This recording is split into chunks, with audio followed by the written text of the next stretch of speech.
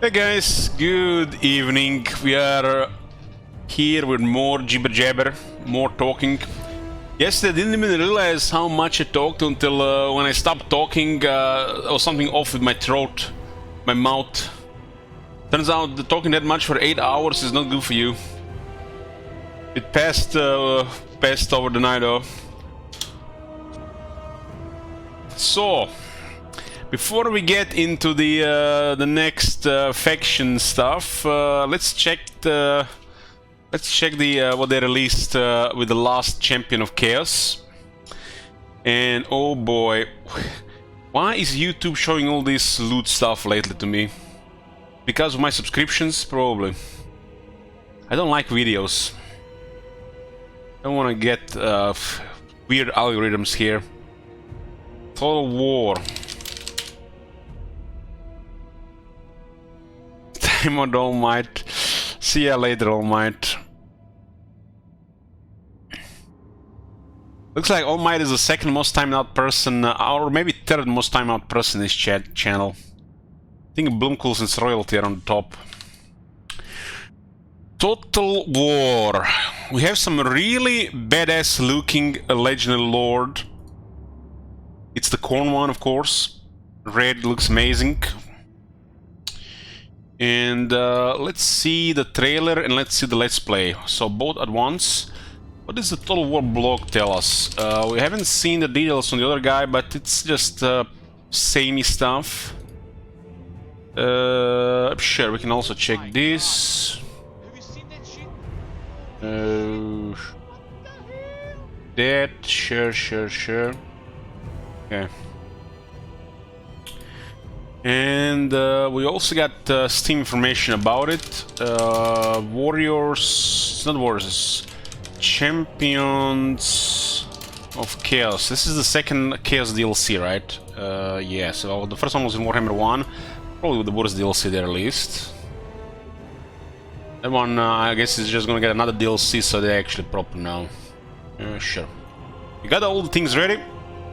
Let's mute the background here and see what they have to show us. Thank you, FGK. You can't time out mods. That's why he got a mod there, so nobody can time him out. And action. Trailer for Champions of Chaos, Valkia this time, the last one.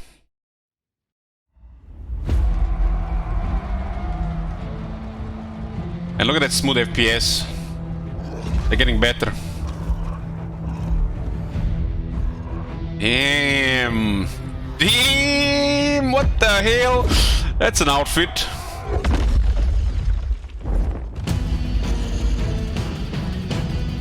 Holy shit, is this Slanesh guy?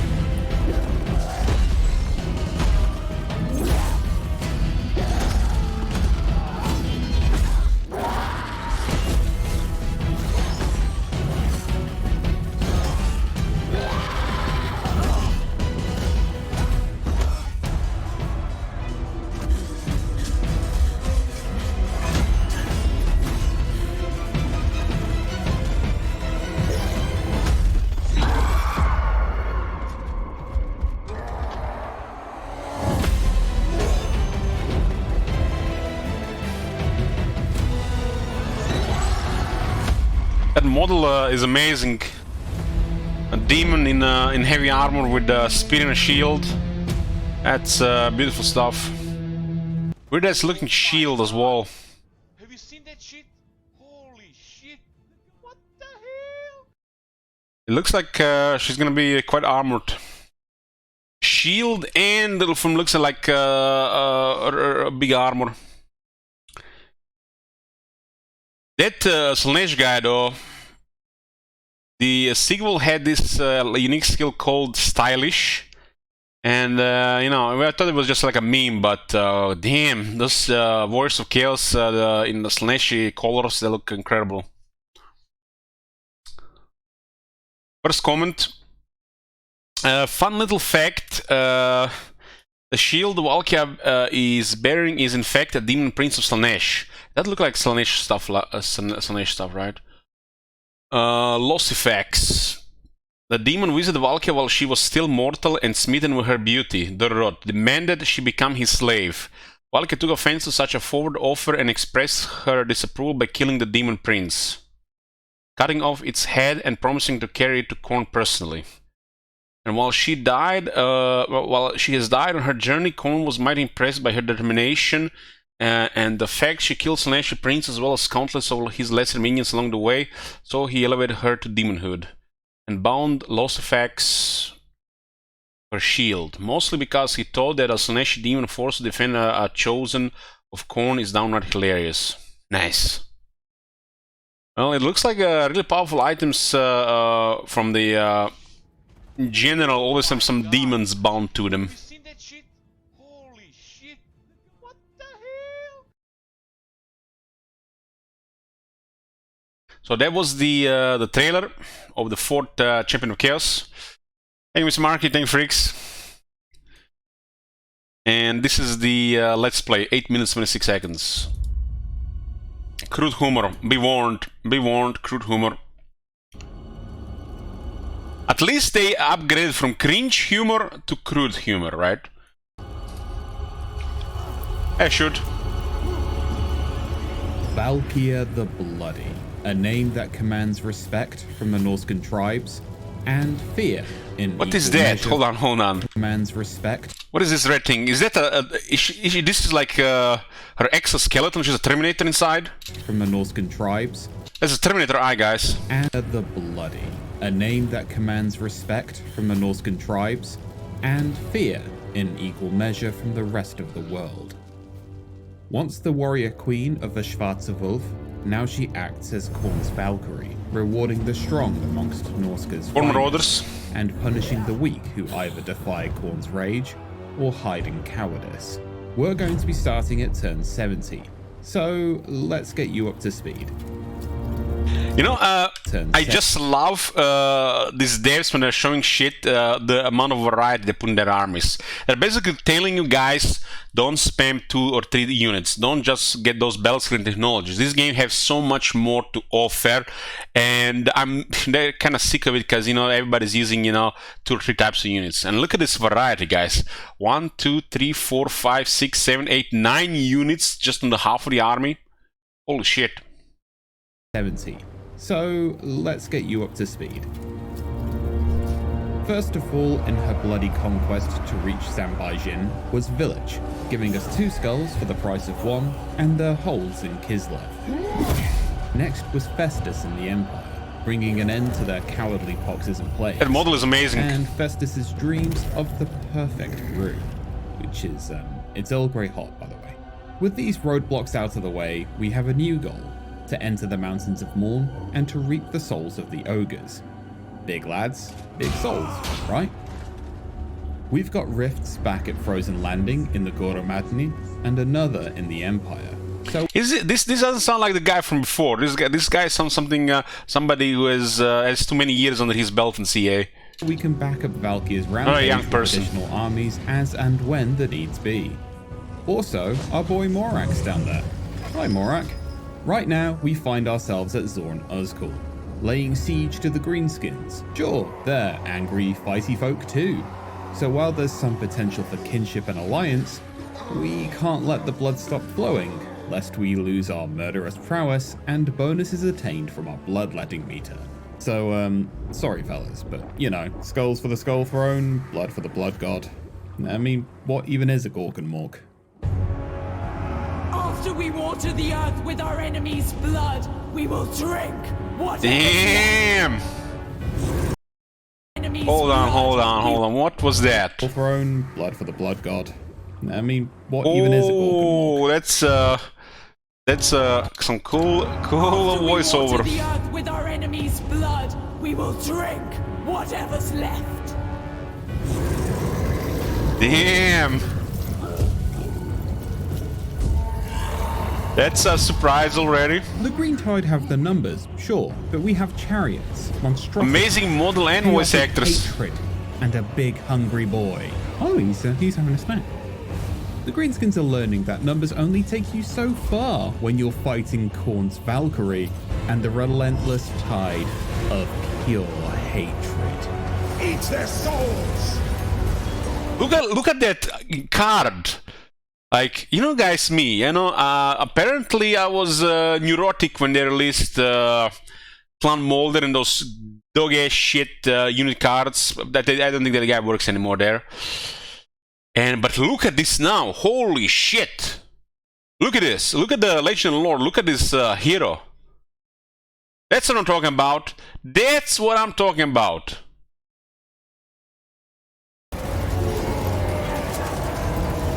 Now, the thing about indiscriminate, unabashed bloodshed is that eventually, you're gonna turn a few heads. This is a good thing, though. Giant headbutting another giant. Taken notice of our bloody conquest through these lands, and has decided to impart some gifts for Valkia's forces. So, let's end our turn before we take out Tsar Nagrand, and just have a little think about what we'll want next. Oh, what's this? Legion of the Gore Queen. Legions. You guys know why the usually demons go with the Legion stuff? Legion was a demon from the Bible, right? Or from those old books.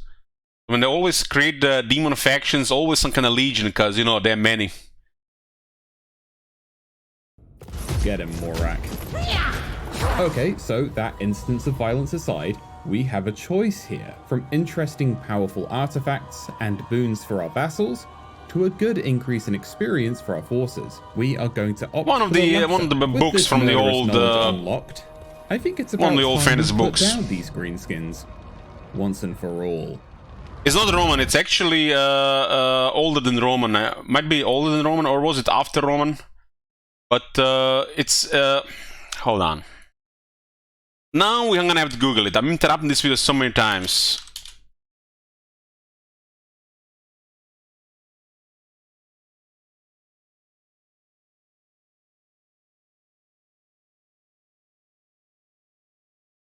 If you go to the wiki, this is what you get. Legion means a large group, or in another parlance, it may mean many. In the Bible, it was used to refer to the group of demons, particularly those in 2 or 3 versions of the exorcism of the Gerasene demoniac. Account of the New Testament of an accident in which Jesus performs an exorcism. That meant this. And usually the Legion is connected to the demons. But yeah, it also it could be, you know, like a regiment of the army as well.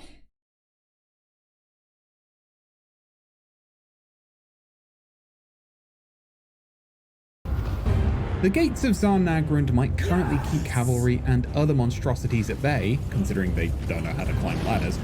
But if you think walls will stop Valkia's fury, then, well, look where that gets you. Gotta love fighter flyers. We'll use Valkia's wings and terrifying speed to deal with the greenskin reinforcements, while the rest of the army take it to the Can we actually get her strategic point. Can we actually get her stats maybe? Reinforcements, while the rest of the army. Man, I'm gonna have to catch it, like we're gonna have to go very slow. Terrifying.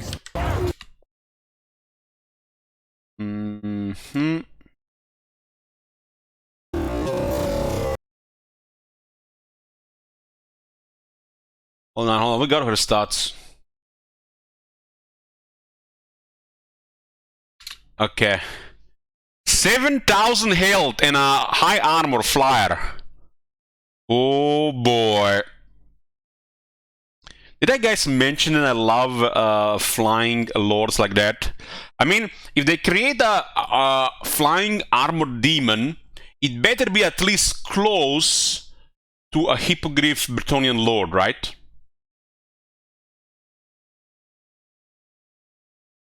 And this looks very good. This says melee defense 83, but it's not buffed.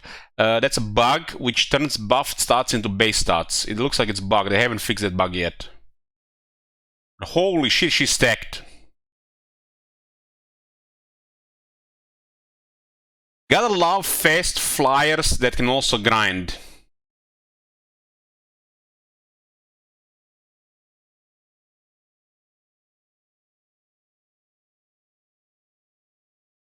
speed to deal with the greenskin reinforcements, while the rest of the army take it to the strategic points and everyone else getting in our way.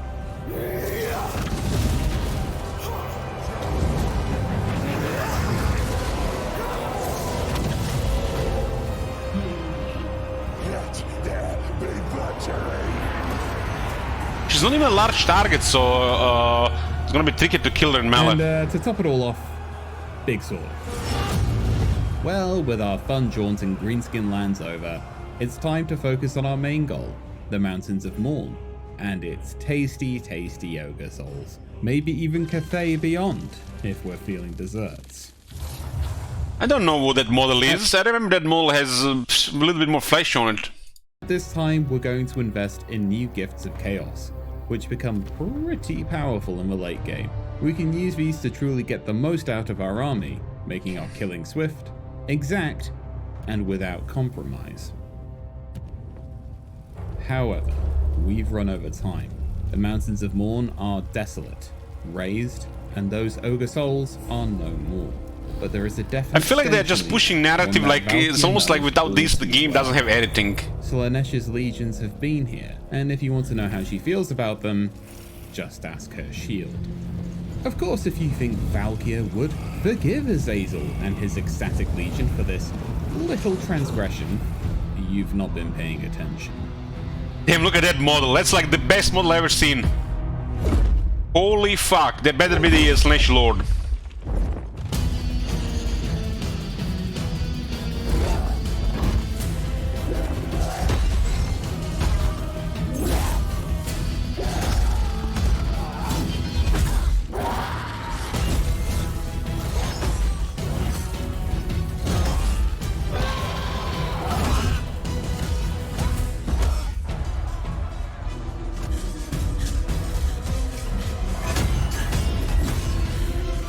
Not sure what they're trying to represent with this.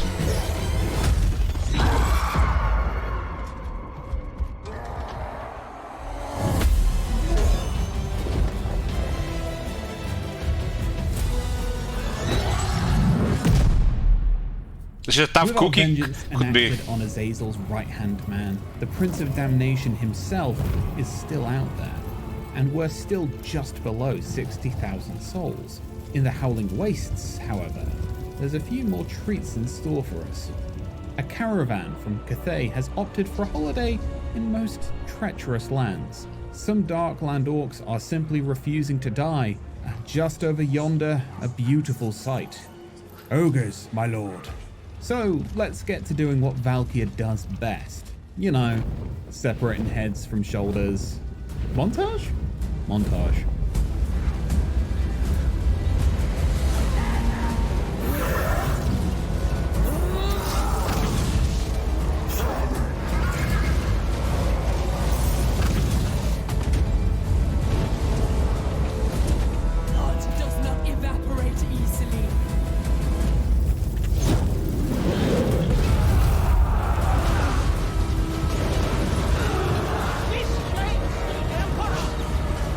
Those skull crushes, the black ones, who knows, maybe it's a Regiment of Renown.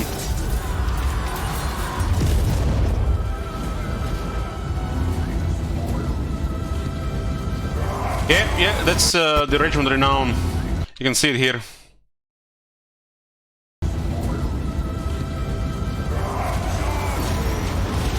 They're the anti-infantry ones. With a bloody swathe cut through the Howling Wastes, we've got the souls we need. And some of them are even ogre souls. Are ogre souls bigger than regular souls? No idea. What's important is that we've hit 60,000 souls. They're more dense than the regular souls. And now we can begin our journey to the lost city of Zanbaijin. Move! Now is the time of Valkia's ascension. Forcing narrative again, I don't give a shit, but we're getting more Immortal Empires, right? Well, this is definitely the second best looking champion of Chaos they've shown, for sure. For sure.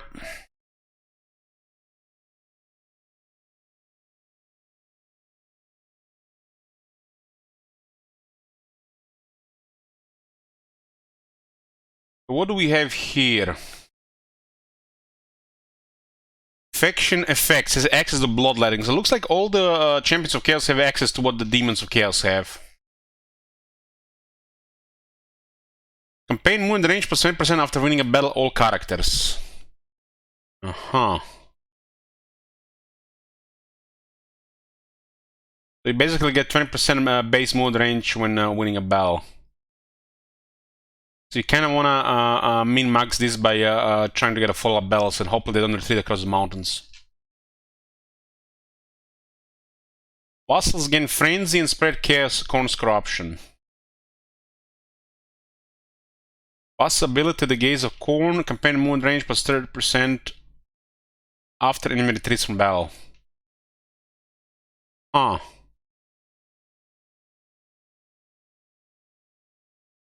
I mean, the game will give you movement so you can actually catch them, right, if they retreat. So if you want to trigger her Lord effect, you need to make sure she has the absolutely strongest army ever.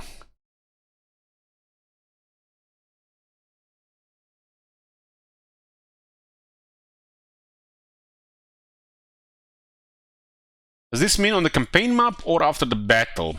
I guess it's on the campaign map. So you want to have like a really high-end army on her that make the enemy always retreat.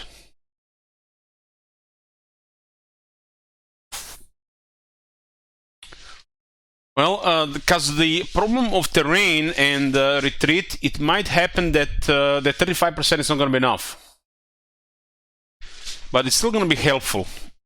I like the fact that fun stuff like this, you know, added to some lords. I mean, one of the most fun abilities in the entire series is Taurox. Tauros as ability is incredibly fun. And I like these rampage elements. Elich won't admit it, but he was booba the whole trailer. Yeah, I was totally boobaing that Slaaneshi Lord. If I had 5 minutes alone with him, I don't know what would have happened. Azazel faces a village in Valkia, John Belf and the Champion of Chaos DLC coming alongside the release of Immortal Empires on August 23rd. August 23rd, huh? Okay. Okay, we did see the Let's Play video. This guy has changing of the ways.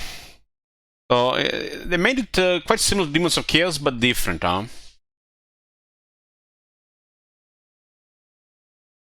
And this is currently in the store. Total Warhammer 3 Champions of Chaos. It looks like it's $16 on full price, and it's 10% off until the end of the month. So they're charging for this almost as much as they would for a campaign pack. I guess this is the new prices for the lore packs.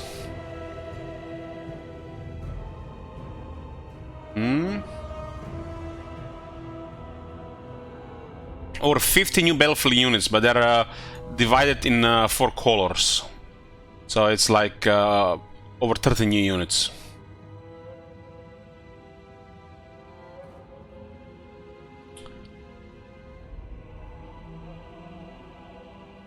And it says it's coming on 24th August. What?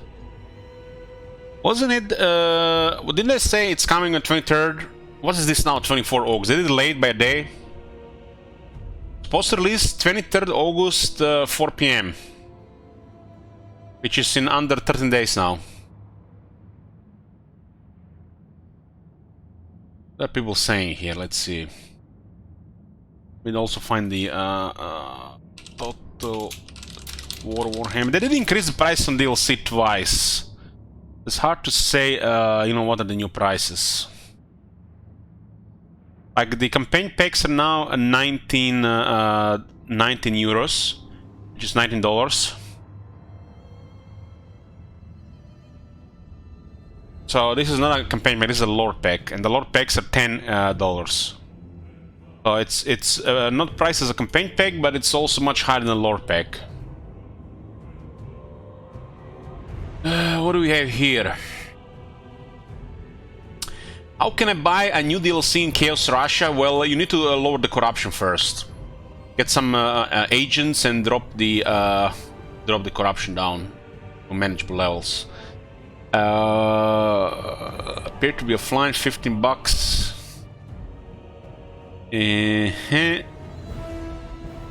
Corn Chaos Lord Chad as Valkia. Why did CA make Valkia so weak? She's the only one who get beat in all the trailers by tier 1 infantry unless she's supposed to be Korn's wife. What do you mean beat? She's basically just got surrounded, what I've seen there. She got surrounded and she was showing off her cool wings. I guess the Steve and Bob in the company were like, how can we make a nice display of her wings in the trailer? Because she has really nice wings, a nice figure, nice armor. And so they made her go surrounded, so she jumps into the air and shows her wings off, right?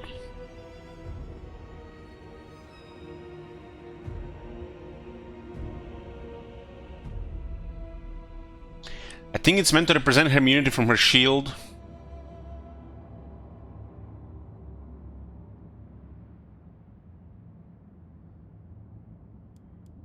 Well, that's the all the info from the Chaos Champions of Chaos. The next step, I guess, it's early access to Immortal Empires, which starts within a day, I think, or within 2 days. So, guys, once again, keep your spoilers to yourself. You can chat with other people in the chat about the spoilers, but don't at me, you're gonna get timed out. Don't expect me to respond to it. We have another 13 days until Immortal Empires beta.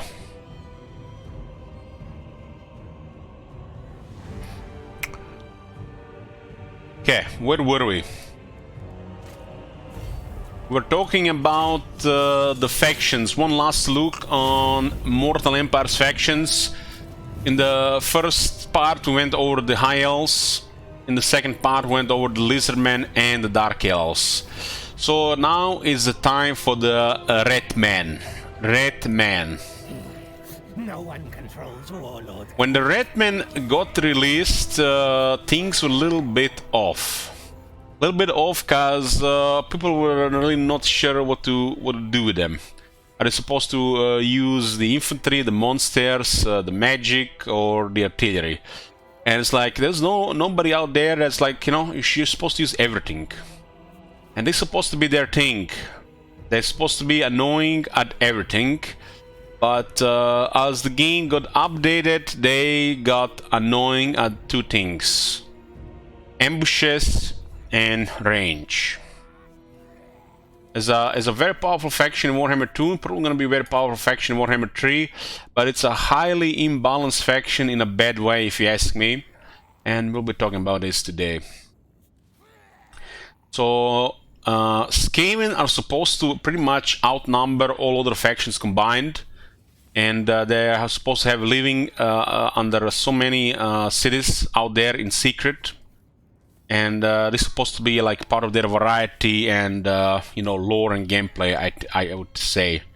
But on the release, they basically hidden their settlements as the ruins, and they didn't release the Undercity system until later. So the Skaven Under Empire establish warrens in any settlement, undermining your enemy's progress, or hide in plain sight while growing your own empire. Well, this is not true. You cannot build the Skaven Under Empire under your settlement, because it's always supposed to be Under Empire, because that's how they originally intended the cities to be, hidden in the ruins as Skaven Under Empire. But they got a little bit confused and confused everybody when they added actual Undercities. So a Skaven city and an Undercity is not the same thing, and they cannot exist in the same settlement. So I think this is a system or mechanic with a massive potential that can make this faction play in so many ways, but they failed to deliver it properly in Warhammer 2, and I hope they're gonna be delivering this one in at least in the course of the lifetime of Warhammer 3. So how does this work? Instead of occupying settlement, you can decide to create an undercity, so basically a city under the city, which for whatever reason gets raised if enemy discovers them for a small fee, or it gets raised when a settlement gets raised. So somebody raises some backwater village somewhere, and a massive undercity empire lives on that area. So that village gets raised, the undercity gets raised. That's wrong, and it should not work like that. I think when a Skaven undercity gets discovered, there should be a couple of things that how it gets handled, where the Skaven could defend it with maybe a garrison from the undercity, or have a chance, to do something about it. When a settlement gets raised above the undercity should not be raised automatically. We mentioned those sanctums yesterday from the Lizardmen, Oxyotl. They're basically better undercities. So Skaven building undercities, they should have more options for starters. These options to make the undercity somewhat like a fortress-like, where the enemy know the Skaven are on there, but they might not be able to attack because they don't have anybody to attack such a force. Or should we let the Skaven add a third building where they can hide that undercity even better, with like a money sink, expensive building which makes the undercity nearly impossible to discover. So this is for starters, just bare bones. They can do so many things with these undercities. They can literally create a total playstyle for the Skaven, where they have just a couple of these regular settlements, and everywhere else they can build the Under Empire. And if they don't do this, there's going to be a massive miss on the variety of this faction with different playstyles, which is not just your usual Empire builder.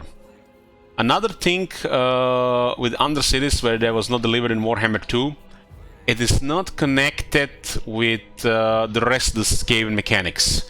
So it's not connected with the faction effects, lord effects, landmarks, technologies, rights. It's missing everywhere, and it's supposed to be the main Skaven thing. This is probably going to be the most important thing to do in Warhammer 3. Make sure the Skaven Under Empire is an important part of the Skaven playstyle, and some lords could have unique benefits with it via skills, faction effects, lord effects, technologies, faction specific either to a variety of factions or just a few. And it should be part of their objective.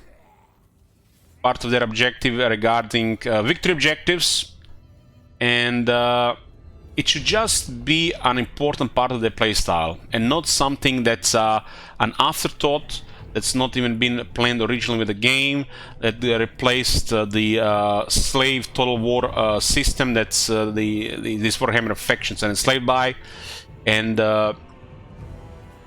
just half-assed in general. So we need more about it, more things to do with it, more things to protect it, and a way to play with the Under Empire throughout the whole campaign, and not just be something that you can use or you can ignore. You can completely play a Warhammer 2 campaign with completely ignoring the Under Empire mechanic, because it doesn't bring anything to the campaign other than a depth which at first might seem then there is more depth to the campaign, but it's not. You extend your campaign much longer. You create massive gold sinks that don't really give you anything other than more hours in the campaign. Instead, you can just conquer settlements like everybody else and made faster progress without those settlements being at risk from being raised by random factions or randomly being discovered because they cannot be properly protected. So I wish this Skaven Under Empire system to be expanded and connected with every part of the Skaven faction, with some factions having more to do with it and some less as a faction flavor, or just technologies around it that are available to the Skaven if they decide to play with it differently. The food system in Warhammer 2 with the Skaven, it says here maintain food supplies to gain growth and other bonuses and to avoid starvation penalties. It started really poor early on, where you would have to abuse something to get ahead. And at this point, it's actually well done. A little bit maybe too good, because the Skaven have another mechanic which is not mentioned here. They can rush expansion. So basically they can use food stockpile to create high tier settlements. When the Skaven occupy settlements, they always loot the settlement, and you can use food for the rapid expansion, which in my opinion is one of the most overpowered mechanics in the game. But developers in their infinite wisdom, they forgot to mention this as a race attribute.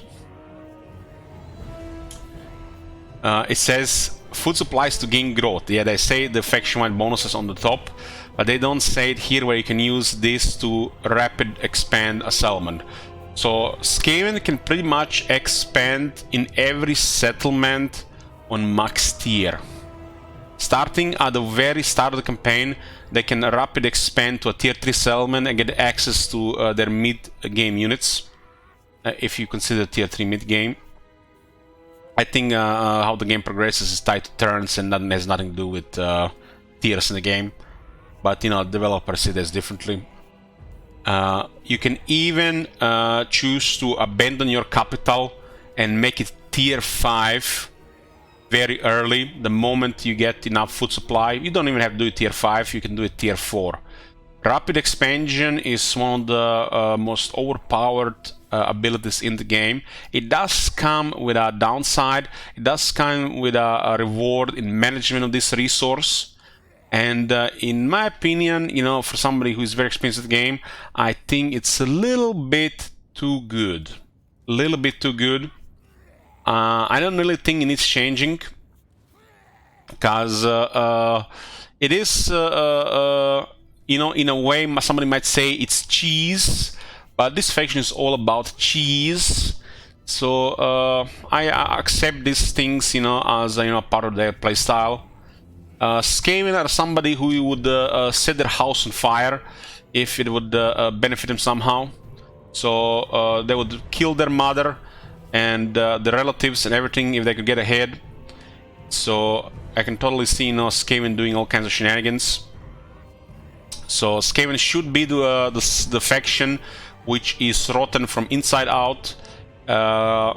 Some factions more so than the others, and this type of shenanigans are perfectly fit for the Skaven. I don't think they have to do much about food. I think food is fine, but Skaven under Empire, like I said, this needs to be an important part of the Skaven gameplay, more so for some factions, less so for other factions.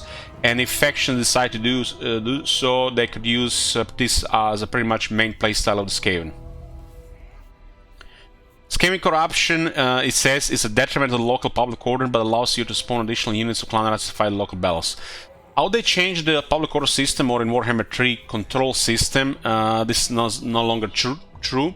Skaven corruption is only beneficial at this point. Yes, it makes the public order worse, because Skaven wants to have juicy, untainted people living, and not Skaven corruption people living in the regions. But they made the public order backwards, because, you know, they wanted to prevent some kind of rebellion abuse or whatever they did. I don't know who did this, maybe some guy who got input from some YouTuber or somebody who never really played the campaigns properly. But what they did is, as the public order goes lower, which is supposed to be a part of difficulty, which never worked, the public order increases. So let's say you have a city in the world. Let's make a bad example, and this city is having riots. The more riots you have, the more shit happens, the boss shit happens, and gets to the point where it's basically starts to get like a civil war. You get a national guard and shit to help. But the worse it gets, the more improved public order gets. So the worse the riots gets, it will not reach critical mass where it is going to create immediate rebellion, But no, it's going to slow down everything, and it's just going to create like happiness out of nowhere. So people are unhappy in the city, and it gets to the point where it's supposed to create a rebellion. No, everybody starts getting happier for some reason. So it looks like the bad public order eventually turns into a positive public order, and this goes up to 8 negative if people are happy. So if people are too happy, it goes negative, and if people are too unhappy or very unhappy, it turns into positive. Some wise guy at the company decided this would be the way to mitigate too high of a public order and too high of a negative public order, or control, how it's called these days, and make it the opposite. Instead of creating a random chance for rebellion and dangerous rebellions, and giving you incentive to make the people happy, so your provinces are, you know, well managed and happy, they created this arbitrary, you know, negative and arbitrary positive if things are too good or things are too bad, which partially I think was to lower the rebellion abuse, which can happen no matter what if a player wants to do it, especially on a legendary difficulty. And ever since this system was introduced, the Skaven corruption doesn't matter at all anymore. It's not a detriment or anything bad. It's at this point with this system is just, if you have Skaven corruption, you are going to get extra summoned units.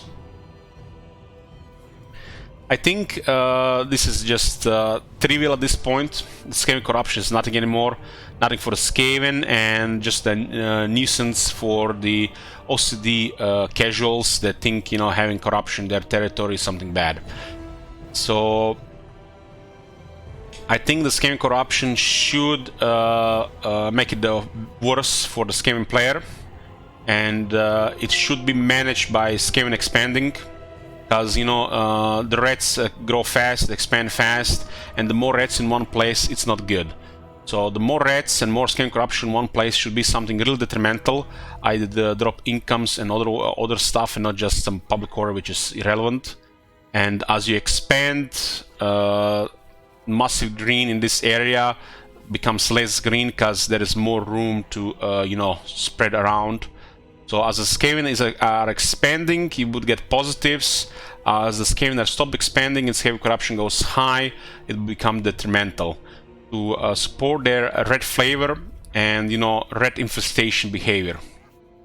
It's poorly represented in the game, like half the corruptions are in the game. It's mainly chaos corruption, but the Skaven corruption definitely have more added flavor, which could be positive and negative for the Skaven. Positive in a way where the Skaven get access to even more powerful summons if the area is really infested and get invaded. And if the Skaven stop expanding, it would become detrimental to the Skaven. So you would have to start expanding again, getting more provinces or more undercities. This is just one example. Something could be done about this. The way this is now, it doesn't do anything anymore. It's just, you know, some kind of make-believe thing that exists but doesn't do anything anymore other than give you a couple more rats to, you know, be as a killing fodder when you summon them through a menace blow. But you can also increase this by having more food. So these things can definitely be expanded. The only thing that's fine, I think, is food. This has to be a very important part of the Skaven playstyle, more so for other factions, tied to skills, legend lores, faction effects, technologies, landmarks. While Skaven corruption should be something more. General corruption, I think it should be important to a wide variety of factions, and corruption should probably have their own UI interface of management, which would add some depth to the campaign, but I don't think the devs want to add depth to the Warhammer campaigns. This would make it worse for their historical games. I think in their weird ways, adding more depth to the Warhammer campaigns would make this Total Wars automatically worse. I don't know, I feel like they're just purposely not wanting to expand on the core mechanics of Total War for Warhammer. just because they have to work on historical games, which will no doubt have more campaign depth than Warhammer, so they don't want to put effort there, they want to put effort elsewhere. The Skaven have 6 Legend Lords, and it's all started with Clan Morse and Clan Pestilence. Clan Morse is probably one of the most underwhelming factions in the game in general. The only thing that saves it, it has a very impressive fighter lord, but a shit flavor.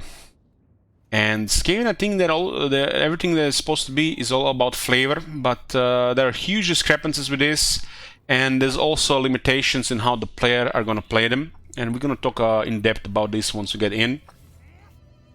So Clan Morse led by Queek Headtaker, which I think is a very cool lord, fun lord, very strong duelist. This guy has super effective attack animations. I don't know what is up with this. Maybe he has a very good glue attack interval, you know, connecting hits. Is very effective at killing infantry lords. One might say the most effective infantry lord killer in the entire game. And you know, he's cool looking. He's red. I like red. His faction is weird. The faction effects, I would say, at the bottom, complete dog shit in the area of Hexoatl. I nominate Clan Morse one of the worst faction effects in the entire series, together with Hexoatl, so we put those two on the list together. With Headtaker steals a percentage of XP earned by other lords. Completely irrelevant. The lords in Warhammer 3 level faster than ever before. Loyalty -2 for Grey Seer recruits. Apparently this is a lore thing which I heard about recently.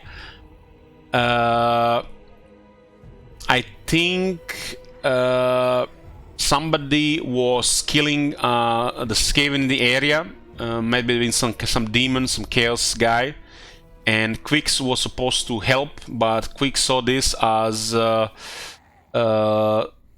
something too much for him to handle, and he didn't help. So he betrayed the Grey Seers, and the Grey Seers are not going to be loyal to him because of that. So this is just a pure flavor thing. Has to do with Clan Morse and Queek Headtaker. And has +2 capacity for chieftains, which, well, decent for the AI, for the player, don't do much. It's not like there's already a big lack of flavor in variety. I feel like they didn't just deliver with it properly. We'll talk about more about this in the game. Queek himself has several lord effects. Queek gets more attack when fighting against dwarves and greenskins, 10 more attack. All these very impressive fighting. He can kill any dwarf lord and greenskin lord infantry, no problem, like it's nothing. Chop through them like butter. Weapon strength as well against this guy, so he has more attack and more damage already on the base without any items, any skills. He has 30% upkeep reduction for the stone vermin and the clan rats in his army. And he has more uses on the menace blow, +3. So I would say flavor-wise and benefits-wise, it looks like it's something, but the Skaven as a whole lack in this part of the game, so it's not good enough. I want to see expanded faction effects for this game, something more, something relevant. I don't want to see every faction turn into a weapon team, Warlock Engineer, Plague Priest, firepower armies, and I want to see bonuses for the other playstyles of the Skaven, and not just this playstyle building something try hard. It is accomplishable, it works, but it's bare bones compared to the alternative, and I don't think developers can do anything about it. They can do a lot about it, especially when it comes to factions like Clan Morse and Clan Rectus. So Queek in Warhammer 3 will start in Blightwater. So he starts next to Scarbrand. A lot of room to the north. A lot of room to the north for some reason. and it looks like it might be the best thing for him to do. Just go north, and hopefully the south will ignore him while he goes north. So this one changed a little bit. His location moved a little bit northeast. So he still does have a spicy starting location for the looks of it. The best thing about Queek, in my opinion, in Immortal Empires is his starting location. He has one of the best starting locations in the game, especially for the Skaven. It's a narrow pass in the mountains where the Skaven can absolutely dominate. He is untouchable here, and it's a very nice location to expand in various directions. And hopefully this still remains in Immortal Empires. Let's go into it. While it loads, I'm just gonna get a drink.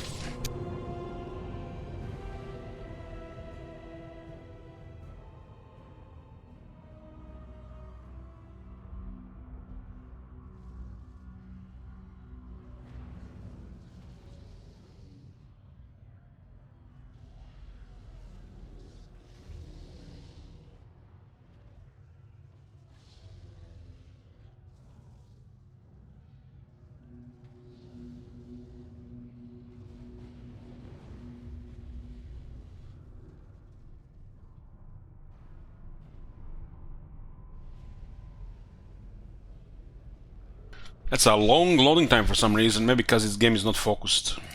Maybe it crashed. That's a definitely very suspicious loading time. Oh, there it is. What the game fails to mention here, Carucate Peaks. It doesn't have the worst bonus Carucate Peaks. Crooked Moon and Scars had the worst one. This is a powerful faction, and even a better ass-bone flavor and questionable stuff makes this one of the most powerful factions in the game. And this is because doesn't even matter what kind of army you go, some kind of forced flavor, firepower army, or a balanced army, whatever. It is one of the most powerful factions because the whole package and stalking stance. Stalking stance is incredibly powerful, and I always said with the Skaven is Skaven is a faction that should always be on the attack. They're kind of weak on defense, and when they're attacking, you want to build your armies to always ambush.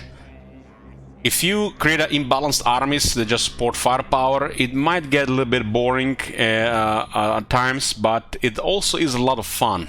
Time to time I like it, especially with the Clan Scryer, but thinking of building just firepower armies with some other Skaven factions, it definitely feels really boring. Don't have anything about creating a secondary army with one of their characters and create a firepower, but I think some Legend Lords should tend to go with some kind of flavor and some kind of variety in there.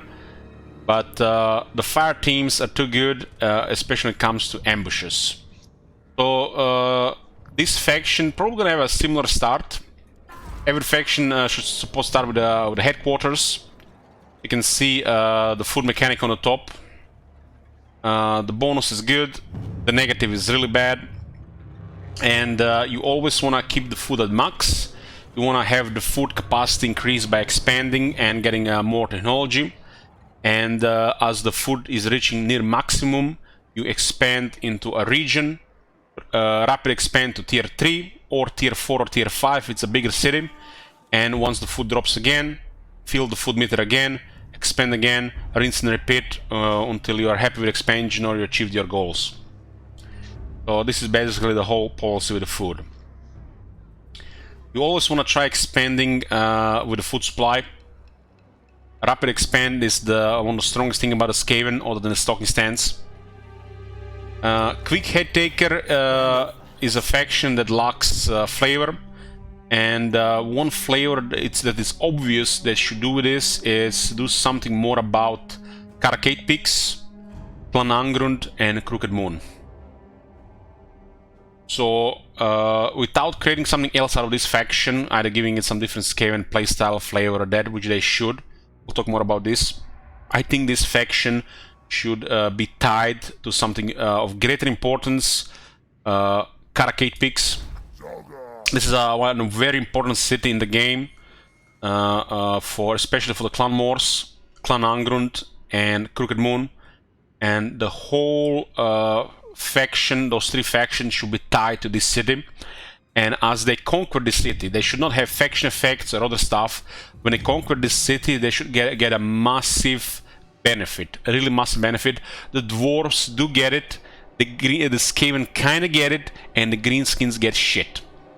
So this is what this faction is supposed to be: Karakate Peaks, and from Karakate Peaks to greatness.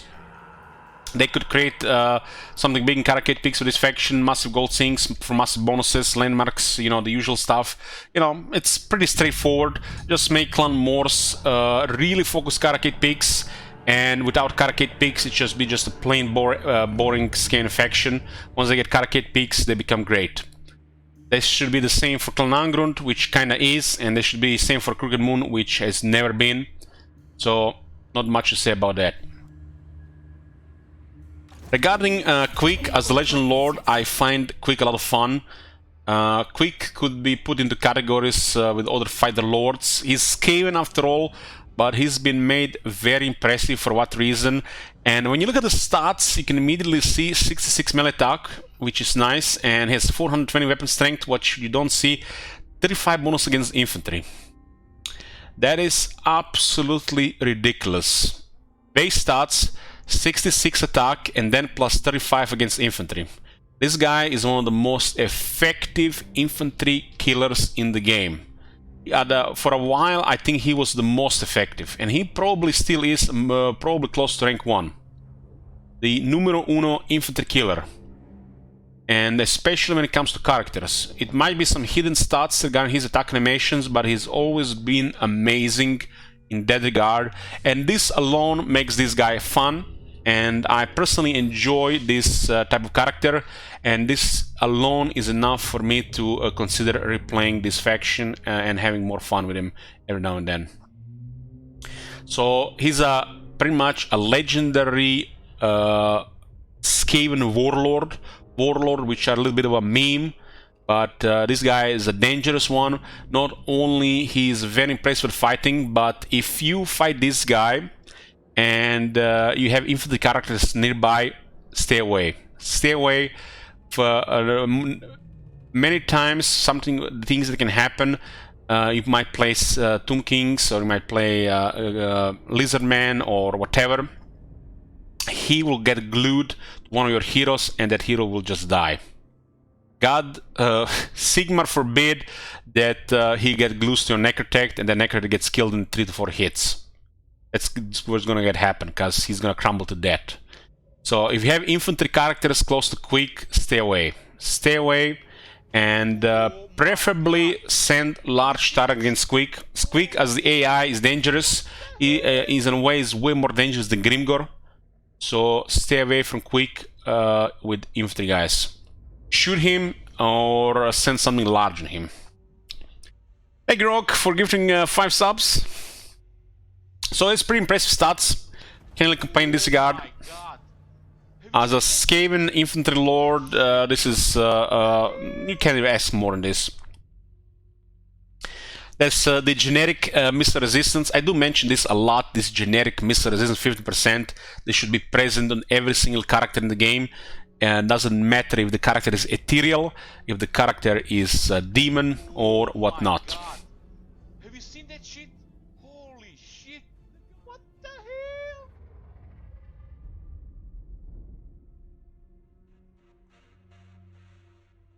Getting some coke here. So, other than that, usual has encourage. This is the Skaven thing, scary away. So, when his leadership goes down, he gets speed buff. He doesn't get a second effect with the other units have. It is called strength in numbers, because he's a single guy, so he doesn't have strength in numbers. This is unique to the Skaven, strength in numbers and scary away. So, when they have high health, they get bonus leadership, bonus metal defense.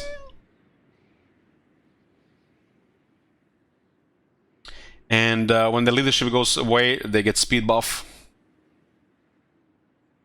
This I think works pretty well, and it kind of screws with the Skaven in auto resolve, especially infantry.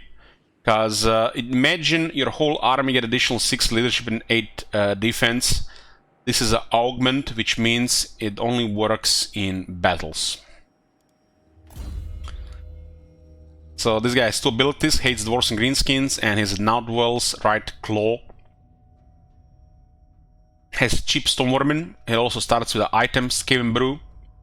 Skaven Brew gives a self or an ally massive attack buff and base weapon damage. Base weapon damage doesn't really matter, but for the attack alone is huge. You can use this on stuff like a Stone Vermin. I think you can use it on Stone Vermin.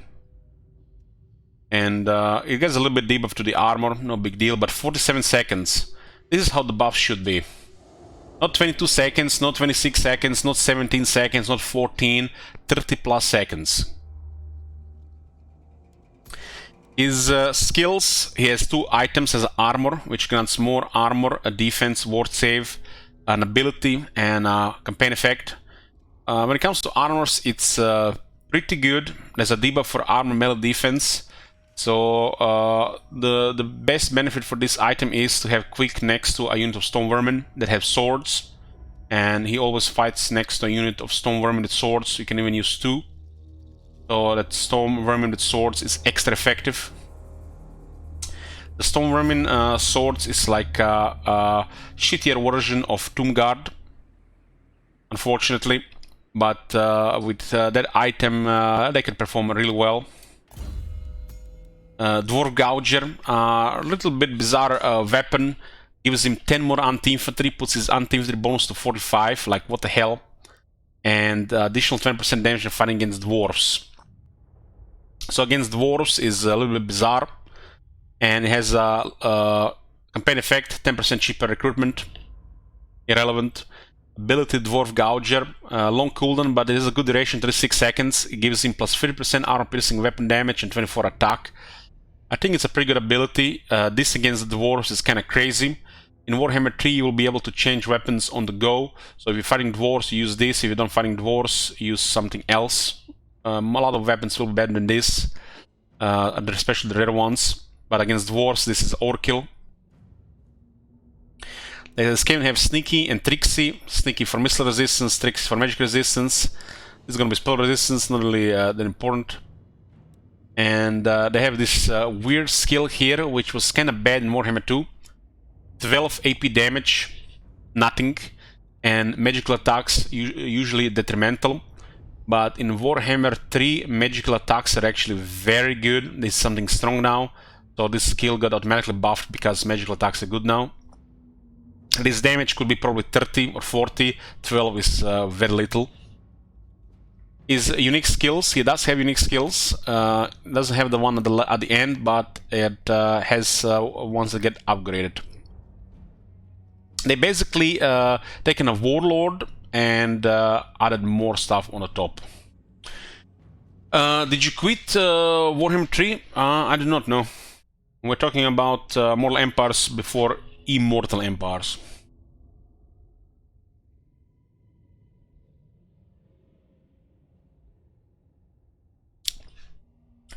So the first skill is extremely distrustful. Loyalty -1 for new recruits faction-wide. So if it is a Grey Seer, it's going to be -3. So you might want to avoid Grey Seers. Grey Seers of the Plague are one of the best lords on Skaven. Even with the penalty of -3, it's sometimes not a big deal. If you like go to recruitment here, you find a Grey Seer, and you find a Grey Seer of Plague 2 to 7, and let's say we recruit this one. Has 2 loyalty, so it rolled poorly. This 2 loyalty could be improved with giving this guy troops, giving him items, and starting to win battles. The Grey Seers of the Plague are excellent, even for this faction, which makes me a little bit sad. I think this faction should have more benefits to like warlords. Maybe one of the faction effects could be like 5 + 5 ranks to the warlords. So on turn 1 you can go into recruit, and recruit a rank 6 warlord, which could cause problems and could kind of, you know, give incentive for the loyalty system. And this is not good enough. The warlords should be way better for this faction. Queek.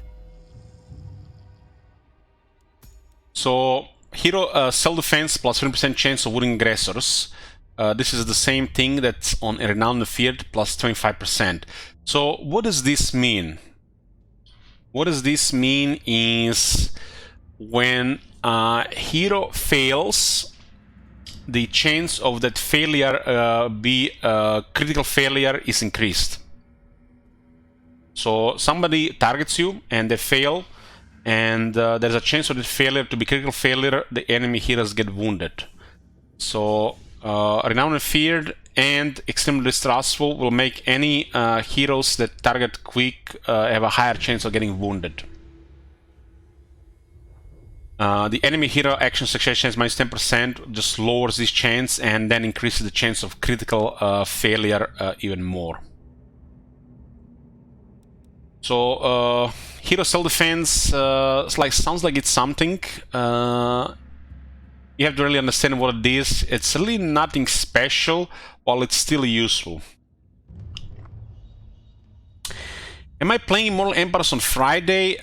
Immortal Empires are getting released on Tuesday 23rd, 4 PM. The last effect here is leadership plus 8 for the whole army. Well, that is something else, and there's actually a pretty good one, especially for the Skaven, because their infantry does need leadership. Heck, even the Stone Vermin, when you look at it, they have 60 base leadership. They do get 6 from staying in numbers. So this 8 leadership alone is very good on this skill. While something else is like flavor. Rend and Slaughter. Queek will get 8 leadership and he will get Frenzy. Excellent stuff. Excellent stuff. This higher leadership will make the Frenzy last longer if he's getting damaged or getting a lot of damage fast. And Frenzy makes him deadly.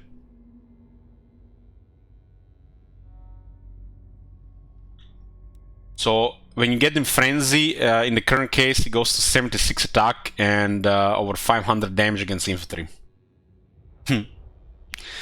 Make examples. Loyalty for warlords. More loyalty for warlords, less loyalty for the Graciers. I think this is a really bad one, and this one makes no sense. So you want to make warlords loyal and Graciers you get this low. This is kind of like some weird flavor. So why is this bad? Your best lords will become unreliable, while your worst lords become reliable. Other than just gimping yourself by playing shittier lords like warlords over the Graciers, this one doesn't do anything. I think warlords should get more skills, and they should make the other side of the Skaven, like Stone Vermin, way stronger. They could have just a couple of skills that are kind of like very strong battle skills for the Stone Vermin, and this could be enough. You could also make Stone Vermin tougher. They could just give high ward save to Stone Vermin. If they just add one skill here that says plus 10 ward save for Stone Vermin, this could fix the entire playstyle for the Warlords, for example, in this faction. This is just a boring skill, but they could do way more with this. So the fact you're going to further make your things worse with Graciers, which goes with the flavor of this faction, but give us the reasons to use Warlords and make Warlords desirable and better. Warlords are very sad, especially after one abusable nerf. And other than, you know, going for flavor and something different, there's never a reason to recruit a Warlord, especially since they released the Warlock Masters, which is just stupid effective. They're better fighters than the Warlord, and they get access to magic as well. So I think Warlord should be expanded either through some factions, unique legendary lords, they need something more, unique skills that makes them relevant. They need to support a playstyle that is not firepower, playstyle with clan raids, stone vermin, infantry in general, and not just, you know, here you go, fighter lord, have fun. Fighters are automatically worse than the wizards, and the side of the Skaven units is just automatically worse. You could push it, you could make it work, but it's not as fun as the other side, and it should be. Just support a different playstyle and not just forcing other people to just do other things just because nobody else does, or everybody's doing the same thing. So this skill is pretty bad. It is so bad it could just get ignored.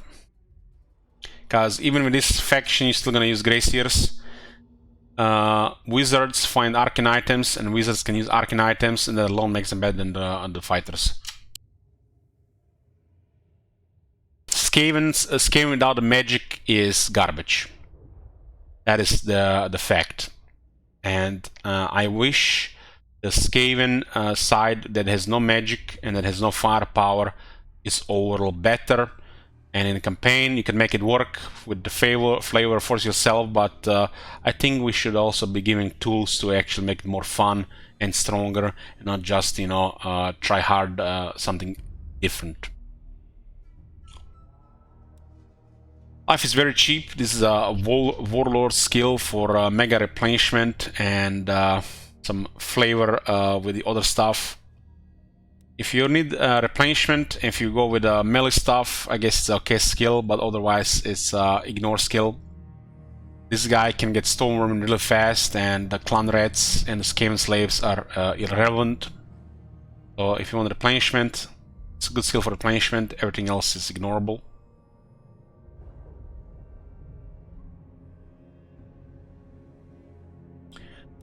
Crimson Guard is a pretty good one. It makes the Stone Vermin recruit faster, and this guy can recruit Stone in a high rank. Additional 4 ranks for the Storm is big, because especially the Halberds, they'll take a while to level up. So getting 4 more ranks, they'll level up faster. And if you use an army that favors Stone Vermin, it's a huge advantage from the start. Queek is a lord that could go try hard to flavor Stone Vermin, and then a variety of units to support Stone Vermin. I like the idea of the Stone Vermin being the core unit, but there is a problem with Stone Vermin, which we'll go into it soon. Violent Rise to Power. So there's another skill that the world have access to. This one is Public Order +2 all provinces. Hero action success chance +7% local characters. Enemy hero action chance -7%. Ambush success chance +5%. Wounded cover time -1. A lot of good stuff, but you're going to take this one just because of ambush success chance +25%.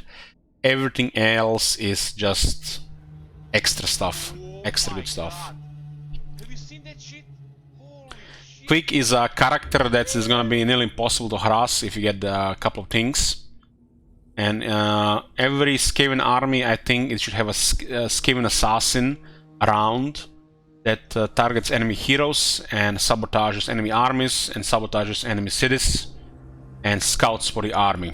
Not only this is very nice, it gives you some kind of advantage, but also it's also nice for the flavor. And this one would also buff that Skaven assassin around. There you have pretty much a fighter skill tree here. With an ability, nothing really stands out here. Queek has one that can really cripple a character lord, where he just totally just deletes them. This type of skills usually overkill, but you know, it could be used on this guy, especially with 50 ranks. This guy will probably not have enough skill points with 50 ranks. And I hope they add a couple of more skill points to the Skaven warlords, and the Queek will get them automatically. Skaven battle skills, here we go. Skaven got released the start of Warhammer 2. They did rework Warhammer 1 factions, and there were some things that got added later where they actually put Warhammer 1 skills to the level of Warhammer 2 skills and better. And it was clearly that a different team was doing it, and a team that was just looking at the older skills and the newer skills, and they just made improvements on the top. What they did there, they made better battle skills, and I think the system battle skills they created with that update, that was second half of 2018. They said they would not do this, but they did it, and they started breaking save games, and they said they would not do this, and they did it. It was just some kind of lame excuse at the time that so that they couldn't need to work on the game. I think they never had plans to do anything special for World Empires, and they started doing it in late 2018. And they given these factions a really good battle skill. Some were off because, you know, dev stuff suck in metagame, but they also nailed a lot of them. And some of the Warhammer 1 factions have incredible battle skills, which makes even factions like Skaven look pale in comparison, and Warhammer 3 factions all crap compared to those battle skills. So I'm looking forward to see what kind of change will happen with the Immortal Empires, especially between the factions like the Empire and Warhammer 3 factions. Again, we got 6 battle skills. I think it's more suited to have 4 battle skills, where units should be on a progression skill. So, like I already said many times, Skaven slaves, clan rats, stone vermin, even the what their name is, death runners, all on the same skill, all the same battle skill, not on a mix of basic battle skills and the range veteran battle skills, because these units are not in the same group. So they should take a look how these units work on the battlefield. They should take a look how they're used, and then they should assign battle skills, and not assign the battle skills attached to a low tier, attached to a building tier, and then attached to the quality tier, which makes it go all over the place and make it go into 6 different categories instead of 5 or 4. So immediately here you have a pack leader, which is a skill that is off. 6 leadership for clan rats, 8 attack for the clan rats. It's not a bad battle skill. If you are new to the game, or if you think you're going to be using clan rats for a while, this skill works. This skill makes the clan rats better. Clan rats as a base unit was good. I used to always compare them to goblins and the orc boys. They were superior in every way to them until the Greenskin rework. And it's a shame, it's a separate battle skills. It doesn't even affect Skaven slaves for some reason. So they forgot about the Skaven slaves, and it only affects the clan rats. This is what I was saying. Skill like this should affect Skaven slaves, clan rats, stone vermin, and even the death runners. But definitely Skaven slaves, clan rats, and the stone vermin, the infantry of the Skaven. How the infantry is designed is they all have big numbers, and they all pretty much used in the same way. Skaven slaves, clan rats, and stone vermin, they are pretty much all the same, just different stages of the game. The thing is, they're trying to separate clan rats away from the stone vermin, saying the clan rats are not same as the stone vermin, but they are. They are. And why is this? When you have a regiment of the clan rats, let's say clan rats regular with shields, so you have this clan rats, 160 clan rats, 9600 health.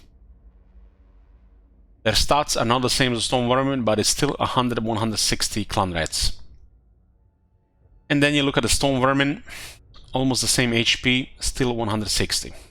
They have better stats. Their stats are definitely better, they're definitely a stronger unit, but it's still 160. And I can take this seriously when I see 160 clan rats and when I see 160 stone vermin. I think that just doesn't work. I see nothing wrong with the Skaven slaves being 180 or more. This is just basically cannon fodder. This is like the primary example of the cannon fodder in the game. You basically send them to slow down the enemy while your troops shoot Skaven slaves and shoot the enemy. While the clan rats is basically the same role, just a little bit tougher, and in some cases they can actually fight in melee or do some roles in melee, but they are basically just Skaven slaves in the campaign. And then you have stone vermin, which are the clan rats. And where is the stone vermin? It does not exist. That is a hard reality, which a lot of people will not accept. There is no Stoneworm in the game. You got multiplayer unit, you got Skaven slaves, and you got the clan rats. My suggestion for the Stoneworm is to have less entities. Such a simple change, I think it would go huge for Stoneworm. So make Stoneworm just have 40 less entities and keep the same stats. That is a very simple change.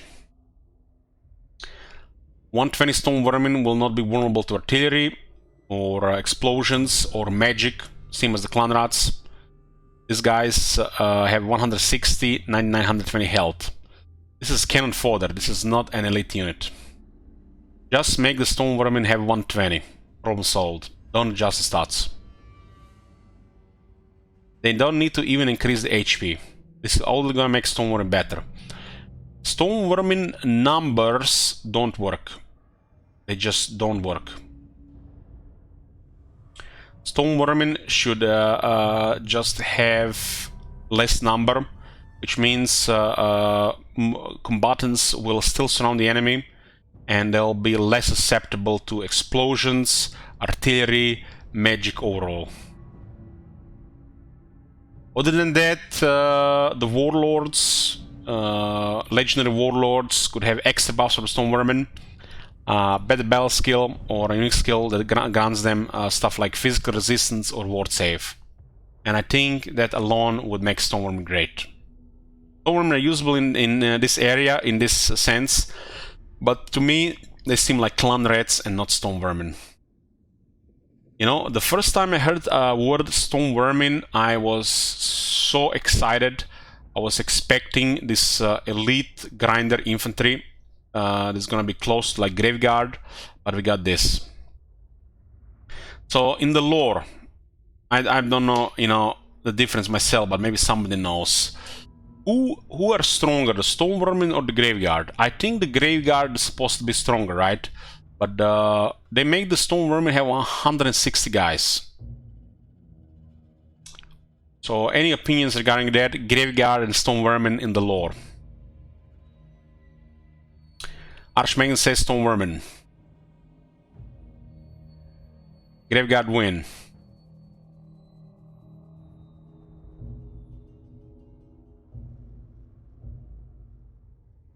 Looper says Graveguard win. I think Graveguard are in a really good spot, and the Graveguard and Tombguard is a stronger unit than Stoneworm.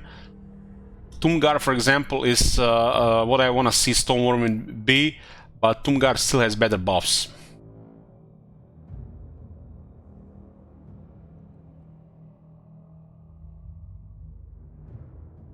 Stoneworm are basically just shittier Tombguard, and they are more vulnerable to explosions and magic. I would like to see a Stoneworm. They don't have to have an expressive stats as the Graveguard, but I would still want to see them have higher health with the same models.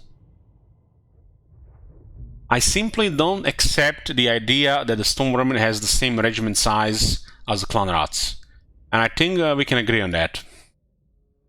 160 Clan Rats and 160 Stoneworm is just off. And this gives Stoneworm unnecessary weaknesses. When you buff the Stoneworm, they work just fine, but their numbers make them weak. And it's kind of really stupid that, you know, you have a larger unit and unit is weaker. So the only way this being different is they lower the regiment size or they give them more health. And due to esports existing, I don't think the Stoneworm will ever get more health. And I might be alone in this, but like I said, multiplayer, Skaven slaves, clan rats, and there is no Stoneworm in the game. And I think a couple of people will agree with me on this, especially because this part of the Skaven flavor doesn't really exist in the campaign. It's just a try-hard flavor.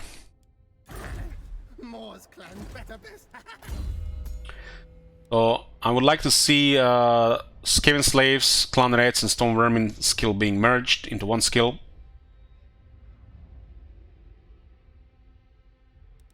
Infiltrator says speed for the Night Runners, Gut Runners, and little time reduction for the Night Runners and Gut Runners. These units are not bad. Gut Runners are solid. Nothing really wrong with this skill. This is a flavor skill. You can go with a Master Assassin flavor, or this is usable by Clan Ashen. This works just fine. This unit needs speed. They don't really need real time reduction, but it's helpful. Blast Master is the strongest battle skill the Skaven have. Ammunition plus 10% for Skaven weapon teams units, and real time reduction for Skaven weapon team units. The Skaven weapon team units are probably something that's probably the most obscene in the entire game. Second only to Sisters of Avalorn in my book. There is nothing more overpowered and absurd in this game than Sisters of Avalorn and Skaven weapon teams. If you guys are not familiar with Skaven weapon teams are the Warp Fire Throwers. A little bit hard to use, but they still do massive damage. There is the Warp Grinders, the AI favorite spam unit. Warp Grinders have their uses. They are more favorable towards a melee composition than a range composition.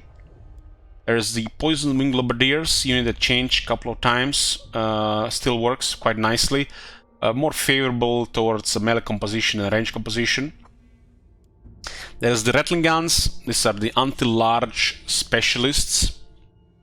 And fast projectiles and projectiles do such disruption and slow that this unit is a little bit too good, honestly. And it's not even the best weapon team. Usable both in a melee composition and finisher on a firepower composition. Very good in Outer Resolve. Dead Globe Bombardiers, usable in more favorable for melee composition, balanced army, finisher on a range composition, amazing Outer Resolve unit. They have absolutely ridiculous damage. They used to be restricted by ammunition. This unit used to be able to one-shot Iron Breakers and run out of ammo. But nowadays they can kill multiple regiments of Iron Breakers without Iron Breakers doing shit. This unit can turn several regiments of Phoenix Guard into ash or green goo. I like these units, but you realize after a while that in a firepower composition, this is an overkill finisher, which doesn't really fit the army. You had to create an army that fights at short range, and then you have an incredibly powerful short range unit. One of the deadliest units at short range in the entire game. Poison Wind Mortars is one of the units that made the Dead Globe Bombardiers kind of like fall behind. These are basically mortars. Mortars are amazing in sieges. They will stay amazing in sieges. They'll be very relevant in Warhammer 3. Probably one of the most relevant units in the entire Skaven roster. They can shoot over obstacles. They can shoot into cities, across the walls. They have high range, easy to use. Any idiot can use them. Fire at will, targets, preserve ammo. One of the deadliest anti-infantry units in the game, in the entire game. This is going to be go-to unit probably in Warhammer 3 for any Skaven army, even over the regular artillery. The artillery in general gotten weaker because of the minus elements. If they don't do anything about minus elements, you're gonna be using more wind mortars than anything else. And there is a third unit, Warlord Giselles. It's basically long-range snipers. These units are basically sniping any threat that gets closer to you. So basically, enemy army has counters. That counter is gonna get sniped by the Warpiding Cannons and the Warlord Giselles.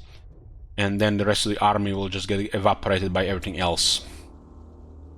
Sometimes limited by a line of fire. Excellent unit on the battlefield. it's probably not gonna see that much use anymore due to minor settlements and the sieges being changed. But 1 or 2 in every army, it's a good thing. I think 1 Warlock Giselle in every army, no matter what kind of Skaven you play, no matter what kind of buff you have, you can find room for it. This is the Skaven weapon teams, the most absurd part of the Skaven. And the Skaven weapon teams in combination with the Skaven artillery, in combination with Warlock Engineer, in combination with a Plague Priest, and primarily Plague Rash, slow aiming army, poison the enemy army. It can create one of the craziest firepower compositions in the entire game. There's nobody even close to match it. And this is a playstyle the Skaven can have. I think this playstyle fits perfectly for Clan Scryer, because they have even buffs on the top. You can turn every Skaven faction into this playstyle. Any Skaven can recruit this shit. Some have a little bit restrictions, like Clan Ashen a bit. The thing is, this is all nice and well. It's up to the player if they're going to use this or not, if they're going to use a firepower army, if they're going to use a balanced army, if they're going to use a try-hard flavor army. I don't have anything against this, but I think the Warlock Engineers are bad for the game. Master Engineers are bad for the game. And they're probably not going to do anything about this, but what I would like to see is Warlords, the Legend Lords like Clan Morse's Queek and Clan Rectus's Tretch have the other way around, where they give buffs to the other things, relevant stuff like ward save, physical resistance, and stuff that makes the other troops' numbers actually scary and not a fucking joke, especially in a grinder scenario, which would support other type of playstyle, especially on the Legend Lords and Warlords, and to some extent on the Chieftains.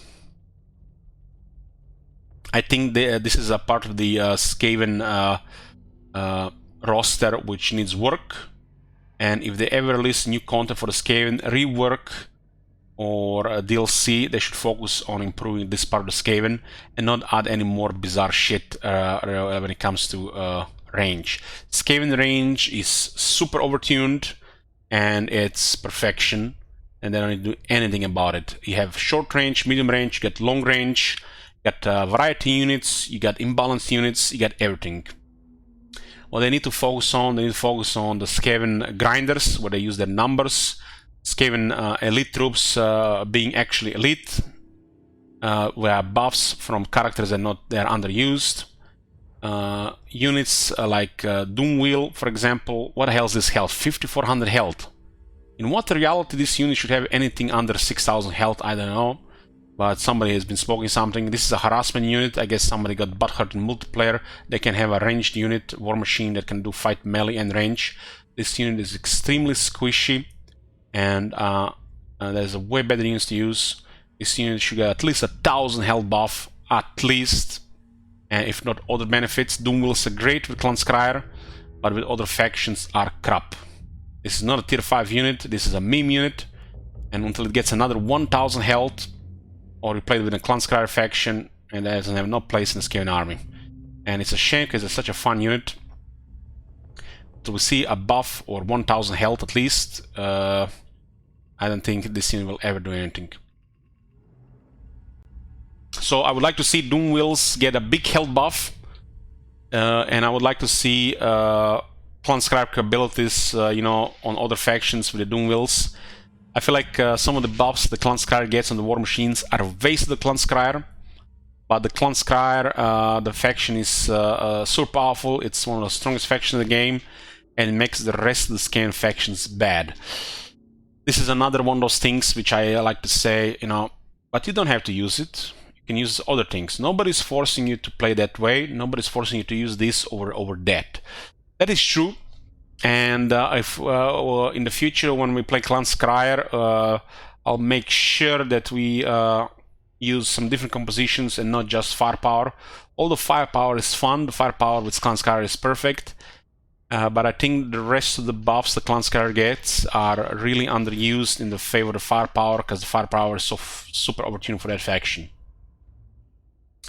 The other Skaven stuff definitely has its uses. Of course, you can just try hard, piece blood, you know, get up on the back from an invisible force that you actually accomplished it, because you used, you know, the underwhelming units. Or the developers could finally, you know, see that a lot of these units are just behind. Like Stone Vermin being primary example, and then the Doomwheel, I would say.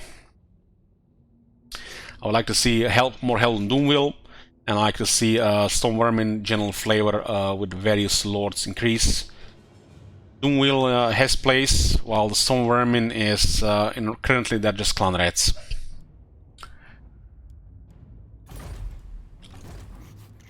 All tales are mine.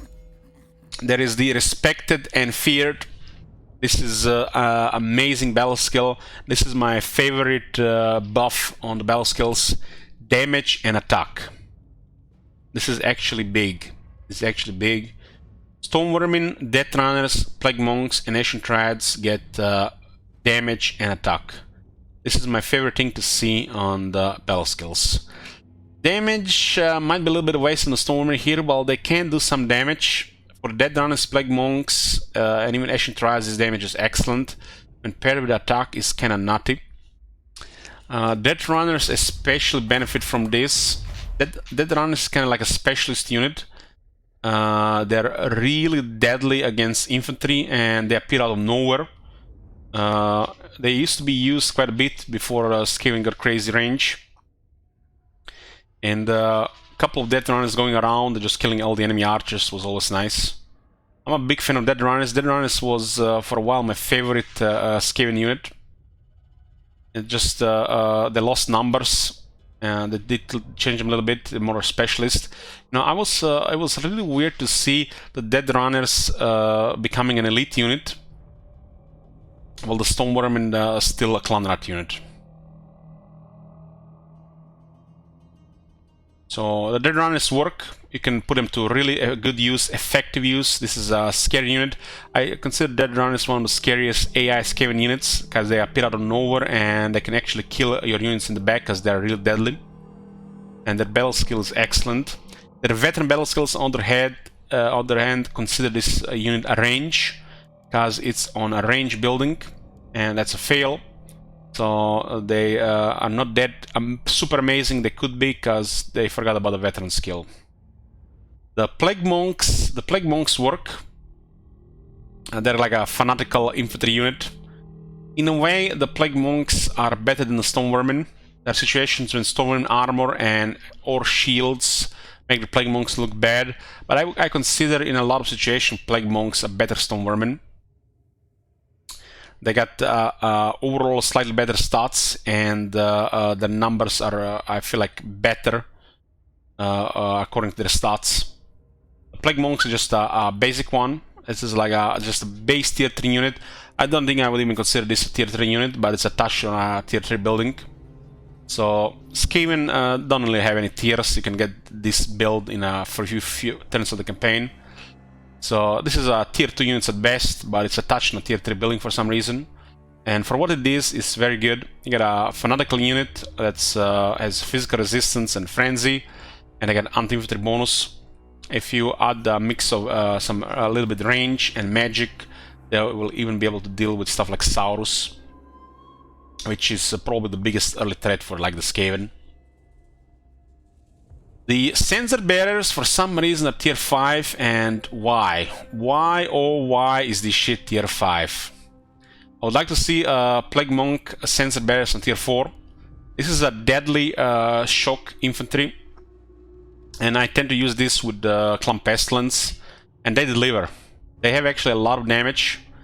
Their magical attacks are going to be even better. This is a unit that actually works, and it actually makes Stone Vermin look really bad. I would like to see Censer Bearers on tier 4. Plague Monks have amazing battle skills, some of the best in the game across the Warhammer 2 Infantry factions. infantry units. You might think 29 attack is nothing special, but these guys have 29 attack. They can get 9 ranks of experience. They get good technologies, and they get frenzy. This is a high damage unit, and it's a resilient unit. The only thing that's gonna kill this unit properly is going to be magic explosions. If the enemy has no magic explosions, this unit is gonna destroy everything. If you haven't ever used this unit fully buffed, you're missing out, but this is a deadly unit. I would not put it in tier 4, tier 5. I don't think this faction has tier 5 units. Same as the dwarves, who never had tier 5 units. Skaven has no tier 5 units neither. All these units should be on a lower tier or reworked. Especially the sensor bearers and this helper of venation, this doom wheel. No tier 5 units, that's just nonsense.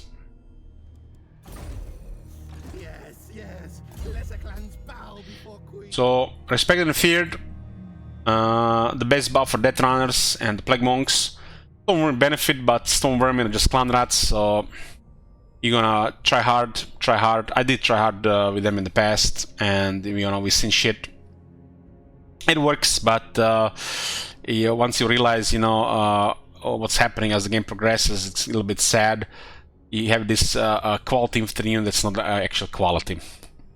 The game is, the worst thing about the Stone Vermin is their perception, the community views on this unit. Everybody's thinking this is some kind of elite unit, and I do realize they're not elite unit, but they're elite Skaven unit, whatever that means. And people recruit and use Stone Vermin thinking the Stone Vermin is actually going to deliver, but they never do. And most of the time they use it, it's not a veteran Stone Vermin, and they don't have battle skills or experience. They don't use them properly, they don't support them, and they get disappointed.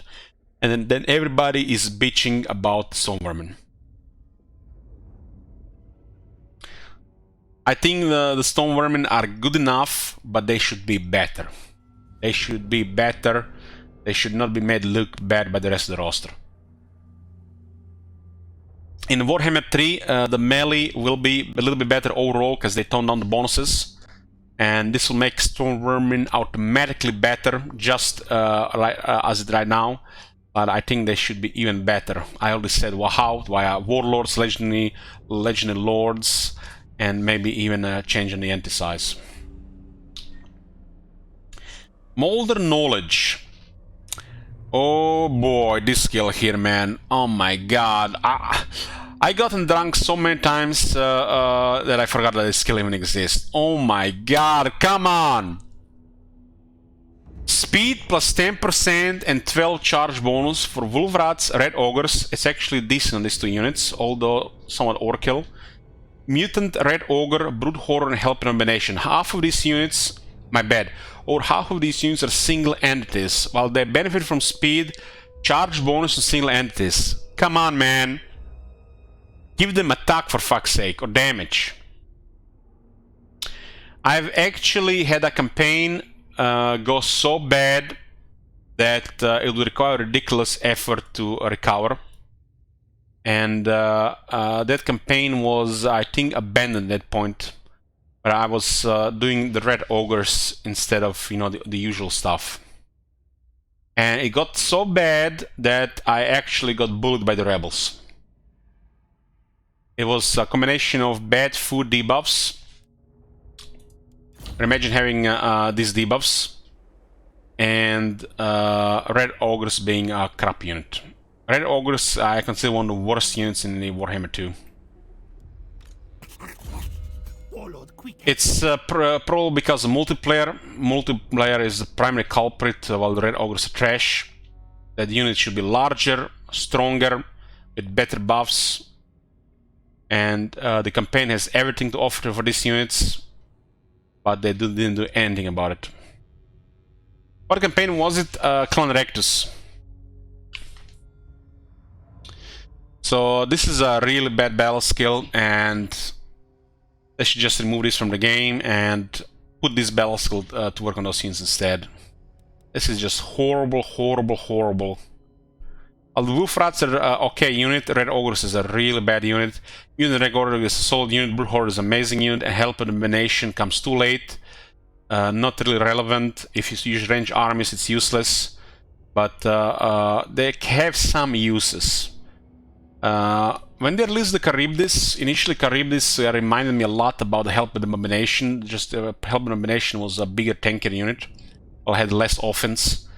And then I wanted Help of Domination to receive certain buffs. And what they did, they actually buffed Charybdis with those buffs and not Help of Domination. Help of Domination got slightly buffed, while Charybdis got turned into an amazing unit. And other than having a really massive tick unit with a generation, Help of Domination is really disappointing. While I'm not saying you can't get performance of Help of Domination, it just don't justify a tier 5 slot. For Clan Molder, Help of Domination is great. For any other faction, Help of Domination to be ignored. To be ignored, especially on a heavy range composition. This battle skills is one of the reasons Red Ogres suck. And it should be better. This battle skill should most likely be attack. And nearly anything other than discharge. I would like to see physical resistance or ward save. The last skill used to be the best battle skill for the Skaven until the Blastmaster. It was the best because it was buffing artillery. Artillery was the primary way of Skaven to destroy enemies in the past. So this one buffs Warp Grinders with speed, Doom Wheels, Doom Flares, and Warp Grinders with armor. Doom Flares get a weird buff, I would say. Charge bonus plus 12%. Here we go, boys. The percentage charge bonus guy is back. Trash on Doom Wheel, decent on Doom Flares, but it's percentage, so who cares? And you get more buffs with Doom Wheels. I can forgive this one because the Doom Wheel is a hybrid unit. It's a combination of melee and range, so I can forgive it here. Warp Grinders is a little bit weird. So, I don't know. It looks like it's something here, but when you think about it, it's only a good buff for Doom Wheels and the artillery. And until Doom Wheels get a big health buff, they're not gonna be ever gonna be good, because it's a tier 5 unit. Tier 5 unit.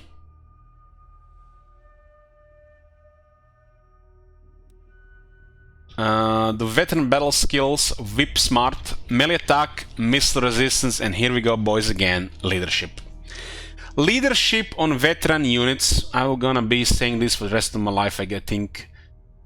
Don't put leadership on veteran units. By just achieving rank 7, becoming a veteran unit, you get +7 leadership. For fuck's sake, no more leadership on veteran battle skills. This leadership should be anything else. I think missile resistance on this case could be ward safe. Stormvermin could use it. I would like to see on this skill attack, defense, and physical resistance or ward save. I could put 10 to 15 physical resistance or about 8% ward save. Orcs have it, why not Stormvermin? It's kind of sad that the Biggins just bully Stormvermin. And don't even get me started on the Black Orcs. The Black Orcs are in an orbit compared to the Stormvermin.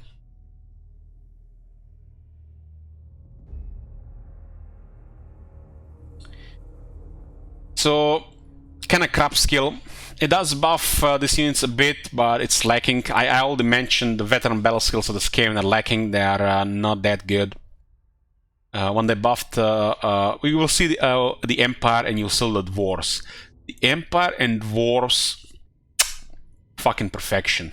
Other than the basic units, are a fucking perfection. 3 out of 4 battle skills are fucking perfection. Like, who made those battle skills should make the rest of the battle skills for the entire series. So another strange thing here is there is a buff here for the Skaven slaves. So the Skaven slaves have veterancy buff, but they don't have a basic battle skill. It's been 5 years and they still forgot about the Skaven slaves.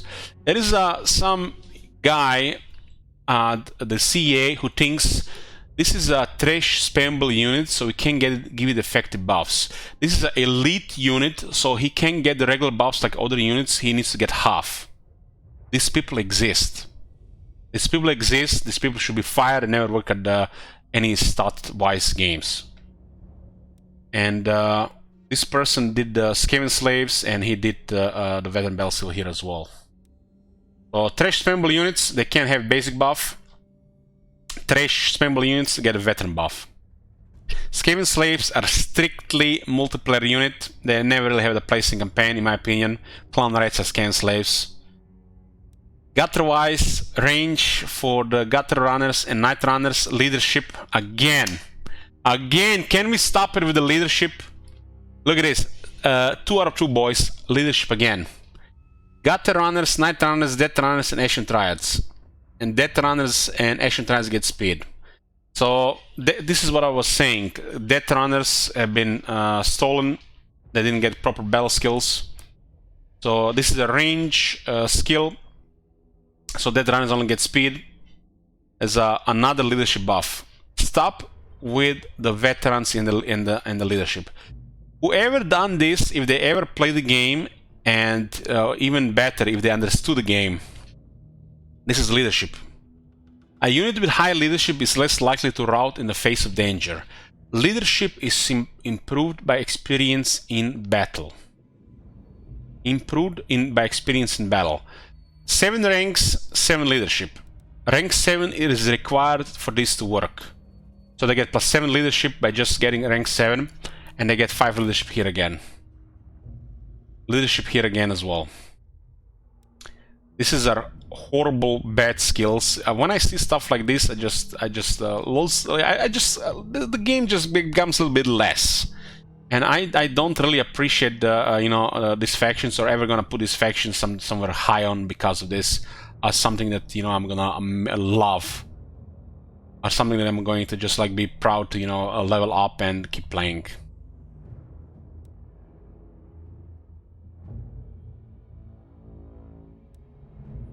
Third skill, 3 out of 3 boys. Look at this, leadership +5. And I wish I had some alcohol. I want you to remember this one, guys.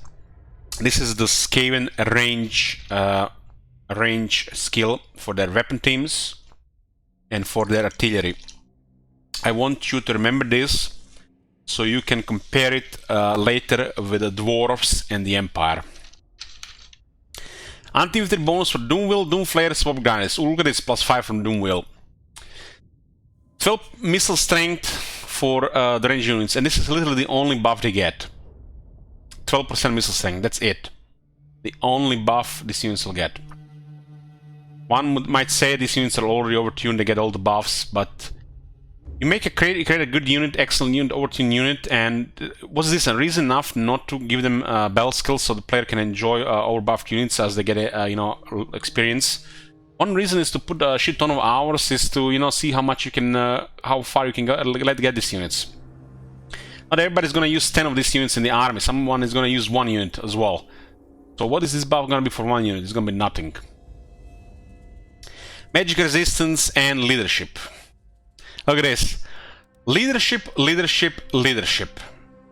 Holy shit. Leadership for veteran units. Some of the worst battle skills in the game. In the entire Warhammer 2. It's overpowered Skaven, so we didn't really care that much, but we're still gonna mention, right? And there we go, boys. The 4th battle skill. And what do we see this here again? Leadership.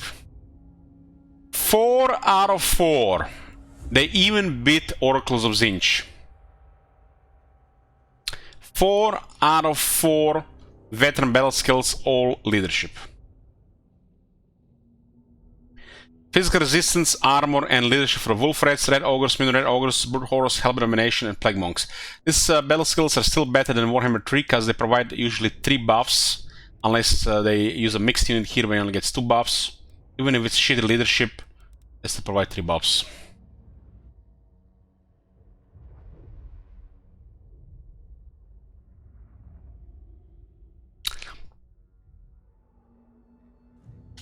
I don't really care about changing any of this other than the leadership. Just please, please, please, please remove leadership. And I would like to see this consistency among the factions in the game where the veteran battle skills add ward save on the elite units. You had the top tier units, elite units, tier 4, tier 5, they should get a ward save buff. Either veteran battle skill or technology. And don't just give it to a few factions in the game. They should be consistent across all the factions. And remove leadership from veteran battle skill, for fuck's sake. This is just horrible. And please don't repeat me why leadership. Don't make me repeat why leadership is bad on rank 7 and above again, ever again. It's just bad, bad, and just whoever done this never even played the game. The Skaven campaign skills are, if you ask me, one of the best in the game. They're so good that I think they should be balanced. And I say this not because of crap and crap and crap and crap. I'm saying this because of this. Ambush success chance plus 30%. So I don't want to see Skaven as something reliable and consistent. You should not have a guarantee that every battle attack is an ambush. Shit should happen. You should not have reliable weapon teams, reliable artillery. The Skaven weapon teams and Skaven engineering and Skaven artillery is as reliable as the dwarf one is. Does that make any sense to you guys? There's no chance of misfire or literally any difference between the two. Skaven engineering, dwarf engineering, heck, one might say Skaven have better engineering than dwarves. If anything, Skaven, even if have these ridiculous contraptions and scheming, sometimes it should be unreliable. Things should misfire, things should backfire, and things should never be reliable for the Skaven. This shit is already overpowered as fuck, and it should not be that consistent. It makes the dwarves and the Empire look horrible. So Ancient Cunning gives the Skaven a reliable way to ambush, and it's still good. Even with the nerf to the stalking stance, it's still good. This should be 20 at best. While these skills, you know, just generic crap, should be reworked and be something else. Whatever, everything else to effects or something. We already went over this a million times. I'm not even gonna talk about it anymore. While this one is so overpowered, should be toned down. Because I don't like reliable Skaven. Sometimes people don't like this, but when every action you do is always going to be a reliable result, and when it comes to do this with the Skaven, I think it takes away something from the game. Some people are not fond of setbacks and recovering, but you know, this is different. I just think the Skaven firepower and the Skaven ambushing should not be as reliable as it is. While some lords should definitely have it more reliable, but overall it's way too reliable, especially the range. The range is more reliable than the dwarves. They're using warp stone, they're using Skaven magics, and in what reality is Skaven artillery going to be more reliable than dwarf artillery? The game has lost something that could be in the game regarding misfire, regarding what's it called when the weapon, you know, you wanna click, you wanna fire, but it doesn't fire. Jam, you know, the weapons should get also jammed as well. Of course, the faction should have the ways to lower this, and not so more so than the Skaven. The Skaven should be somewhat unreliable, while some factions should be more reliable than the rest. And what I mean about this, Clan Scryer should have more reliable engineering than Clan Morse. Does that make sense to you guys? I don't want to see a Clan Wars firepower army be as reliable as shooting the enemy to million pieces as the Clan Skryre Skaven army. Something regarding this is taken away. All the Skaven clans can do everything. There is not literally any variety between the clans. Some clans have just better bonuses than the others, and that's it. It's boring as shit. Bring some unreliable shit and bring some differences between the clans. Makes the Stormwomen of the clan more scary. Makes the Stormwomen of the clan Skryre shit. And same with the firepower and the other stuff. I don't want to see reliable ambushes with all the Skaven factions. Clan Ashen could have reliable ambushes. Clan Skryre could have unreliable ambushes. They take away from the game where they make every clan the same and just some clans better. They're just stupid. I'm a person that I want to see, you know, downsides to this, and I want to see unreliable shit between the clans. Not everybody's super reliable and just different bonuses. XCOM Warhammer. The let's get an example here, guys. Let's get an example. Let's take a Warp Lightning Cannon. This is Clan Morse, and there could be an ability here that says there are 4 entities here, and I'm just talking out of my ass here. You know, these guys are professionals. They have colleges finished. I'm just a dropout. They could create wonders when they combine their heads. Put a random icon here. Let's do like a 1 minute thing here. 60% chance that unit will not fire on rank 0. On rank 9, it could be 11% chance. There are 4 of them. That's nothing. And they could add a low chance the unit could actually misfire and explode, depending on their rank and depending on the clan. Some clans could have this much different. I think some misfire should exist, depending on the clan level of proficiency in engineering and the rank. Chance not to fire and chance to explode. This is Warp Lightning Cannons. This is not Dwarf Artillery. It doesn't have to be that you could just get jammed. 3 out of 4 don't fire on the next volley. On a 50-50 chance. What is bad about that? What is bad about that?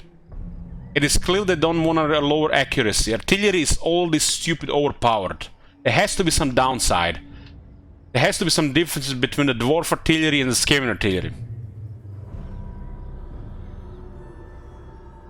And even if by them jamming they lose 1 shot every 3 shots, who cares? They're still shooting with 4. It's still stupid overpowered.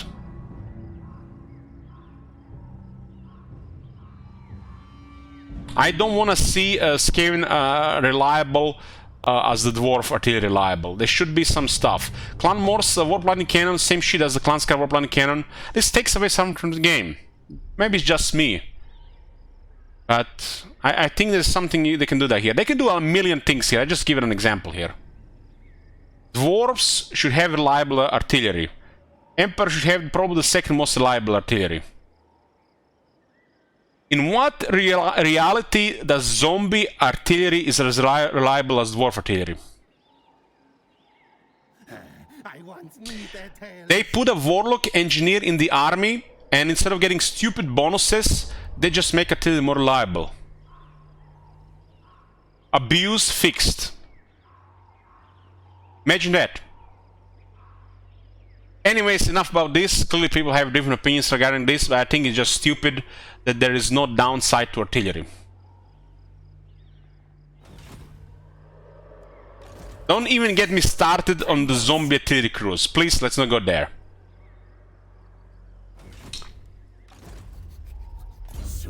So, you got Ancient Cannon here, which is an amazing, so strong that you always focus this.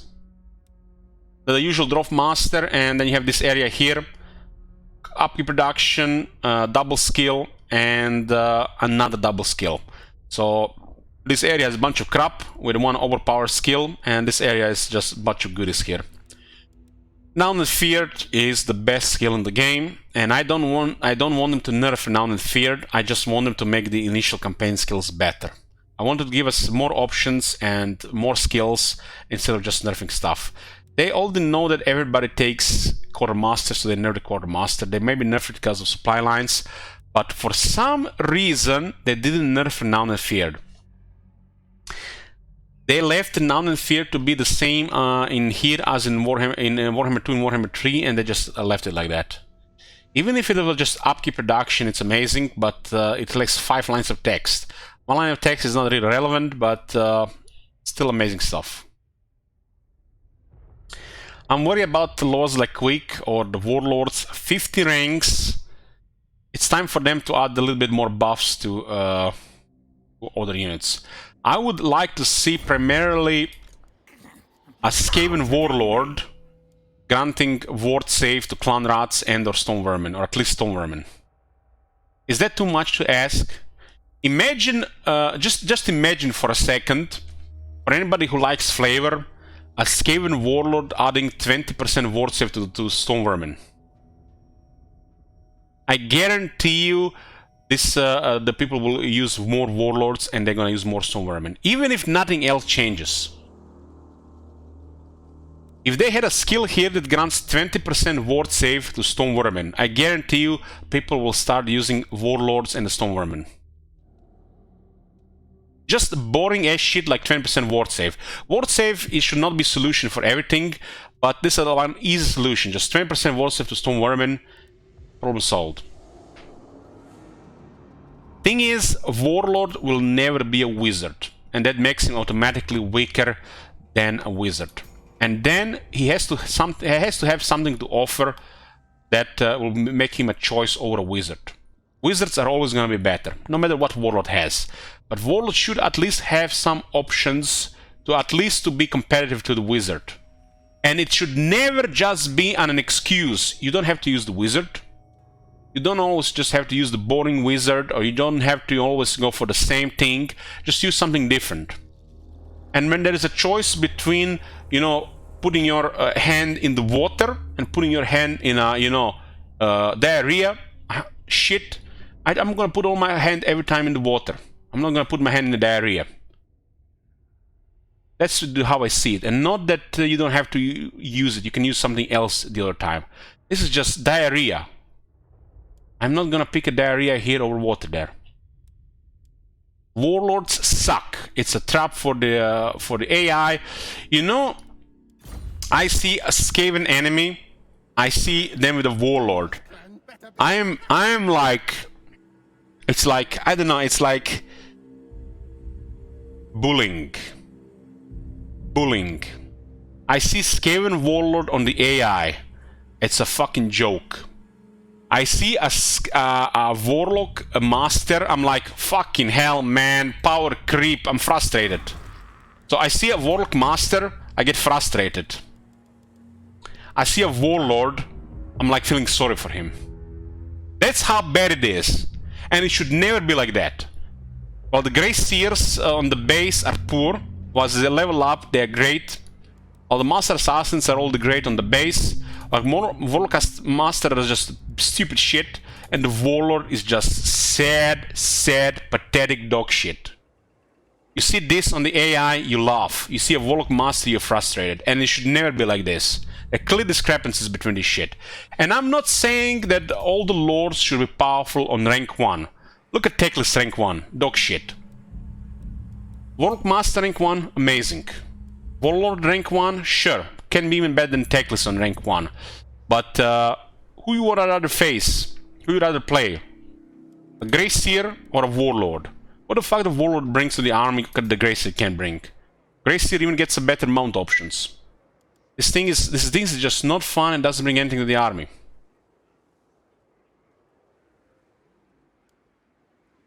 At some point, they had some abusable shit, which I never used myself, but some people use.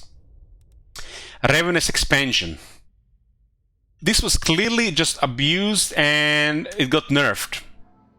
And I didn't even really understood this until it got nerfed. But apparently, you know, people needed to abuse this shit. I don't know where they saw it. Because, you know, the Skaven were not all the overpowered already. You would think having a bomb breaker or a brute horror would, you know, be a reason enough to use a warlord. It's not. It's crap. The general of the Empire is better than a warlord, because he flies in a griffin. This is crap. While the brute horror is not bad, a warlord is bad.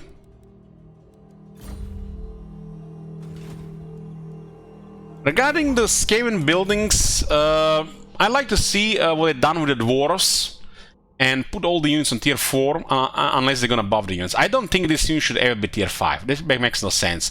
Doomwheel tier 5, maybe if it gets buffed. Give it another 1000 health and I'll be happy. Health with combination has all been off. Tier 5 unit and expensive. And in what reality putting a health pit abomination in the army will ever be better than putting a rattling gun in the army?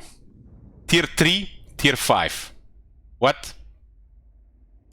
And I still see to this day people talking about tier 5 units like there's something that's just gonna make you out to win the game, that something is absolutely amazing, incredible. I feel like it's some kind of mentality that's outdated from the old Total Wars. Elite is no longer elite, you know, they consider elite only on tier 3. Tier 5 units are just late ace units that don't really add much to the game. They come too late in the game and most of them don't even matter. So, tier 5, tier 3. What? 212, Sisters of Avalon upkeep, 450. What?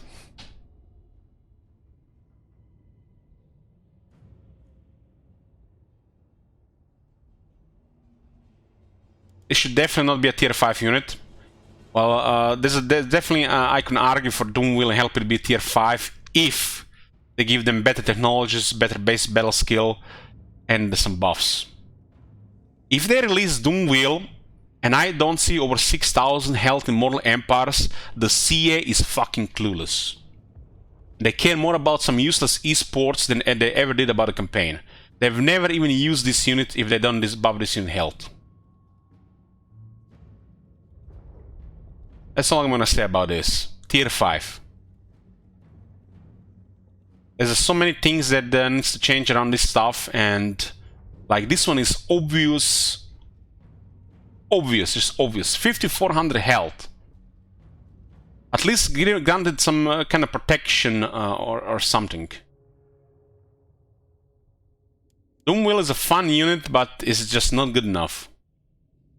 And I'm sick of useless devs balancing shit around multiplayer. And this is like one of the examples, like they have to be careful about this unit. I don't even know what this is, but it's a chariot, it's a range unit. If this unit doesn't get more health, they're still stuck in multiplayer. So this is basically Clan Morse. I'm expecting things with the Carcade Peaks, and I'm hoping for some changes to the Stone Vermin and the Warlords above everything else. Skaven technology, I considered some of the best technologies. This technology got released at the start of Warhammer 2. It got changed a little bit with the stuff. Other than I want strong technologies for the help combinations and the Red Ogres, I think everything here is fine. The overtune range technologies are overpowered. Some of the stuff it's hard to access, like this area here comes too late. When you get stuff like the Stormwind buff, I think this one comes too late. This one could be maybe a little bit earlier, but I think Skaven always had really good technology. So I would like to see some more Stormwind buffs or Stormwind buff come earlier. I would like to see that unique Clannation technology that increases upkeep on all units and increases the veterancy buff on all units. I would like to see that for every Skaven faction. I don't know why they only Clannation thing. They clearly added the high elf stuff to the high elf factions and not just to Sisters of Avalon, Avalon and the Nagarite. And I would like to see this weapon strength melee attack work on Red Ogres and Hellbound Abomination. and the what's his name is the Red Ogre mutant, whatever it is. I think the monsters should have a little bit extra technologies on them. Some things are harder to access, so depending what you go for, you can prioritize, and then everything else just falls behind. But I think the technology is good.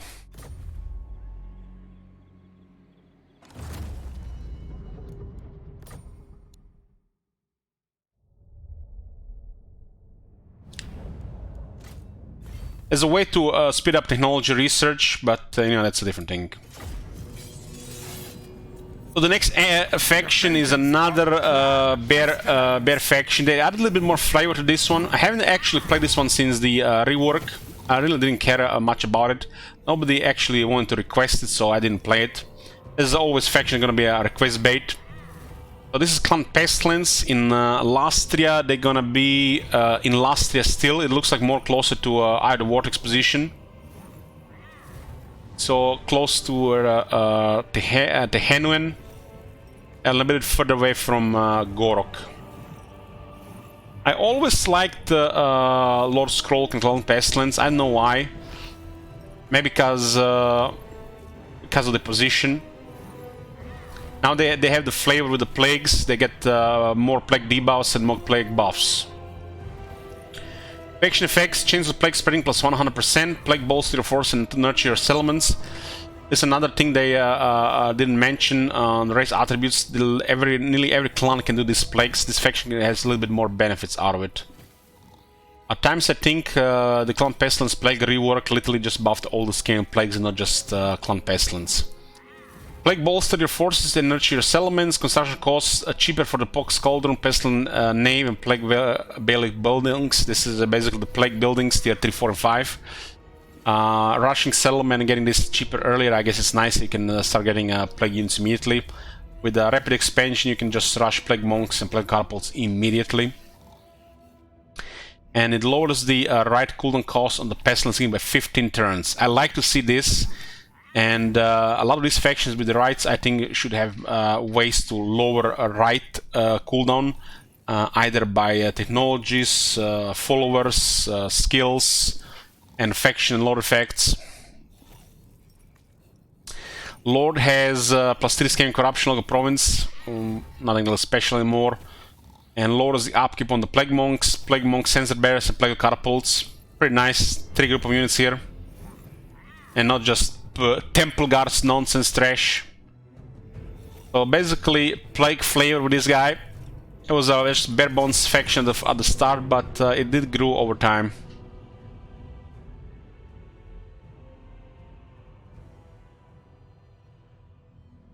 Plague Monks is a tier 2 unit that's available on tier 3 building. It works, it's good in early game, but it's a unit that you can completely ignore as well.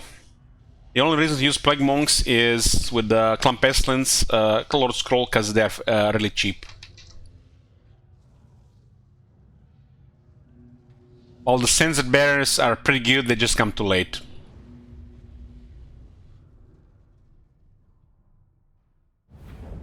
Scroll.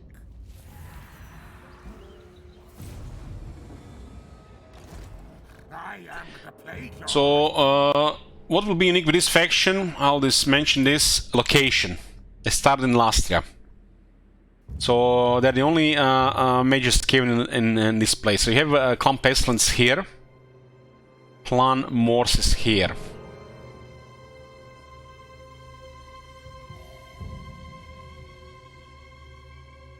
So I think the most unique thing about this faction is not even their flavor, it's probably their starting location.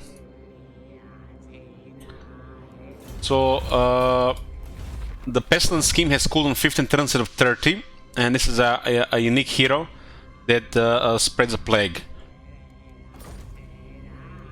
I haven't really played them since the rework, but I can imagine they gotten more fun than before. The Gorok is the local bully, but you can handle it. Last time I played, I actually allied with Gorok. I used all my finances to ally with Gorok and then betray him. So this is basically a legendary lord that's a Plague Priest. Stats are not that bad. A little bit over the place. It does have Frenzy. It has the lore of Plague, which is one of the best things about a Skaven. Because of the Plague Rash, and several good spells. And like I said, don't have to go into much detail. Plague Rash applies when you cast spells. You can apply poison on your units to poison the enemy. You get several good things. You can summon units or you can damage units. It's just one really good lore, probably one of the better lores in the game. This is Skaven, and it was so good at the time that the Plague Rash actually got nerfed. So you get a Plague Priest, a Legion Lord with a strong lore. His item Liber Bionicus, Winds of Magic Power Reserve plus 10. Winds of Magic cost -2 for the Plague. Plague upgraded, so the Plague is kind of like a stationary vortex spell, does damage. Situational, good in sieges. Although there's other ways this Skaven can do this as well, but you can use those on the walls. Here recruit rank +4 for Plague Priests, all provinces. Right cost -25% for Pestilence Scheme. Damn, -25% for the Pestilence Scheme. Damn, I'm gonna say 250 bucks. Sign me up, sign me up. Every 15 turns I save 250 bucks. God damn, this guy's the guy must have 2 college degrees. Okay, Scaring Corruption posted in the local province, and ability Liber Bonicus. It's actually a strong ability. Strong ability, direct damage, pretty much ignores armor. And this is the type of abilities where actually spell resistance is useful. This is an arcane item, and it's a pretty good one. Pretty good one. The fact you get this bound ability, I think ability alone is good, but there's a bunch of stuff on it, so it's a very good item. Is a second item, attack damage lowers the Wither cost. The Wither might be useful initially with the initial shit troops like you know, Clan Rats, Plague Monks mainly, but Wither is useless later. Because the Censored Bearers have armor piercing. You're probably not even gonna put a point in this. This is ability you're not gonna use. So it does lower the cost on an ability you're not going to use, and it does give you capacity for the Plague Priests and Ashen Sorcerers. Since Broken Follower exists, this is useless. But it does give you another amazing ability. His items are special because of abilities.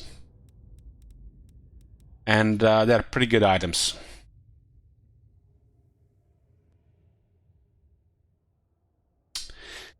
Stomping says, I was here when you were playing that final Dwarf campaign in Warhammer 1 and got access to Warhammer 2 midstream. Are you ever going to get early access again? No.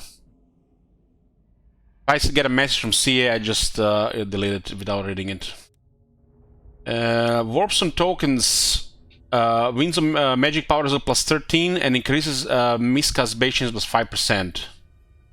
So this one should probably give max power reserve in Immortal Empires. Hopefully will. Skaven can actually have a lot of power reserve in Warhammer 2, and I hope this continues in Warhammer 3. Missile resistance, magic resistance. This should probably give like 5 to 8 max power reserve.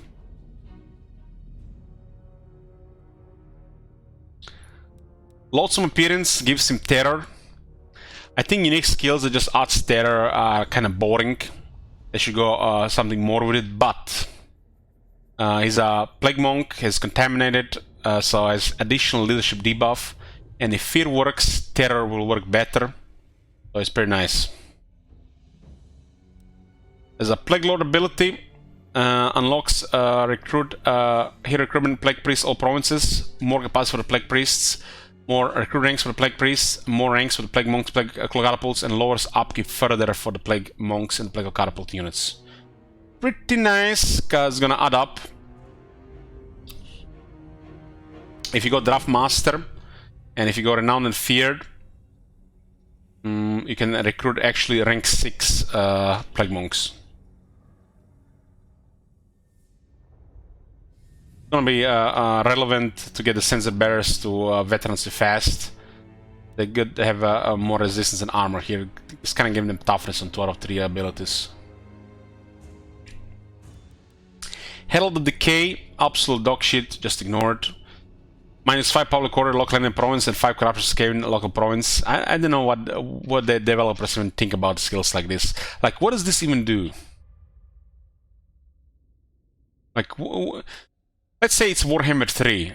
Control -5 for the enemy, but you always usually just occupy. And the rebels are just basically gift to the AI. Corruption, Skaven corruption is nothing special. It's gonna be even worse in Warhammer 3. This skill should probably be something else. It just doesn't do anything. Am I going to play without Lich King? I hope not. So one skill that's just average, one skill that's very good, one skill that is just dog shit. Voice of the Horned Rat. Massive leadership bonus, but his army is fanatics. These guys pretty much are fanatics. For a Skaven unit, these guys have already, what? 72 leadership, huh? 74, my bad. So, yeah. Another kind of poor skill.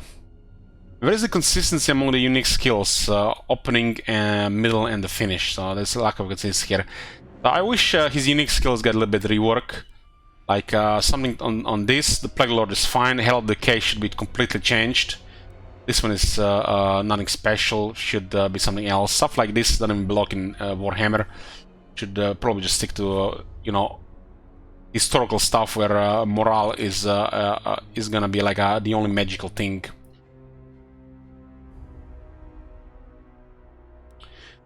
Envoy of the Council, the prolongation +10 with Skaven. Well, +10 doesn't do anything in Warhammer 2, in Warhammer 3 +10 does something.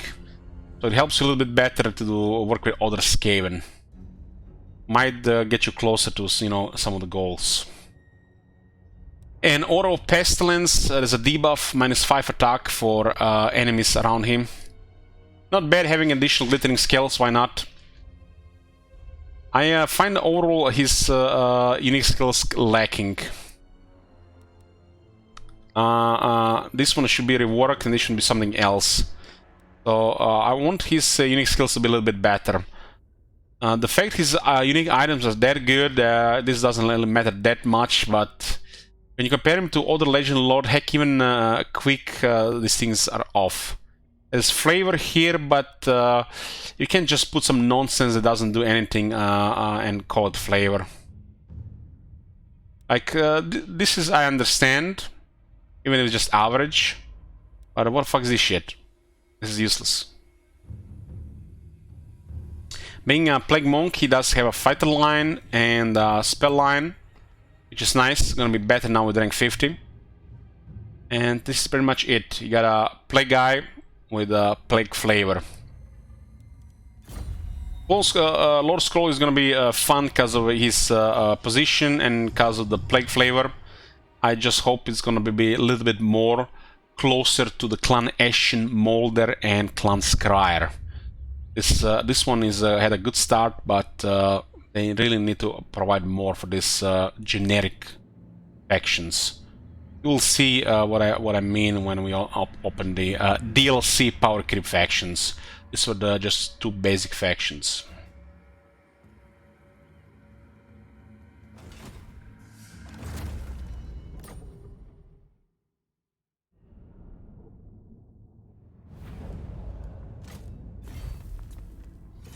The next clan is the Fearlessy guy, Trech Craventail, Clan Rectus.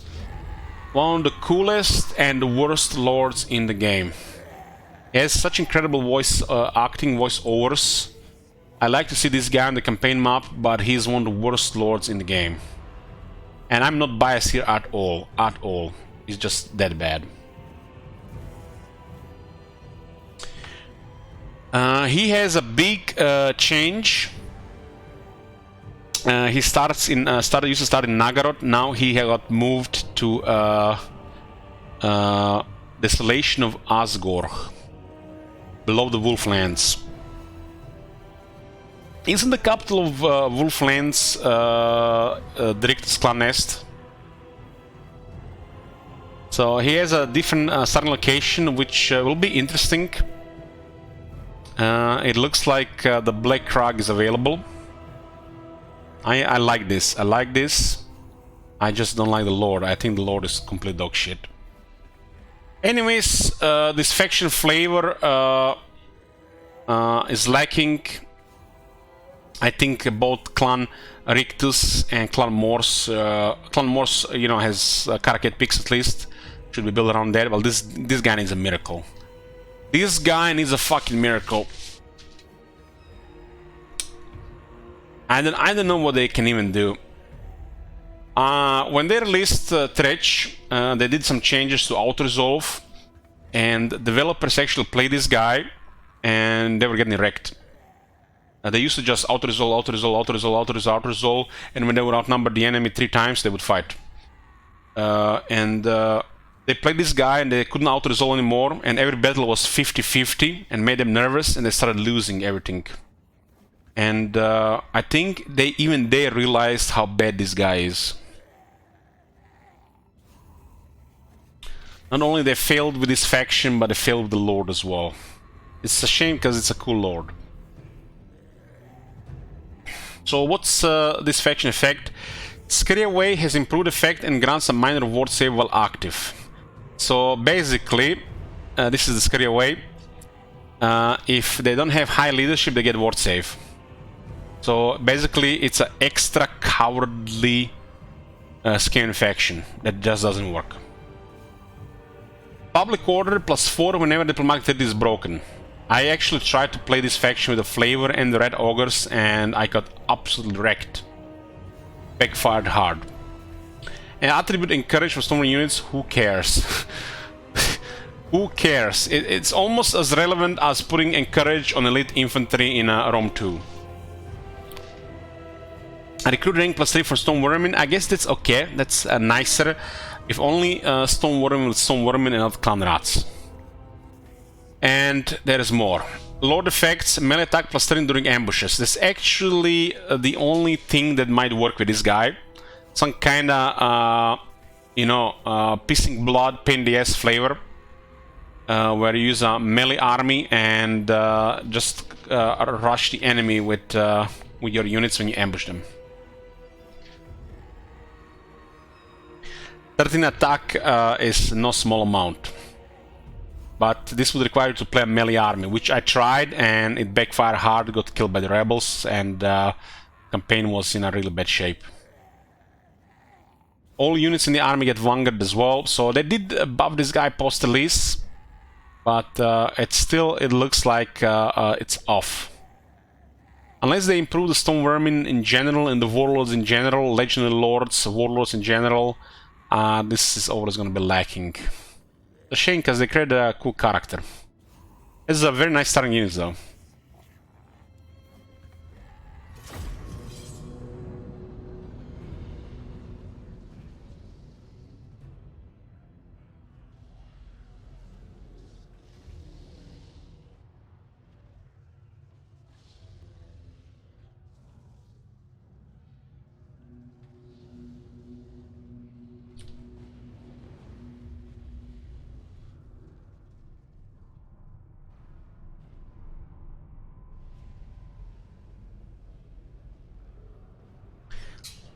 Throw the warps and armor him in Sol's armies. Mr. Wonderboy, you get a Plague Priest in the army, you get a Plague Furnace and put a warps on him, and you retreat with Tretch out of battle, and that Plague Priest can solo armies as well.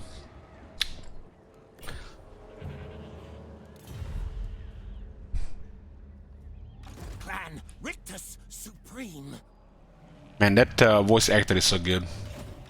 Tretched Craven Tail. Clan Rictus Supreme, Chieftain of the Deep Warrens.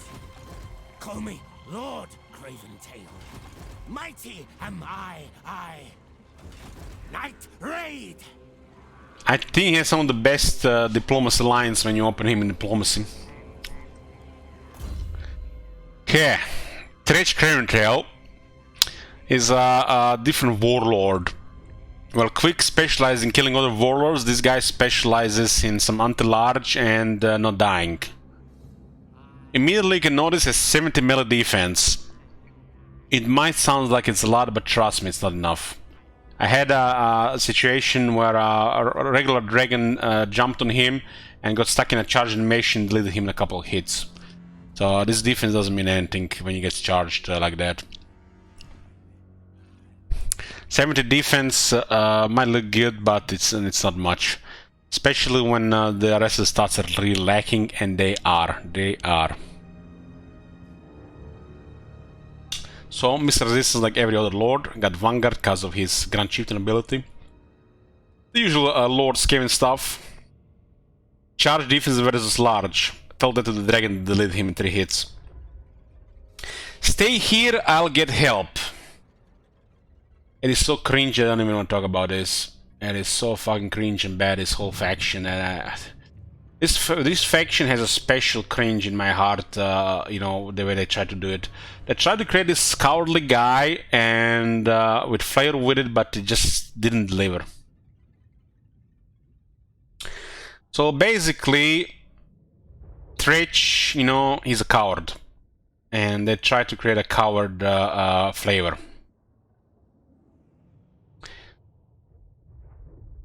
I have to say more than that. Lucky Skull Helm, 10% speed, 10 physical resist, ambush successions plus 15%, and possibility Lucky Skull Helm self. Active if losing melee combat. So, with the moment he starts losing melee combat, he gets plus 25% speed and 4% ward save. That is an amazing enchanted item. Amazing. Even without the ability, it's excellent. 20% ambush chance on an enchanted item alone. But if he starts losing combat, he gets a mega buff, and 4% ward save might, you know, save him. But what the fuck will this guy do, in a fight? He literally can't deal damage. His damage is so fucking terrible. No attack and poor damage. Is a warlord that sucks. This guy is literally a meme. Meme to make the streamer miserable and nothing more.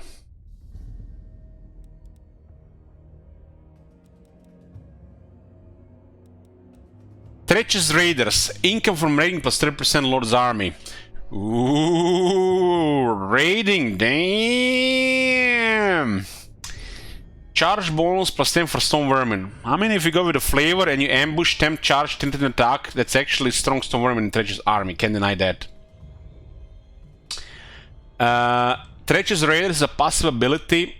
Self affects allies in range. Winning melee combat, he gets 10 attack and 12% damage. Constant. So another thing that favors charging, ambushing with melee troops. This is actually not bad. Not bad, but you gotta go with melee stuff. Master of Guile. Evasion chance, ambush defense chance. So 20% more ambush chance, 15% more ambush chance, 30% more ambush chance. You know, it's a team of the Legend Lords, they ambush. Vanished. Missile resistance for Clan Rats and Stone Vermin. Sure, nice against on the halberds. And makes the Stone Vermin the shield stuffer.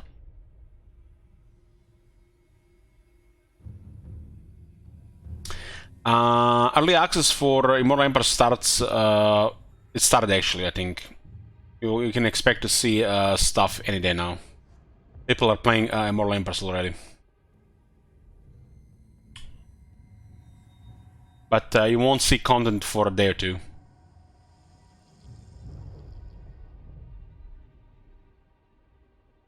So, more speed for the Stone Vermin, more component range for Tretch, and missile resistance for the Stone Vermin.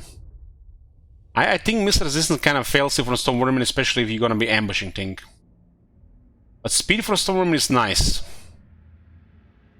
So you can definitely create an ambush force of Storm Vermin, but the Storm Vermin are not damage dealers, they're defensive troops. The Storm Vermin have no damage, and the Storm Vermin halberds don't have no attack. So yeah, you basically charge them, and the moment the charge is done, they have no damage. And this it gives them toughness, and you're gonna be ambushing.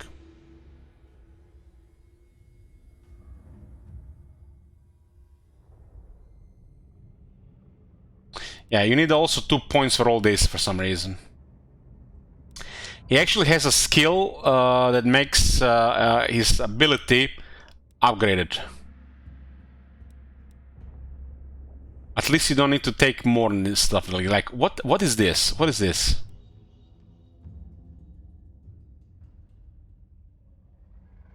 This is like devs using Pepelov, right? Like, where's the rest of it? Where's the rest of the skill?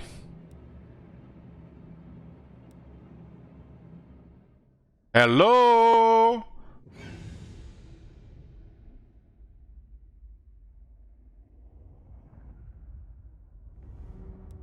Like, is this some kind of joke?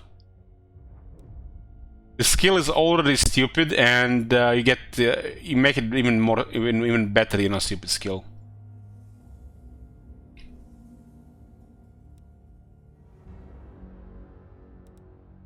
At least his last skill grants him regeneration and the cage replenishment plus 10%.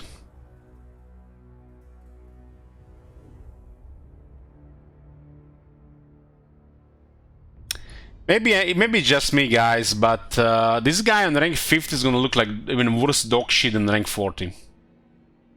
This is I nominate this as the worst Legion Lord in the entire series. Who is worse Legion Lord than Tretch in the game? Is there a worse Legion Lord in the entire game than Tretch? He has a powerful faction, because it's Skaven. I'm not talking about Clan Rectus, I'm talking about Skaven. But there is no worse Lord in the game than Tretch.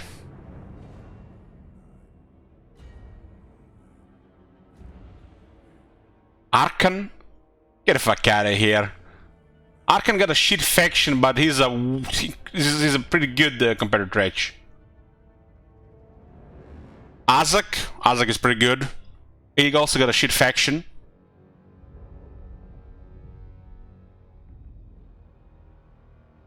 You say this guy has flavor? This is shit. This is not flavor. This is some cringe shit.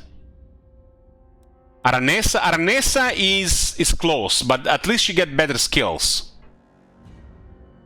Aranesa has shit faction.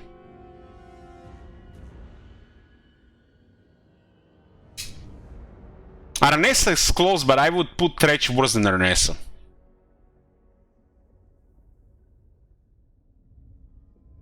Karab is not worse than Tretch. Karab is probably the second best Tomb King.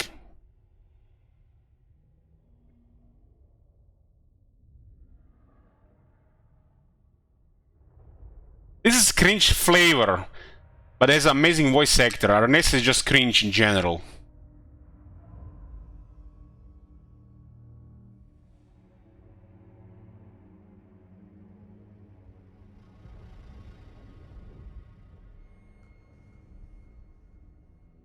No, I think all the Tomb Kings are better than Tretch. Albric, I find the Bretonnian Lords fun.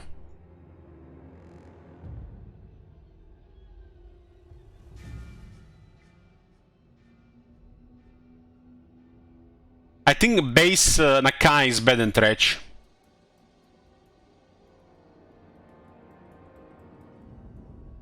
The Wintertooth is a shit faction, but the lore is pretty good, I would say.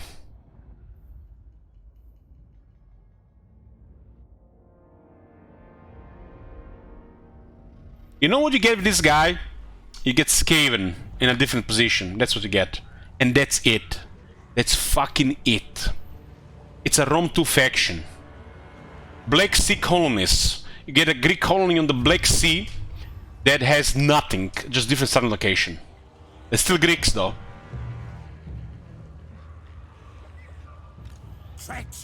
This is a Rome 2 faction. At least it was free.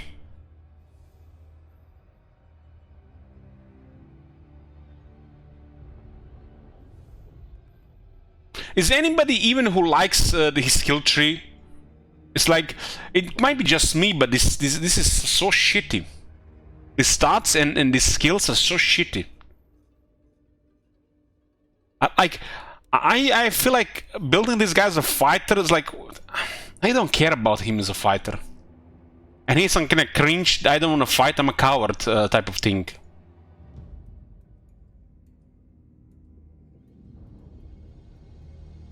This is a shit lord. I probably put this as the worst lord in the game. I'd rather take Cringer and Nessa over Tretch.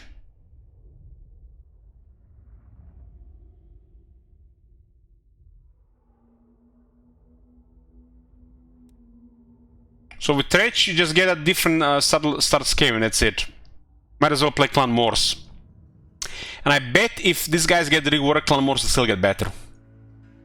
So why play Clan Rectus when you can play Clan Morse?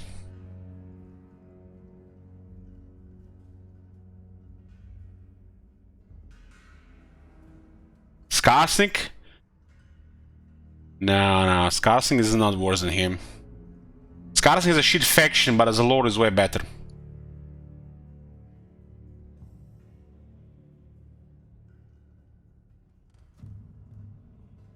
Skarsnik for a while was better than Grimgor. How stupid was that?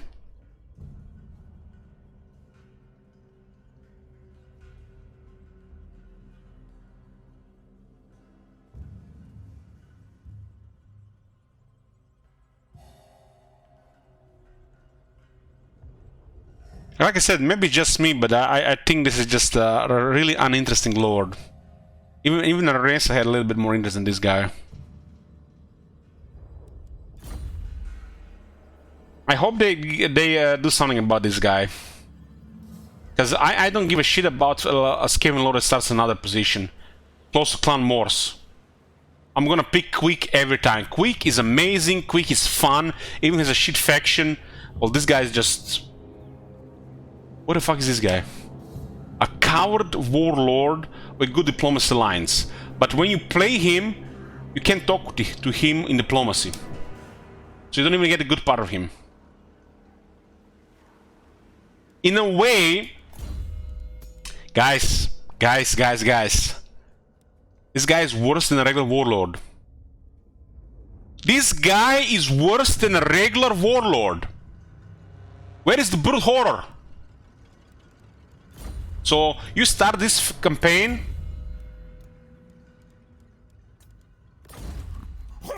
You get a better lord. As a brute horror.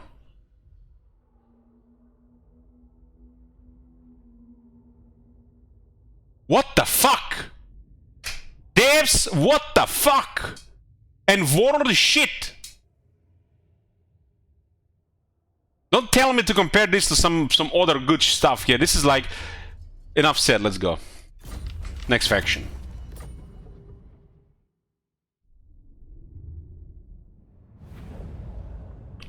A brute horror is better, Jarks.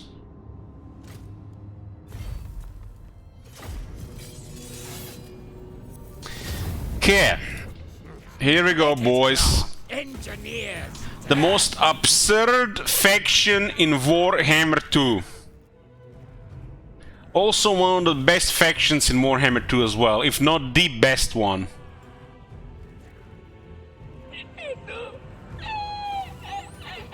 This is not a Queek for Slan Kai, this is Queek for Tretch.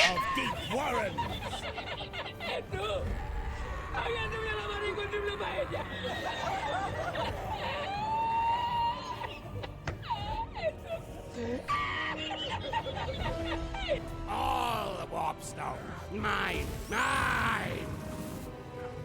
I like Icked Claw, and guys, I'm gonna be that guy, and I'm gonna say it out loud. The thing I don't like about Igith Claw is cause the too many other people like him. I want to be special! I don't want to be like everybody else. There, I said it. Okay, so Clan Scryer has access to Clan Scryer Forbidden Workshop. Already better than every single Skaven faction. Research rate plus 10%, Skaven have incredible technology. Loyalty plus 2 for new recruits, who cares, but it's all recruits. Construction cost minus 40% for engineering buildings. Sure, let's save some money. Starts the campaign with a Warp Storm Doom Rocket. Yes, this faction has nuclear weapons. Upkeep minus 20% for Warblock Giselle, Rattling Guns, and Warfire Thrower weapon team units. So, this faction's specialty are the war machines. Weapon teams.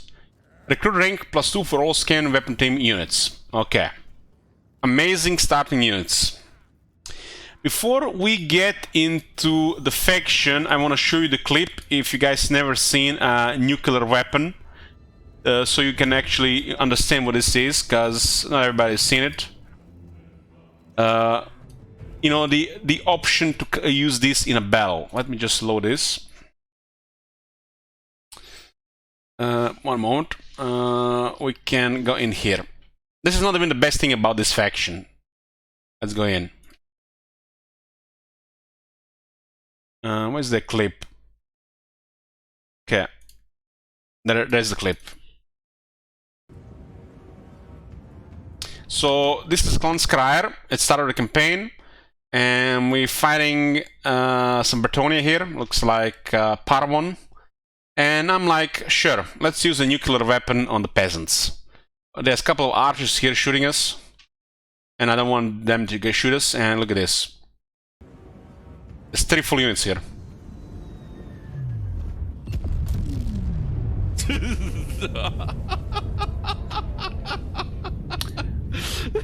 Just instantly deleted units. Oh my god. Not even low health. So this faction exists in the same game as Clan Morse, Clan Pestilence, and most important, Clan Rectus. Yes, Clan Rectus is in the same game as this faction.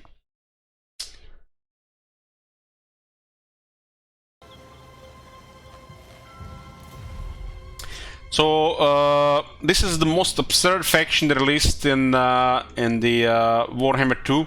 One might argue that Taurox might be the most absurd, but I think they both qualify as the most absurd. This faction and Taurox. So you get Forbidden Workshop.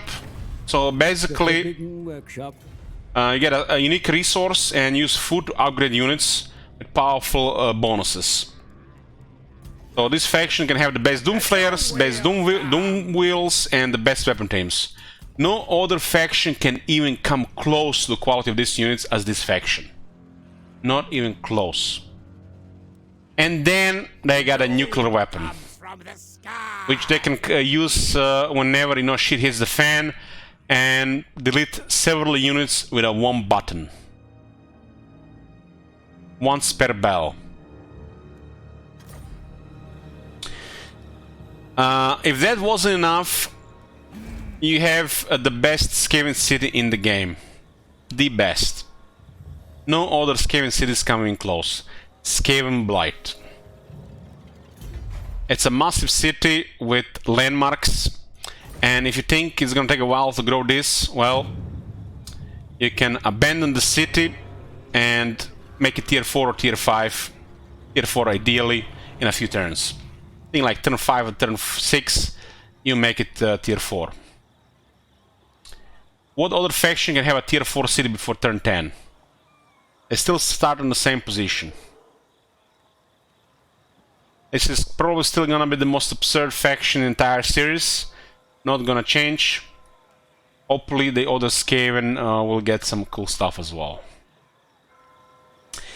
The Lord itself is basically a Warlock engineer in a Terminator suit that is very hard to kill. He always starts with a unique item. He has good melee and good range, and he has magic. It's bullshit incarnate. As you can see, very impressive stats. Guys, this guy is a wizard. 120 armor, 45 melee attack, magic fire, 56 defense, armor piercing damage, anti-large bonus, range attack, resistances, all 3, spells, and ability. Yeah, a wizard. You don't want to even compare this to Warlord.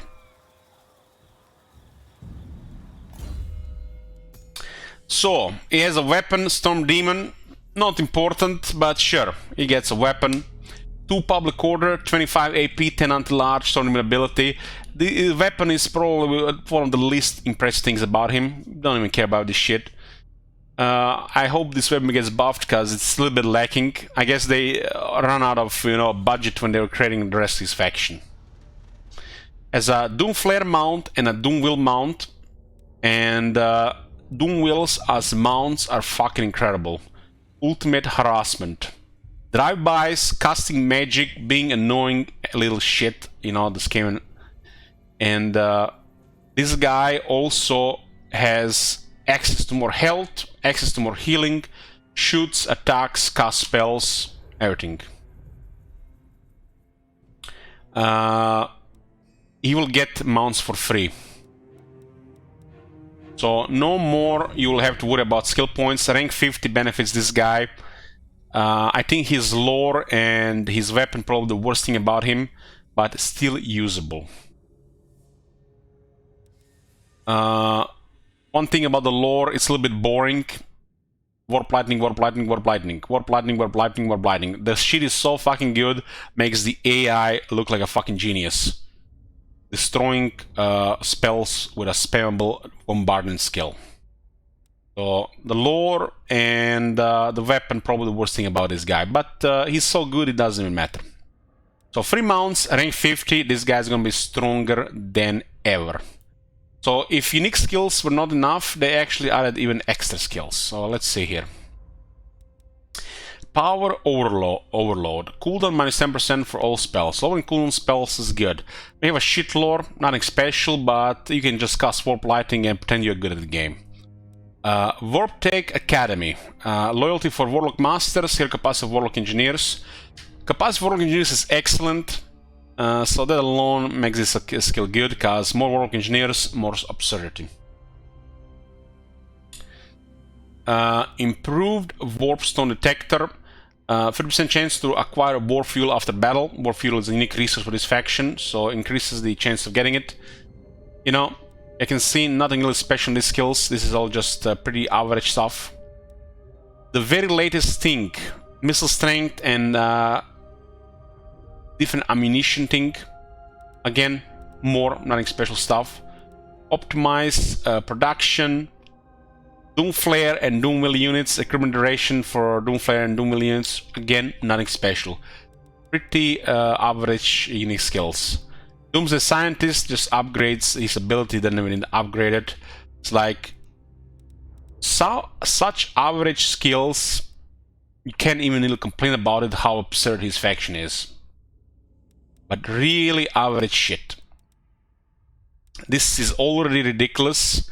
So this is so average that if they don't know anything about it, I don't even give a shit. Now to the good stuff. He does have a Doomwheel access, and he is a wizard, but he has access to some fighter skills as well. More physical resistance to physical resistance, more attack, more damage, more resistances, more speed. Speed is good because he's gonna be rolling a Doomwheel. Doomwheel is not very fast, but making it fast is good. More health, and then you can pick a damage buff, which I don't know who picks, or healing and defense buff, which is really nice. So this kinda, together with this, kinda justifies this being just average.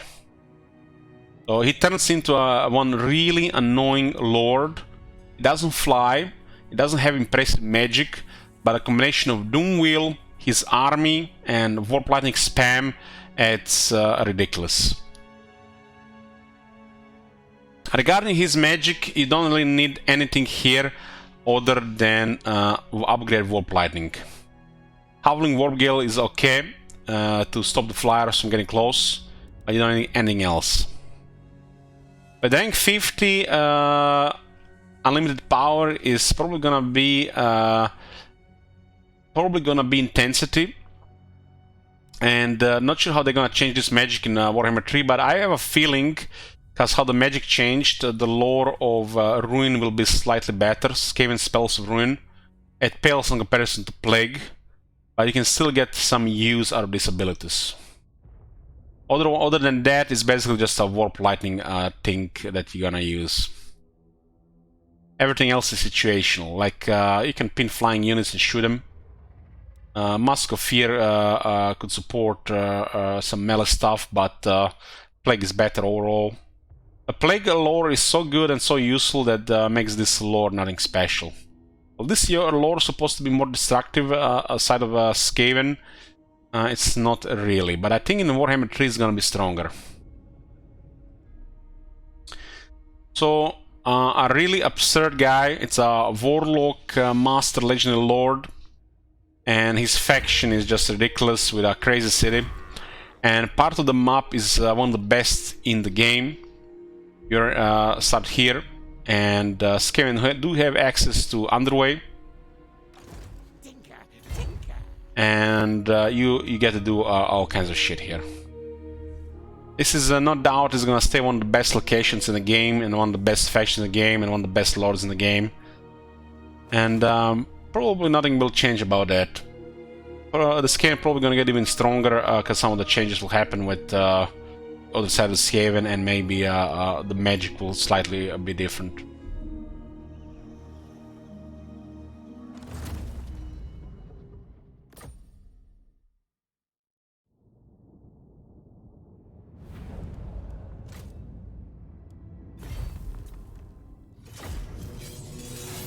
The next one, we have the, in my opinion, second best Skaven faction.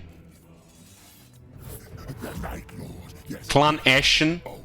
This is probably gonna change a bit. If you ask me, they had the best spot on the map at the end of the Warhammer 2. In the corner of Noble Country. And the Lord actually has a mechanic which adds depth to the campaign. And it's also an awesomely cool lord as well. Clan Ashen is gonna be in the middle of shit here, and a certain location got much worse.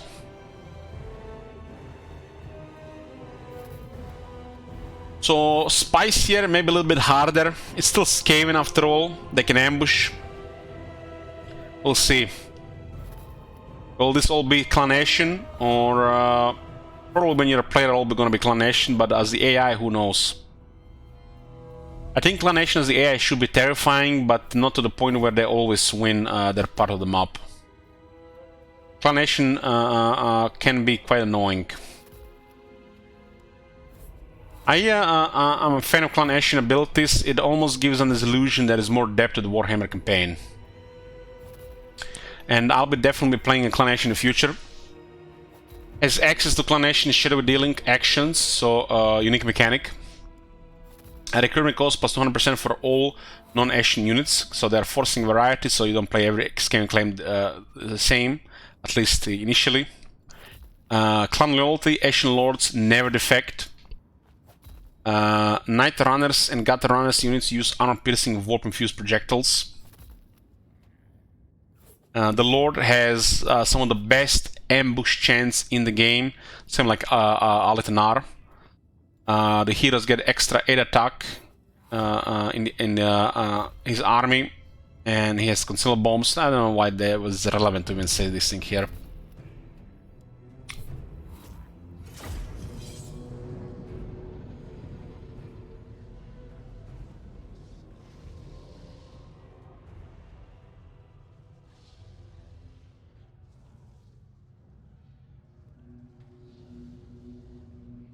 Definitely look interesting here. You're in the middle of 4 factions here. I'm not even gonna count the Kai. Kai's gonna get murdered by the Asian units. While the Katai is supposed to be big players. Hopefully there is a big river that blocks access here. And the Skaven underway makes a difference. It might be quite annoying as a main faction in Immortal Empires. Deathmaster, It was very annoying for Knights of Calador and sometimes other factions. So you get a mechanics where you're taking jobs for the other factions, share with dealings. And I find this system a lot of fun. We're not gonna go into it. If, in case you've never seen this, recommend to watch Clan Nation campaign. And I find this fun, and this is one of the ways they add depth to the Warhammer campaign. And probably gonna be the only way a campaign gets any depth with unique mechanics. So you've seen Clan Morse, you've seen Clan Pestilence, you've seen Clan Rectus, no mechanics. And then you've seen Clan Scryer mechanics, and then this faction Clan mechanics. How can this faction even compare to those shit? What will Clan Morse ever have, or Clan Rectus ever have to actually be as fun as this? Nothing. And then need a miracle. Clan Rectus needs a fucking miracle. Or Clan Morse is probably salvageable. So you can actually do various missions here, and I find this a lot of fun. And I'm looking forward to replay this and play this in Immortal Empires. They basically do jobs for other factions. They send characters on the missions, and the schemes get unlocked, and you get to do more stuff. They have this thing called Plunge into Anarchy, which AI can use sometimes. So basically, what Snitch does, it kills the enemy faction leader. And for example, let's say the Empire has confederated all the factions. Snitch uses this ability, and it will kill Cal France, and the entire Empire will turn into rebels. How about that? You can use it probably once or twice per campaign, maybe even 3 times per a very long campaign. But the fact is this is an option is a lot of fun. I think it's a cooldown of maybe 80 or 50 turns. 80 turns. I've seen the AI do this. It cannot do it on the player, but it can do it on other factions. So this faction has a good flavor, good mechanic, and it used to have an incredible starting location. Now it's hard to say. Hard to say. They got big players in the area. It's definitely gonna be spicier. The Lord itself is a legendary master assassin, which is incredibly at dueling, and he can pretty much appear on next to the character and just kill him in a couple of hits sometimes. So you can do this flavor instead of just try to tank units or show your face. This is what the concealment bombs are for. As this thing, which is not clear immediately. And a lot of people will underestimate this. Hopefully this thing doesn't disappear like Morgor ability disappeared in Warhammer 2. So it says here, scaling damage. The amount of damage this unit causes increases based on the amount of hit points the target has lost. Do not underestimate this guy attacking your guy. This guy is made to murder guys one-on-one. And this works. Hopefully the devs don't forget about this, and it works in Warhammer 3 as well. And this is what makes him so effective at killing characters. Snitcher's Queek, who wins? It's probably gonna be random. Snitch should probably have advantage. He has better mitigation. But they're gonna be both equally high on chance to hit. It's gonna be close. It's gonna be close, I think. I think Snitch has a little bit edge over in a dead duel.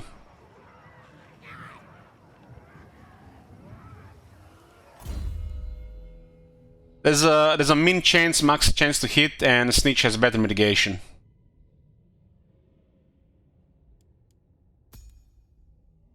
This guy should be doing more damage, but Queek should be more tougher. When it comes to dueling between those two, this guy's a little bit tougher. So what does this guy have? He's has the amazing ambush chance. I think of all the Skaven guys, he's the highest chance to ambush. So you're gonna be ambushing every single time. So at the very start, you actually get his item and money for some reason. I don't know why they did that. Whipping Blades, 20 AP, 5% weapon strength. Like, what the hell is that? What? Who done that? Who did that? Like, what? Armor piercing weapon damage plus 20. He has 200, 300 AP damage and gets plus 20. And then gets weapon strength plus 5%, which is another 15 armor piercing weapon damage. What? Why did they put 2 lines of text? I don't understand. And then it gets ability Wheel of Weaving Blades, which I guess is good. And then has something weird. Leadership plus 10 for Gut Runners, Night Runners, Death Runners, and Ancient Trides units, rank 7 and above. Here we go. Now we know is the leadership guy. 10 leadership on the veteran units. What a load of shit. God damn, man. Can we have one day without this leadership on veteran units on these things? Leadership on veteran units. Yes. On a weapon that's weird. I guess they gave this guy a free weapon, so they couldn't give him anything special. I'm gonna drink some water here, 1 second. It's water, not alcohol.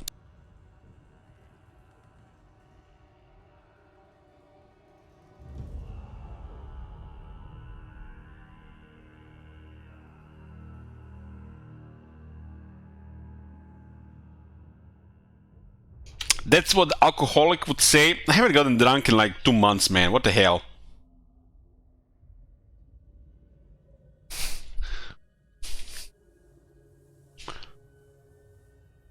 So, weapon is so off. Hopefully they do something about this, because this is just some shit design by some intern or somebody who hates his job. This is just stupid. They're trying to do some kind of flavor here or something, but they create an abomination. It just gives me a headache looking at it. Cloak of Shadows. 10 melee defense lowers the enemy hero action sections by 10%, ambush sections by 10%, and Cloak of Shadows. Ah, that's a good item. Gets Snitch more defense and makes the enemy lose defense around him. But honestly, if it only just had 20% ambush success chance only, it would be a good item. That's how good the ambush success chances and items. So get 1 trash item, 1 really good item. Expert Thief. Post-battle chance of stealing a magic item plus 25%, so it's not gonna guaranteed, but you'll have a higher chance to steal enemy items if you defeat them. Red Foo. So enemy hero action success chance minus 15%, enemy characters in the region. That's actually big. It's actually big. The enemy in the region will not be able to harass your lord or your heroes. While if they try and they fail, they're going to be higher chance to get wounded. Not just failing. I got resistance, Slippery here, which apparently can immediately be taken on rank 2. Slippery is a decent ability. And From the Shadows.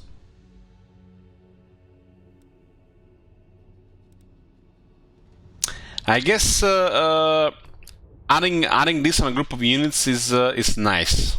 This is advanced stock for 30 seconds. Basically, your units can basically disappear. You can murder somebody and then disappear. You know, like vanish.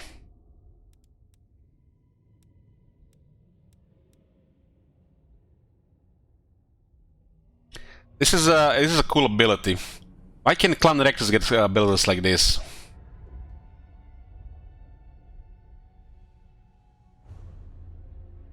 "30 seconds, huh? Nick's skills. Oh, look at this. Jump scare. Enemy units are affected by temporary defensive penalties at the beginning of ambush battles, which pretty much going to be every battle, other than sieges. Enemy leadership -5 local regions, so they're gonna be they're gonna have less leadership. I guess you're gonna remove their bonus. And look at this, another chance to ambush. Plus 25%, plus 20%, plus 10%, plus 30%. This guy is just crazy ambush chance. There's an ambush trait plus 5%. There's ambush success chance plus 5% here as well. He's the best ambusher in the game, right? There's a skill here this faction has, but no other Skaven have for some reason. Quality and quantity. All units get 10 leadership, and all units rank 7 and above, so veteran units, get 6 defense and 6 attack. But their upkeep is increased by 20%. I wish every faction had this type of ability. But for Clan Ashen, kind of supports kind of their flavor, right? There is something about this. I like this a lot. But only on the veteran units. Only on the veteran units. But all the upkeep gonna be activated immediately. So this one has a downside.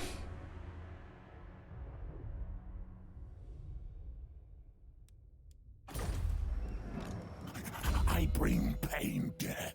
Scary face Queek. The whole army gets Strider, which might not even work in Warhammer 3 right now. And he gets 5% more campaign wound range. Sure, why not? Sometimes the water will be a disadvantage.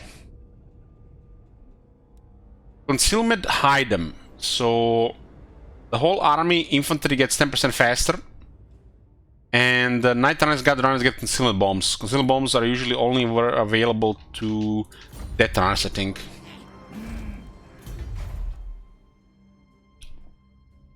Yeah. This faction also has the Assassin building on Tier 1 and ending on Tier 3, which is also nice. There is no reason to ever build this building with this faction.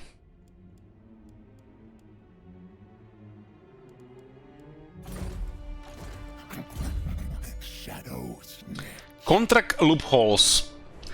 Upkeep minus 25% for all units in the Lord's army. I guess this guy gets 25%, Marauder gets 30%, while poor Locker gets 5%.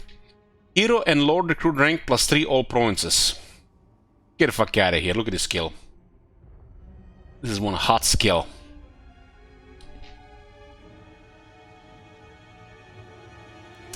Just dodge it. So he gets additional defense and 15 physical resist. He already has 30 physical resist. So if you don't have magic and you don't have very high attack, it's gonna be a problem killing this guy. The best thing about Sneech, just ignore him and don't let him get into your infantry characters. Sabotage and Unrest. Immediately causes siege attrition at a reduced rate when besieging enemy settlements, public order -5 local enemy province. The devs try to do something with this that doesn't work, so unless they do not change this one, just ignore it. So this guy has one of the most fucking impressive siege armies in the game, and they thought it's gonna be awkward in sieges. What? So he wants to surround the enemy and just wait. This skill better be reworked for Warhammer 3 and do something else.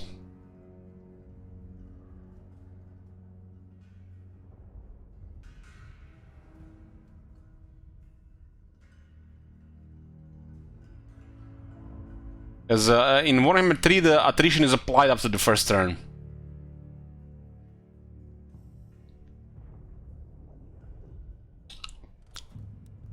So as how the Warhammer 3 right now is, this doesn't do really anything.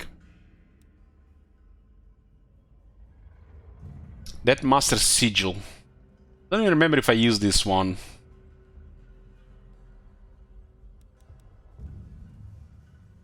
With 50 ranks, you can definitely specialize in all this as well.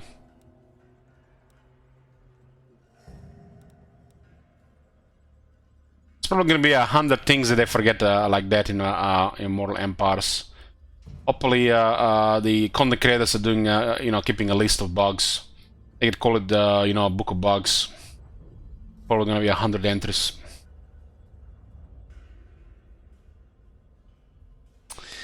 Okay. So, Fun Lord, Fun Faction at an amazing location. Now the location is gonna be different. Who knows what to expect? Who knows?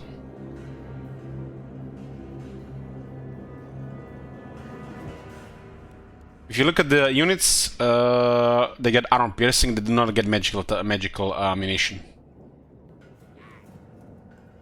Warp infused projectiles. You think would be magic, right? But it's not magic. These projectiles being such a nice little times and AP is deadly. This is deadly.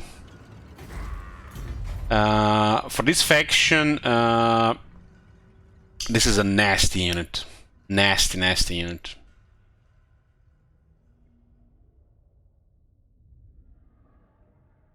It requires Pestilent Knave and not Pox Cauldron.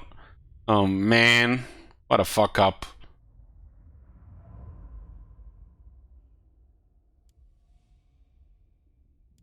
Fuck up.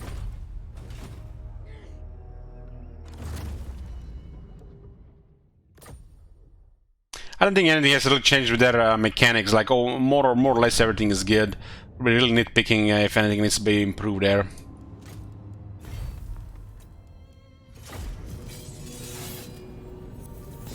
And the last guy is Clan Molder. Throat the Unclean. Another power creep faction. This one focusing on monsters and yet another mechanic. The best thing about this faction, if you ask me, is the starting location. Starting location by far the best thing. But there is more. I got a Fun Lord with a really fun mechanic. Suitable climate frozen. For some reason, you know, that's important. Has access to the Clan Molder Flesh Laboratory. Hit points plus 10% all characters. Immune to mountain attrition. And cheaper construction cost for the monster buildings. Lord effects. This guy, possibility regeneration. Apparently that's important to say here. Upkeep 20% reduction for the monsters. And plus 10 armor for the monsters. He starts with a mutant red ogre, and this guy also has a unique hero. Some mutant hero as well. What's his name? Gorich. Clan Molder, same location again. Kislev now is might be spooky, but it might make it even more interesting. Kislev was dog shit in Immortal Empires. So Immortal Empires, let's see.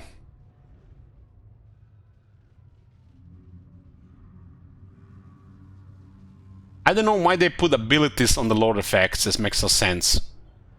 Like, there's a shit ton of Lords there with a wide variety of abilities, but they don't mention it in the Lord effects on all of them. Clearly a different team worked on the game and thought that was relevant. Hail not.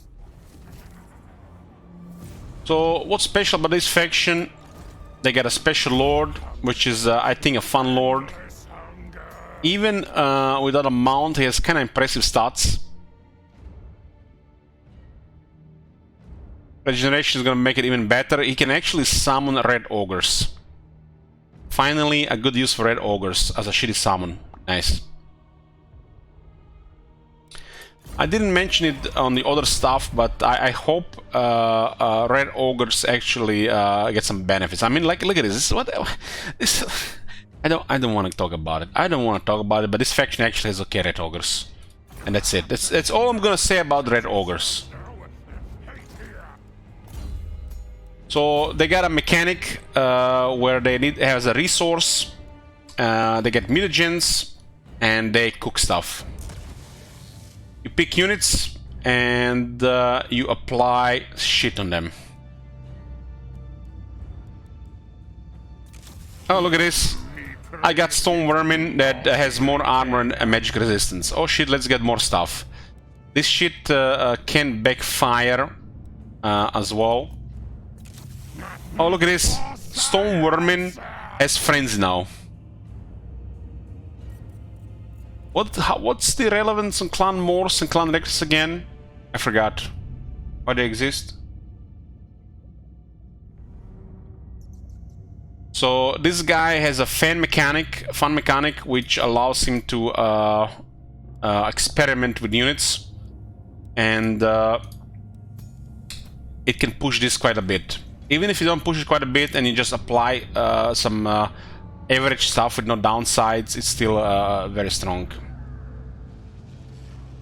I think this system should be used for blessed spawnings of the Lizardmen without any downsides, just expensive resource or a huge gold sink. So you have factions like Clan Scryer, Clan Ashen and Clan Molder, and you have factions like Clan Morse, Clan Pestilence, and most important Clan Rectus. And if they don't do something about Clan Rectus and Clan Morse, it's like why do they even exist compared to shit like this? So I hope as they gonna work on these things, they do put those things close to these guys. They don't have to do the miracle mechanics. They could put something simple, like Imrik has. Imrik was free, right? But this is like absurd shit. Like, how can even Clan Morse and Clan Rectus compare this shit? So they're basically just starting location different, and they're pretty much in the same position, so they look pretty poor.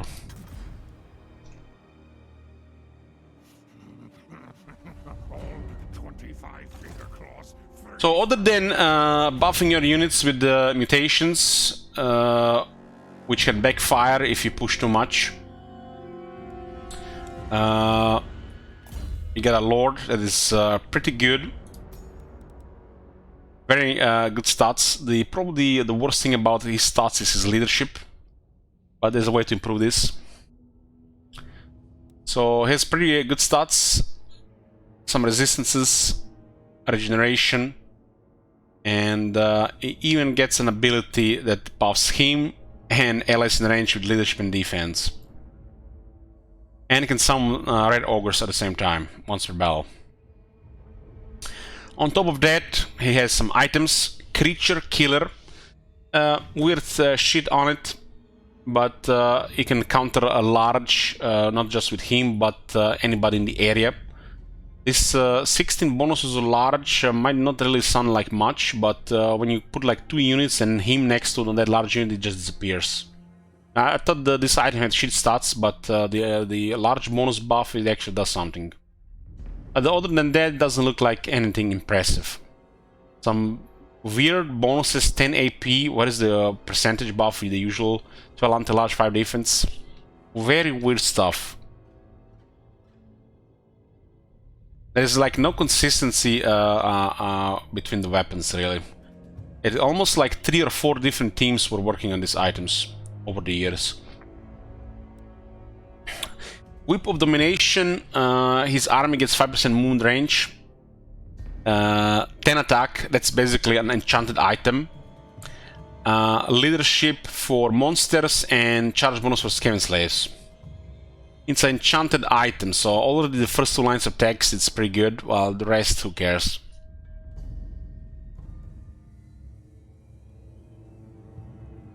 As a Brood Horror mount, Brood Horror is actually a pretty good monster. It's fast, it's poison.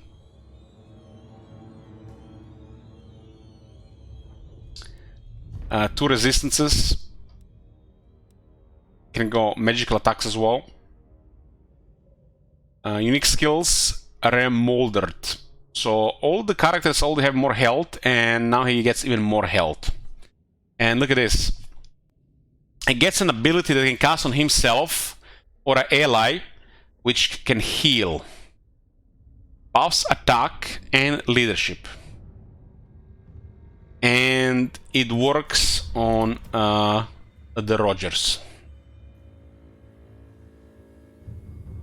And the Rogers can actually get augmented here as well. If not work. That's why the Rogers actually are fine in this faction. Next ability is Grow Juice gained from recycled units plus 10%. So, Growth Juice.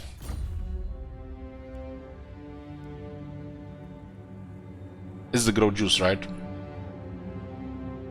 Claim the monsters. And what was the rest of that skill?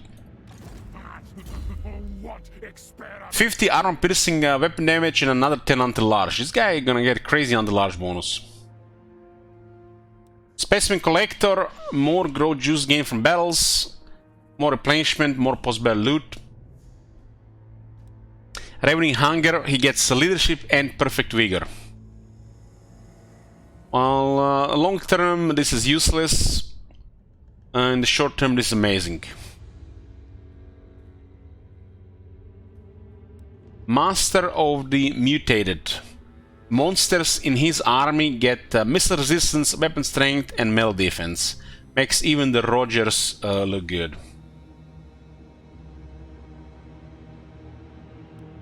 Unclean One, he gets hit points, ward save, and B-Spec has a lot of cooldown and can use it one more time. So you can spawn Rogers on your face twice.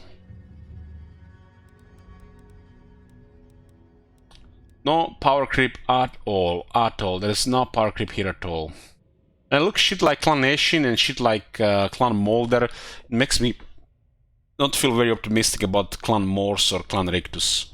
On Clan Pestilence, they just need to give better unique skills to Lord Scroll, I think.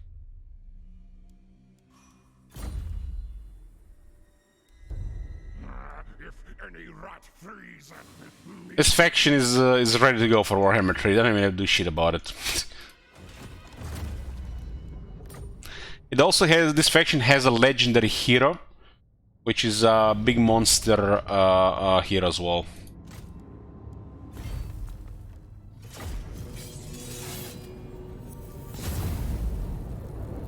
So this is it for the Skaven. We're gonna talk about Vampire Coast next, but we're gonna take a break here.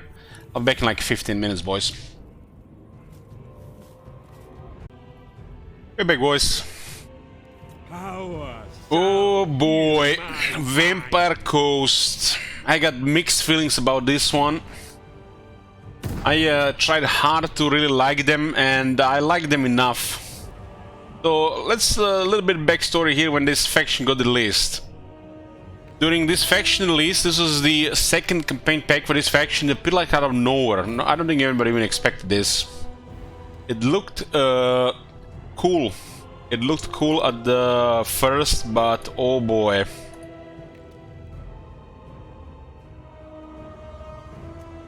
This was the first time I actually uninstalled Warhammer 2 from my PC. And some people didn't like that. Apparently I was like overreacted. I overreacted that I lost 3 campaigns in a row to a bug.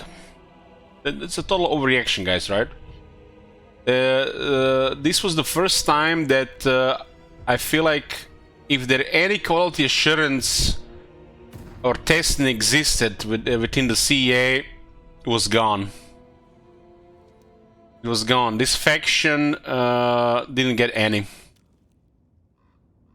And it's shown with multiple things. First, weird balancing. Second, game-breaking bugs. And third, nerf after nerf after nerf after nerf due to multiplayer and this faction having a little bit of everything.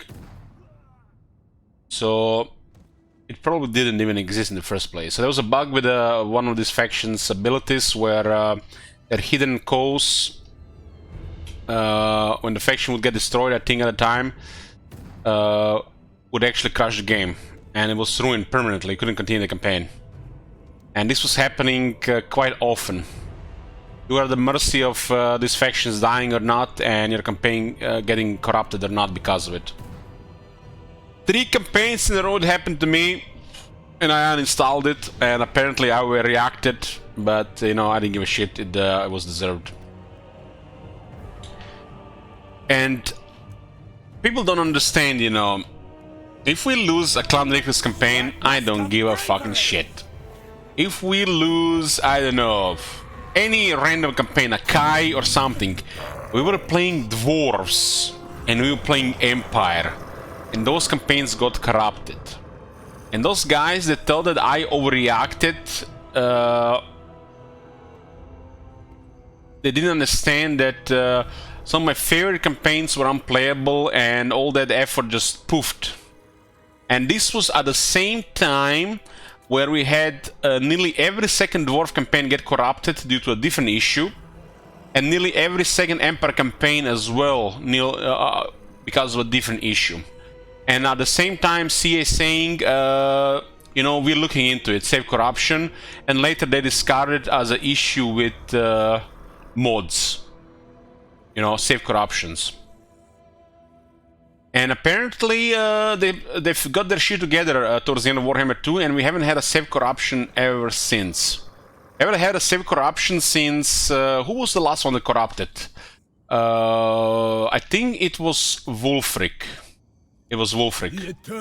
We started this campaign, it was going well, and then it save corrupted. And then we had to restart because of it. I think that was the last campaign that corrupted, and it's been 2 years now. But I've lost several Emperor campaigns and several Dwarf campaigns to save corruption. And that was demoralizing, like soul-crushing. Especially if you're not in a good place at the same time. You're seeking comfort in your favorite things. But yes, 3 campaigns in a row, 2 of them being my favorite factions, I overreacted.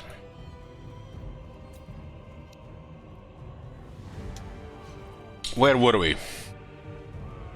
Vampire Coast. So yeah, this is where there was a lot of disappointment, because for people like me, streamers, content creators, when you get game-breaking bugs and you never know if the game is going to work or not, and I'm not a person who just could play a different campaign every day like some can. I needed some closure, I need to finish campaigns, so it affected me more than the rest, I guess. So what is this Vampire Coast campaign? This is a campaign that kind of got created out of almost nothing by the Creative Assembly. They even created an original lore. They even created some cringe stuff. I think this is a very cool faction, but I consider any undead faction cool. And this faction was given a little bit of everything, which caused problems with balance and nerf after nerf after nerf after nerf, and we stopped caring after some time. So what I like about this faction, I like that they're undead. I consider undead cool. The undead team always nice.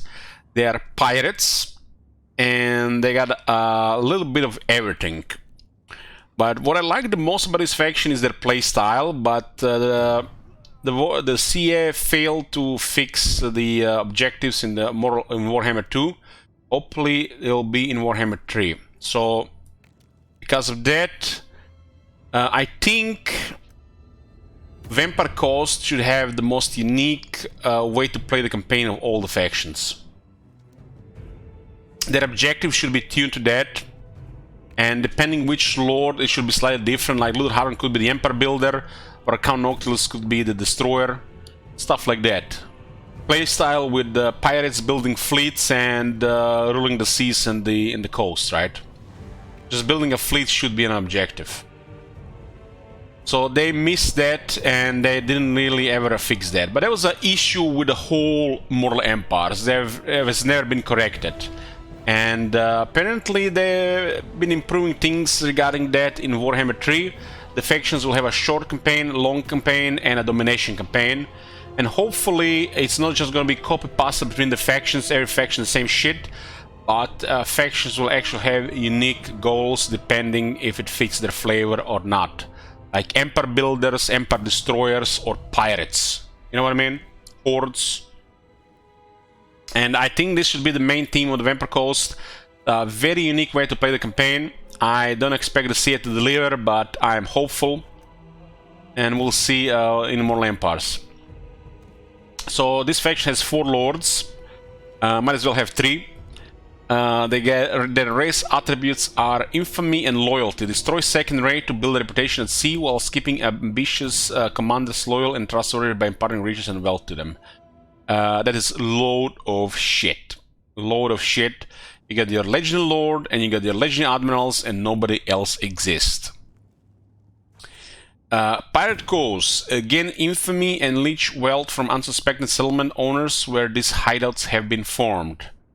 So basically, instead of expanding, same as the Skaven, they can create a secret base in a settlement where they can mooch off, or not really mooch off, they can really create imaginary resources or some benefits to the faction, which is actually helpful and a little bit unique. This is a base for the Skaven Undercities. Extra powder. Well, this is a unique thing to this faction. Boost the firepower missile units can output in battle while they have high levels of ammunition at their disposal. What does this mean? This means that as long as ammunition is 80% or higher, the unit will gain 30% more damage, which is no small amount. No small amount. So initial shots will hurt. And when it comes to gunpowder, you rarely ever use all the ammo, and the initial shots are the most important ones, which gives this faction very high damage. This faction has a variety of infantry, which are mostly zombies, some vampires, monsters, some unique flavor ones, and guns and artillery. While they also have a weird set of heroes and some nice legend lords and unique lords, which are called legendary admirals, unlocked with an infamy resource, which basically you kinda have 5 legendary lords and not 1.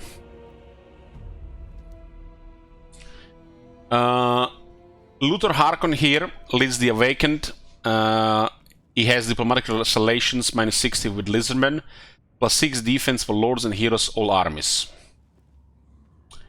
That is some weird shit. Weird shit. Almost nominate for the worst faction effect in the game. Almost. It fits with the flavor though. So you don't do silly shit. But 6 defense for lords and heroes in all armies. I don't know. I'm not one of those guys that can translate and uncover secrets of the universe to understand what the devs were looking with this one. But it's still not bad. Not bad compared to some other factions like Clan Morse or Exotl. Lord effects. This Lord is quite unique. And it has, you know, he's kind of like multiple personality guy. Luther Harkon's mind is fractured. Any one of his myriad different personalities may seize control, which makes for a unique campaign. Luther Harkon is a vampire that tries to build the empire in a new world, and he's ideal to make, you know, actually an empire of pirates, unlike like Noctilus, who are a little bit different.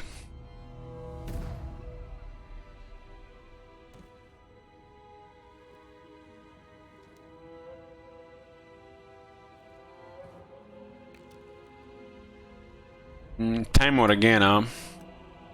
Well, there are mods in the chat, guys. You know, Bloomcools, you can time out somebody for 14 days, you know.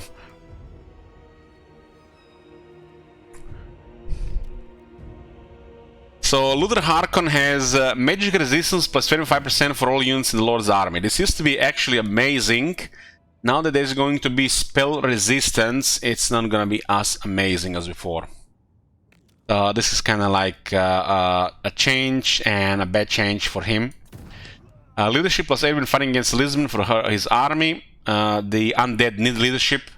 It's kind of bizarre that out of all the factions is the spooky undead that use the leadership the most. And Vampiric Corruption plus still local province. Vampiric Corruption is very relevant to the vampire factions. Way more relevant than most other corruptions in the game.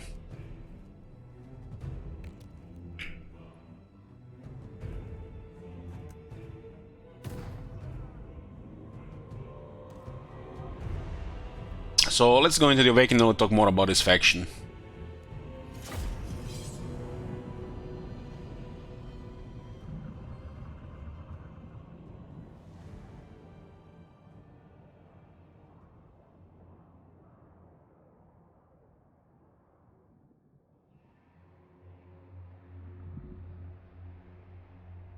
I wonder how many people are gonna get a 2 weeks ban before Immortal Empires or Immortal Empires beta.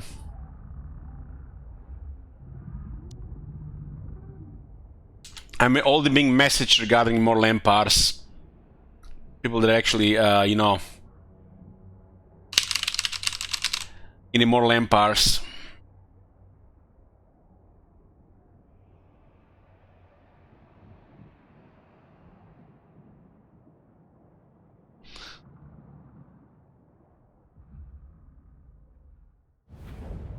Greetings, Arch Grand Commodore. The oceans are ripe for piracy. Arch Commodore. Okay, so this faction has an amazing city, and if you look at the Immortal Empires, this is not going to change. It looks like it's gonna be the same. The Awakening city is here.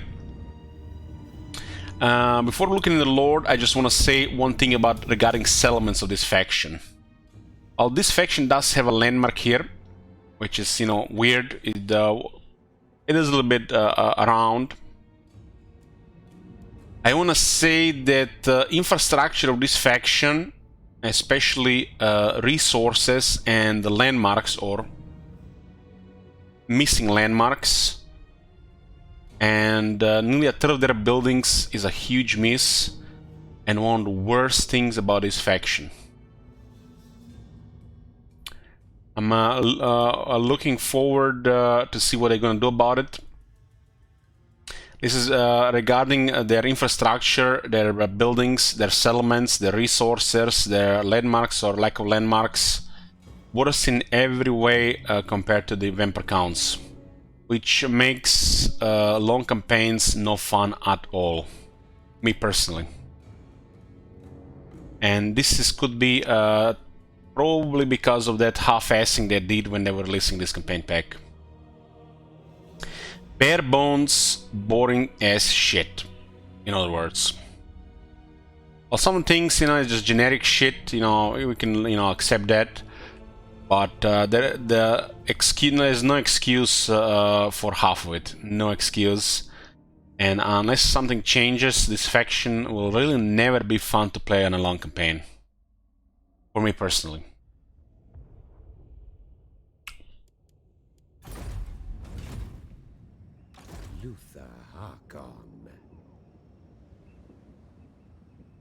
So, what do we have here? So you can see the infamy here. There are pirates in the world. Probably going to be pirates in the Immortal Empires as well. And as you get high rank, the green ones, Reich, Firon, and Baron, will give you the lossy shanties, which are buffs for the battle. A cool little thing. Not critical, but it adds up. And you get more stuff to fight, right? Infamy can also be used for other things, but we'll be kidding, it's only used for Legendary Admirals and to finish campaigns. This Legendary Admirals having shipbuilding and some of them better than the others is, I feel like, a little bit lame. A little bit lame because there is really no point that the Vampire Fleet Admiral exists at all. So I have a feeling that they added this and they thought that that might not be enough to progress in the campaign, so they added the option of this as well, which are boring lords with a system that doesn't really work and a lot of bad traits. One of my hopes is that creating a large fleet with this faction will be tied to infamy, and as you progress you would attract more, and will be in a system of legendary admirals and not these generic lords which make no sense. This is another huge miss with this faction. Literally makes no sense. This feels like some shitty modder in the basement which still does a better job than CS sometimes made this last second. That's how it feels like. Not even a good one, but some botched job. So the regular lords of these factions completely useless and unnecessary. It causes me physical and emotional pain to even recruit any of them, even to just feel overblown, overpowered, poorly balanced offices this faction has, which is another thing they should take a look at. So you see the offices here with 8 slots. I feel like this should be probably a long campaign victory for this faction. Filling the slots and building a fleet with the offices here. Building a fleet and terrorizing the seas, and with some factions control the coast and sometimes destroying everybody should be the unique way to play this faction, and not samey like the other factions. I mean, what the hell is this shit? 25 provinces, long campaign victory, and still 10 capitals. It's like the same shit like everybody else, just slightly different. So building a large fleet of ships, pirates, and terrorizing the coast, some of them building the empire, some of them destroying the empires, should be a way to play this faction, and not being tied to like an empire builder like the Empire of Emperor Karans or the Dwarves. So this lord has some pretty impressive stats sometimes, because he mixes around. I'm not a fan of him switching, but at least it's unique. At least it's unique. Now he's currently mad. He can rampage, but it has obscene attack and damage. I mean, look at this. It's rank 1, turn 1. This guy has 85 attack and 600 weapon strength. It's like he's some kind of Chaos Lord or some shit. I mean, not a Chaos Lord in a CA game, because they suck, but some Chaos Lord in a proper 40k game or some shit. So, very impressive stats. He does have a ranged attack. He does shift between these things, so it's limited, restricted, and random. But you do repair his mind to the campaign, and he do gets this fixed. I'm personally not a big fan of this guy. I feel like it's off, but it's definitely an experience to play him at least once. I have no regrets playing this guy once, and don't mind considering playing guy more, but me personally, I would never replay this guy again. I like Noctilus more, and I like the, what's her name? The original one. Silostra Deerfine, yeah. Which is a pretty amazing character.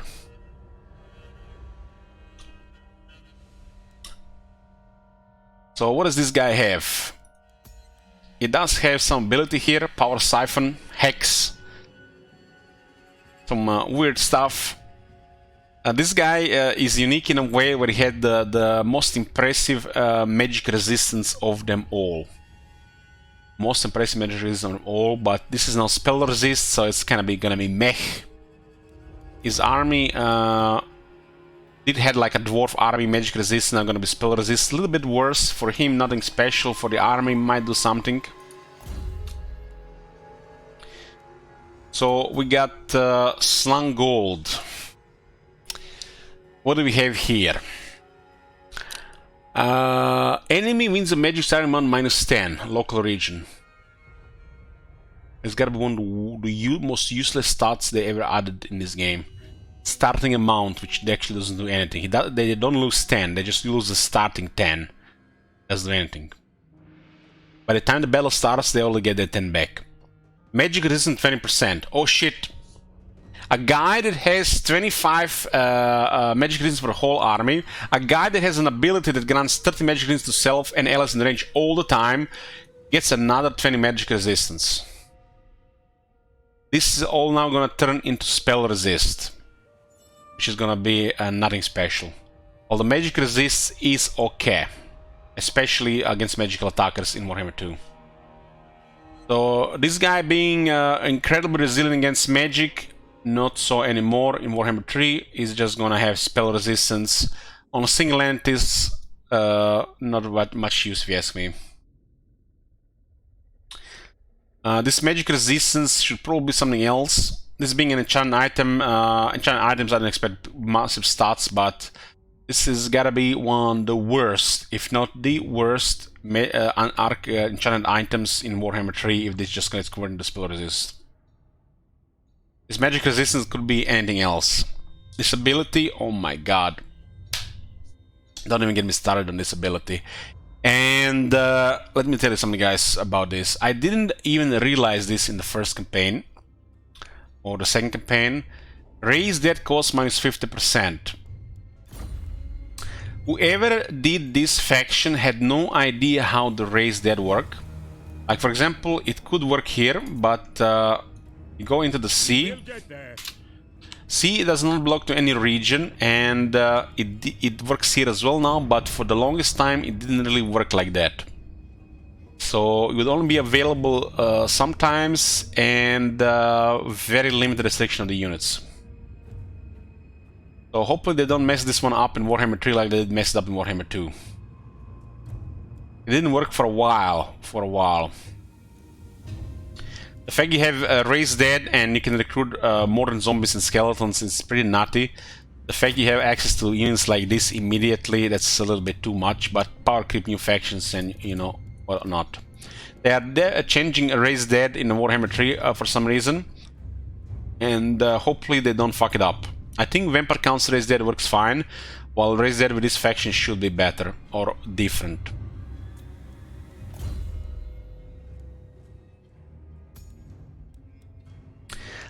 This is a pretty horrible item, and hopefully something gets changed about it. This guy's having his different moods and things and whatnot. This is a Vampire Lord, guys. Vampire Lord, and he's not a wizard. And I don't like that. I don't accept that, but he's unique, so we have to. And I don't like how this gets corrected towards the end when he repairs his mind. But he does have a Terrorgeist, so sure, why not? Terrorgeist is gonna be pretty damn good in Warhammer 3 because they have regeneration, as mounts even better because they have access to items.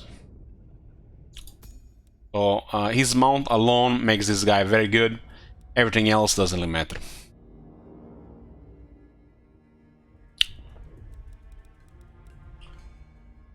No arcane item and no reliable spells.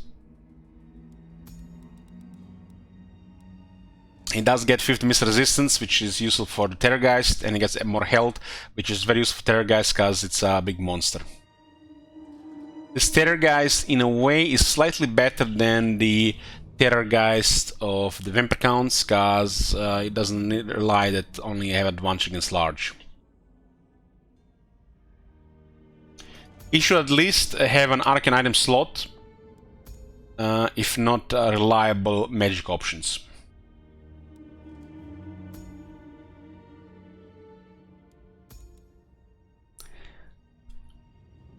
Terrorgeist is better than Doomwheel mount. Well, they're different. Doomwheel is more harassment, while Terrorgeist is more of a tank and destroyer.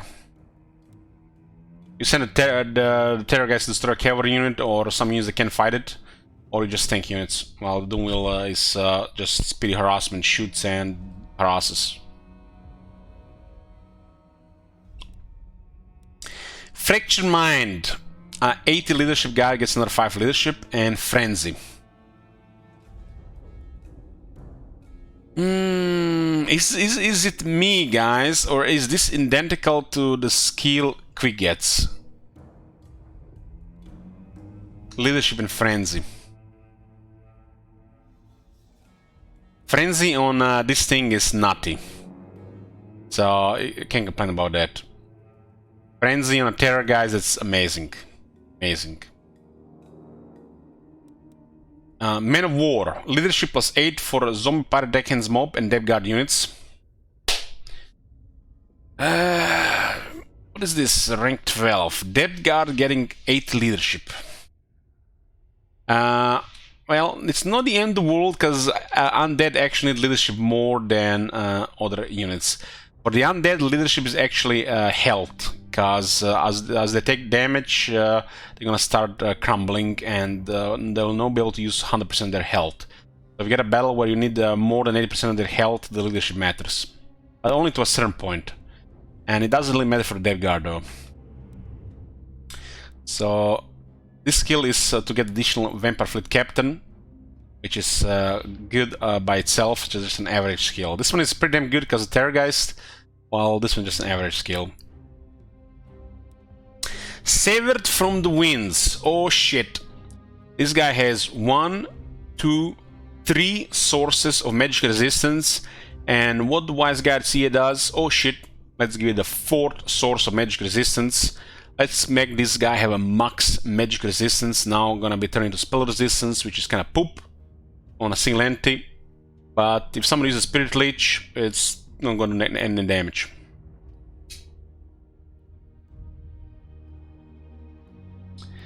Hand Cannon. Explosive bullets, ammunition, projectiles cause explosive damage, missile strength, and missile strength for some ranged troops.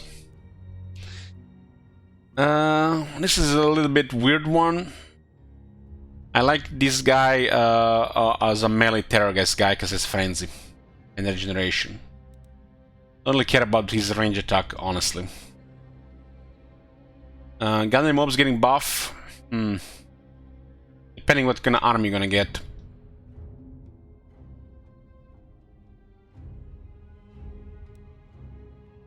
A Moment of Lucidity. 8 defense and 15 armor. Amazing for his Terrorgeist. Amazing for his Terrorgeist. So he's just a really good Terrorgeist. And there's a Pirate King. 10% lower upkeep. Upkeep reduction is always good. Doesn't matter if it's 5, 10, 25 or 30%. Also always good. Global Economic Capacity +1. Nothing special in the unique skill, but his Terrorgeist gets tougher, so it's fine. It's also going to depend on the changes here as well, if he's gonna have you know, different stuff here.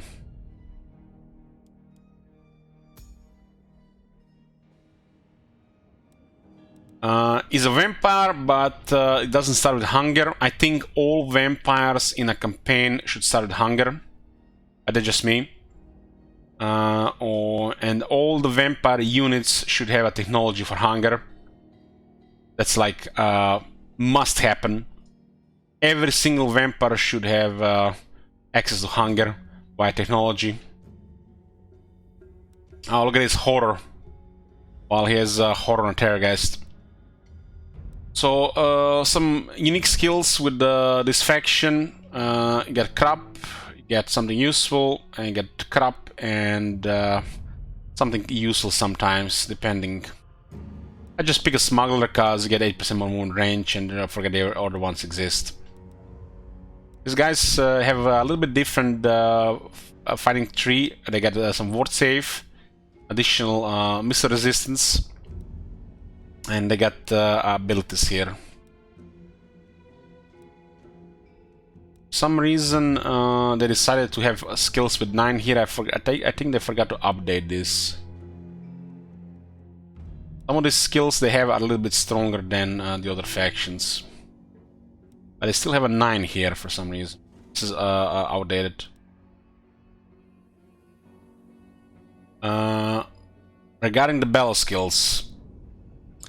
Leadership and melee defense for the Zombie Pirate Deckhands mob and the Depth Guard. Well, the zombies are more or less fine, depending, you know, what you ask the multiplayer people. Because, you know, those guys, I don't know, I lost how many times they got nerfed. I stopped counting. Reanimated Marksman, missile strength ammunition for range units. Well, I'm not a fan the elite units have extra leadership, but it's undead, so it's acceptable. Acceptable. Almost looks like a start of Beastman skills here. Both range, infantry, and the artillery skill are pretty good. All this is acceptable, nothing special. Other than that is one of those overkills with the monsters. 10 physical resist and 8 defense for Rotting Promethean, Southern Leviathan, and Necrophage Colossus. It doesn't fit Necrophage Colossus as a range unit, so total miss. Should probably have a third effect that buffs the damage on Necrophage Colossus range. But physical resistance and melee defense for the crabs is kinda crazy, as they have access to win more. So if you don't have magic, you're gonna have a hard time with them. Hunting Horror. This one is a little bit off, but why not? Why not? Let's give single entity some charge. Charge and attack are okay for the Sirens, but they're a unit that's pretty much gonna make to outlast the enemy. Not really a charging unit. While deck droppers getting missile strength is fine, because the projectile is fast and the shot is good on handguns. That unit was so good at the start of the Vampire Coast, they actually got nerfed. I find it weird that deck droppers are here and not on the reanimated marksman. So this is off. They could totally merge these skills as well. Again, the 6 skills, right? And the last skill is Drowned and Bound. This one is so bad you can just ignore it. So, animated Hulks and Mongols. The Mongols were good initially, but don't remember exactly what happened. It was the multiplayer, probably was.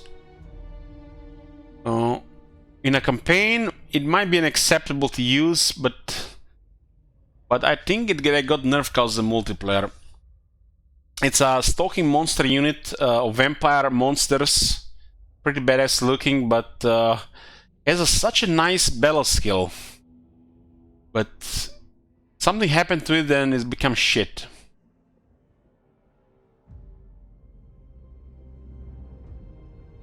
Speed and charge bonus for the Bloated Corpse. A charge bonus for Bloated Corpse is just idiocy. It should be physical resistance or missile resistance. Speed for Bloated Corpse is fine, but charge bonus makes no sense. It should be some resistance so it actually gets to the target.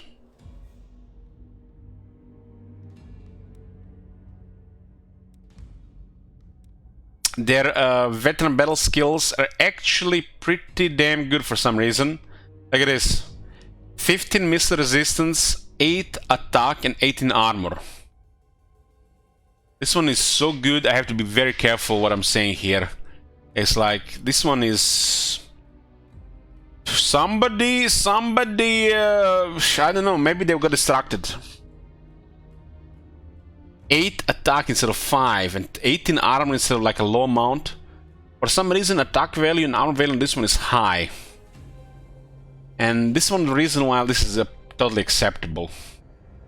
Like, this one is one of the highest stats on a veteran battle skill. And if it stays like this, okay, let's get to the elephant in the room. Depth Guard. People complain about Depth Guard. Depth Guard are a really deadly unit of vampires. Really deadly. They had to be balanced because of multiplayer, because when these units get close, they'll just dominate. But player can get them close, the AI can't really, and if they do, you get punished. And I always consider Depth Guard good for the player, not because you know, their base stats, but because of this thing here, and because of Invocation Hack. This skill saves Depth Guard in the current state. I agree Depth Guard should have more health. I think Depth Guard should be even more punishing if they get close. They should be probably overall, since a small regiment, even way stronger than the Chosen. Not just stronger, but way, way stronger. And if they get in melee, it's pure frustration. So tougher and even more punishing in melee. And if these skills stay the same, this is gonna be ridiculous. I don't think the depth guard is gonna be the same as they were in Warhammer 2, considering the units that got added in Warhammer 3. They're definitely gonna be getting some buff. They get hunger in Warhammer 3. What? They already had hunger, Hugh Ayrton. This battle skill what made the depth guard powerful in Warhammer 2 and nothing else really. It was this battle skill. It did help that they had 20% damage here. But this base is already obscene. Player control and this stat. This is a very powerful base stats. This is very powerful base stats. They got Frenzy and they got Hunger. Hunger is stronger than ever. And they have excellent battle skill. This is probably overall one of the strongest infantry in the game. And hence the player. Hands down, one of the strongest. In Warhammer 3, who knows, but I am expecting buffs. There is no way they're just gonna leave them like this. People complain about this unit way too much for this unit to stay like this.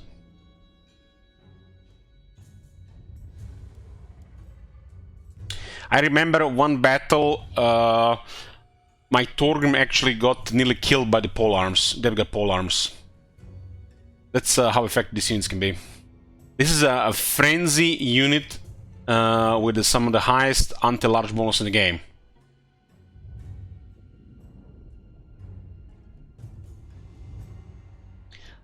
When you look at the stats, they're basically chosen that heal, but there is a small regiment. Keep the waters in sight. So get additional 8 leadership, 8 defense, another 8 leadership because, you know, why not? 15 missile resistance, 8 attack, 18 armor. So their health and being out of melee is the weakest thing about the depth guard. Player can focus them with range and make them look bad. But if player is using depth guard, there is ways to keep them alive and there's ways to use them better. So the problem is the AI makes them look bad. And bad players makes them look bad, while there is a really elite melee unit.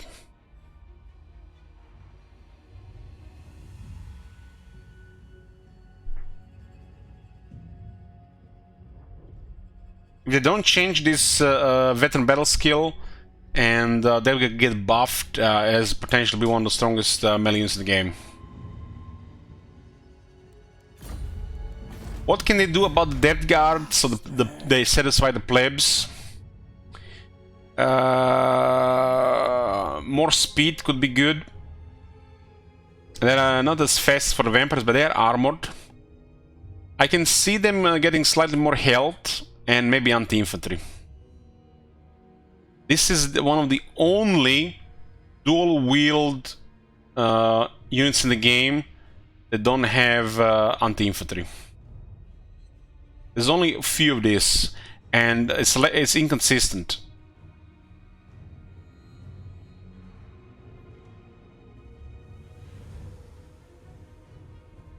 So this unit should probably get. I mean, I think 8 anti-infantry would be fine. Anything to make them deliver their attacks more often. 6 to 8 would be fine. Anything higher than that would be too much.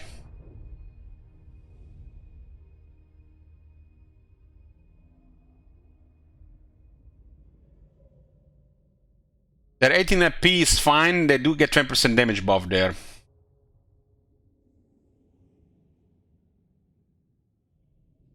I don't know why they made this unit so strong, and then they just...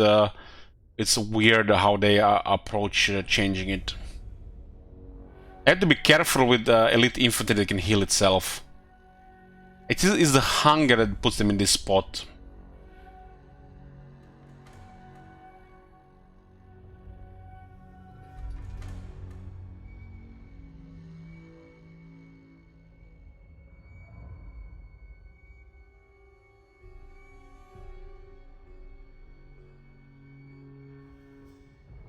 And this is pretty much chosen, really. This is pretty much chosen, just with less number. But people complain about this, so this gotta be buffed. Any drowned corpses? The next battle skill is Missile Strength, Armor, and Magic Resistance. Almost looks like a Skaven one, right? So compared to the Empire and the Dwarves, I get a really shitty range buff here.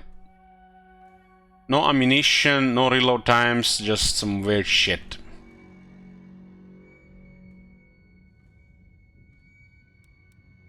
At least 2 of these should be for the range buff, right? The third one has 8 leadership, 8 defense, and 12 speed. This one is all over the place. Deck droppers, scurvy dogs, terror guys, animated hulks, Mongols, and sirens.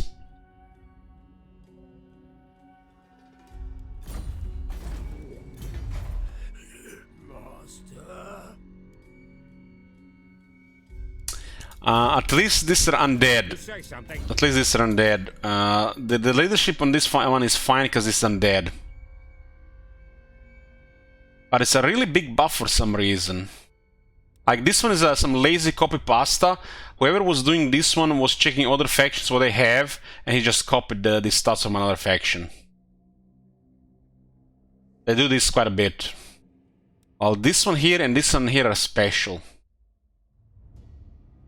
The 8 leadership is useful in these units. Sad to say that this is a good veteran leadership here. The Terrorgeist and the Sirens have 40 leadership. On Legendary have 36. Rank 7, they get 43 leadership. So 8 leadership is needed in these units. Just because Undead have shit leadership. So this one is good. It's not good on the Dead Guard. Past that initial buff because they have 60. You see they have 60. They are elite vampires. But the Sirens, they have 40 minus 4. And a Terrorgeist has 40 as well. Terrorgeist is known to land in the enemies and go into negative leadership. So even on a rank 7, they don't have enough leadership for some reason. It's because they're undead. So that 8 leadership helps the Terrorgeist and helps the Sirens quite a bit. If they get hit by counters, it's going to be a difference between this unit going poof and actually stabilizing. We embark again soon. But it's still a weird one. Still a weird one. It's useful stats, but I don't know. Deck Droppers is a range unit. Like what? This one should affect all the range units, but a little bit differently.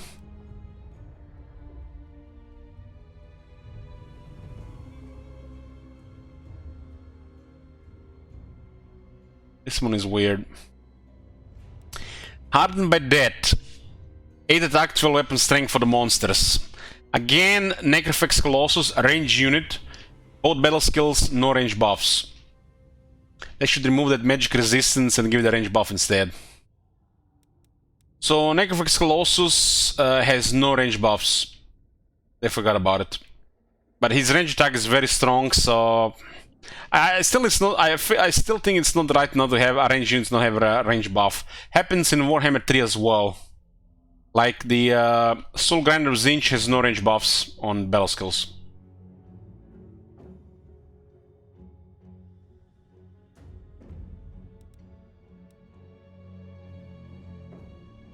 This one is excellent. This one should be one more missile buff. This one is fine stance, it just feels weird.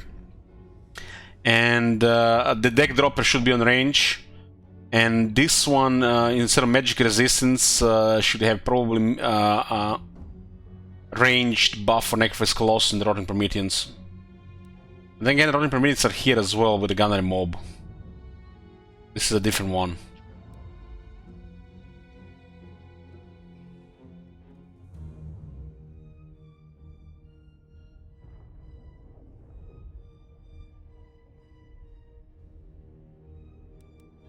And what does it say for Necrophax Colossus?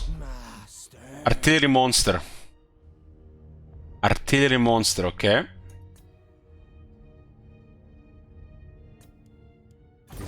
And let's see those range buffs. Physical resistance, melee defense, weapon strength, melee attack, magic resistance. Doesn't help, its melee animations are kind of bugged sometimes.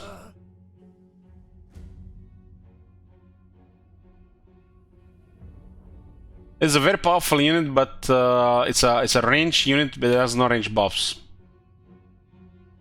and that's weird as well.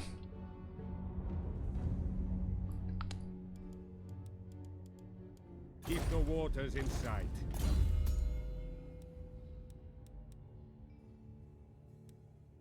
And I'm not even sure what to think about all this magic resistance and these things. Magic resistance.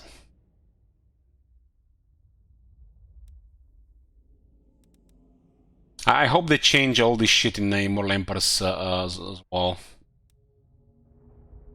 This one should be ammunition instead of magic resistance. Deck dropper should be there.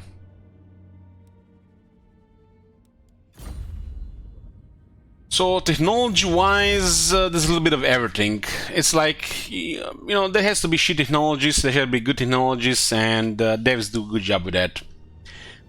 This technology tree is still better than most technology we've seen so far in Warhammer 3. There's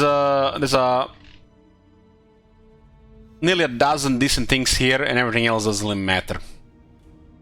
And that's the best you can expect from these devs. They suck at the metagame.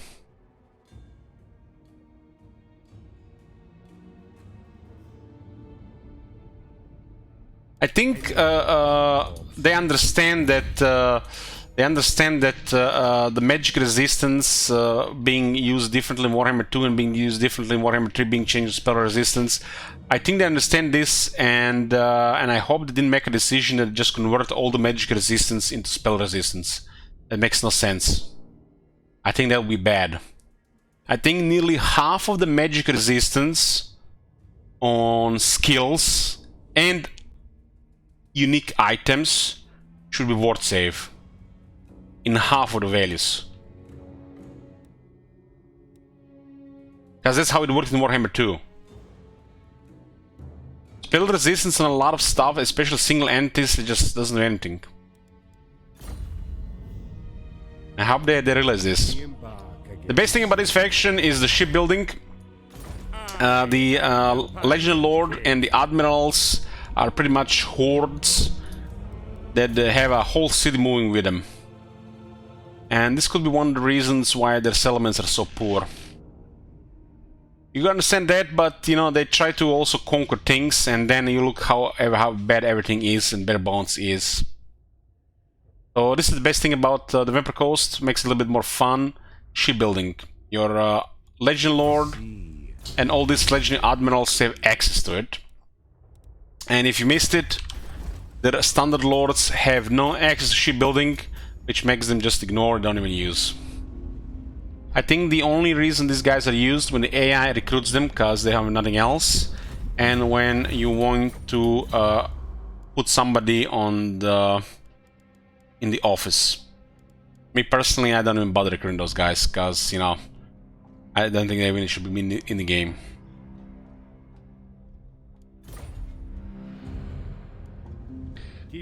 Like I said, mixed feelings about this, the Vampire Coast. I hope at least they changed the way the campaign is played, if nothing else.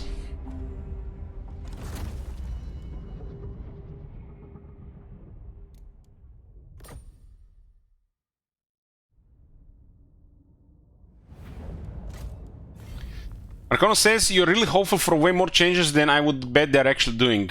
Well, they're creating the largest campaign ever in Total War, Marconos. They are actually hyping it that way.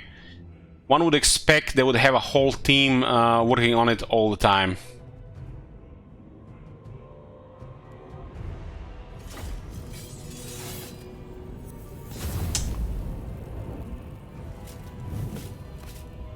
The Dread Fleet comes. Count Noctilus, pretty cool looking lord. Faction, you know, missing playstyle stuff. Gain war declaration missions with unique rewards. Pirate crew recruitment capacity +2. These factions all have amazing recruitment capacity. Recruitment duration -1 for turn for Necrophix Colossus units, minimum 1. So weirdish stuff. This lord has weapons tank +20% for large units and upkeep reduction for Necrophix Colossus. Pretty straightforward, nothing special, honestly.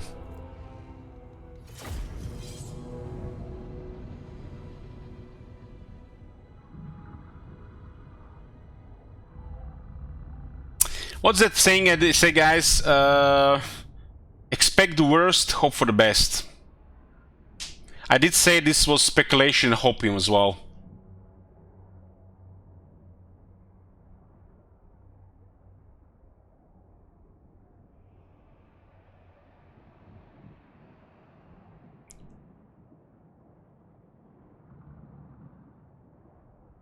Grim says that Cello Dreadful campaign was some of the finest content on this channel. Well, it was Dig Bro and a lot of RNG. So this faction has a unique start. It starts in the Galleon's Grave, which is basically a maelstrom in the middle of the ocean. So they get a unique settlement, and there's a landmark as well to go with it. A lot of people find the Necrophix Colossus boring units. It takes away fun from the game, but I personally enjoyed myself.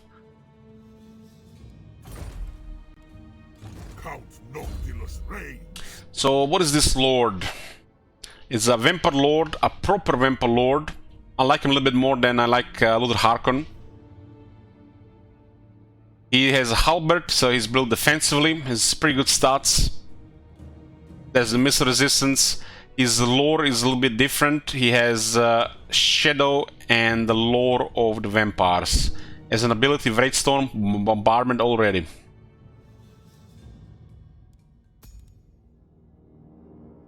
His unique item is Campaign Moon Range +15%, Campaign Line of Sight +50%, and Grasp and Ability. Just for the first two line of text on an enchanted item, that's incredible. It's like one of the best enchanted items in the game. Get a massive line of sight, especially with the line of sight changes, and 15% moon range. If this stays the same, it's gonna be an incredible item. One thing I didn't mention already is thanks to the shipbuilding and this faction, pretty much. This faction has one of the best campaign moon range in the entire game, and I don't think this is going to change. The winds blow strongest at sea. This is a cool lord, if you ask me, but you know, his faction is a little bit different. Or is it? Click, click, click, click, click, click. Same faction, different faction effects, difference to the lord. It's all about what kind of objectives they assign to this guy, right? When you look at the campaign map, he's closer to Ultron than last year this time.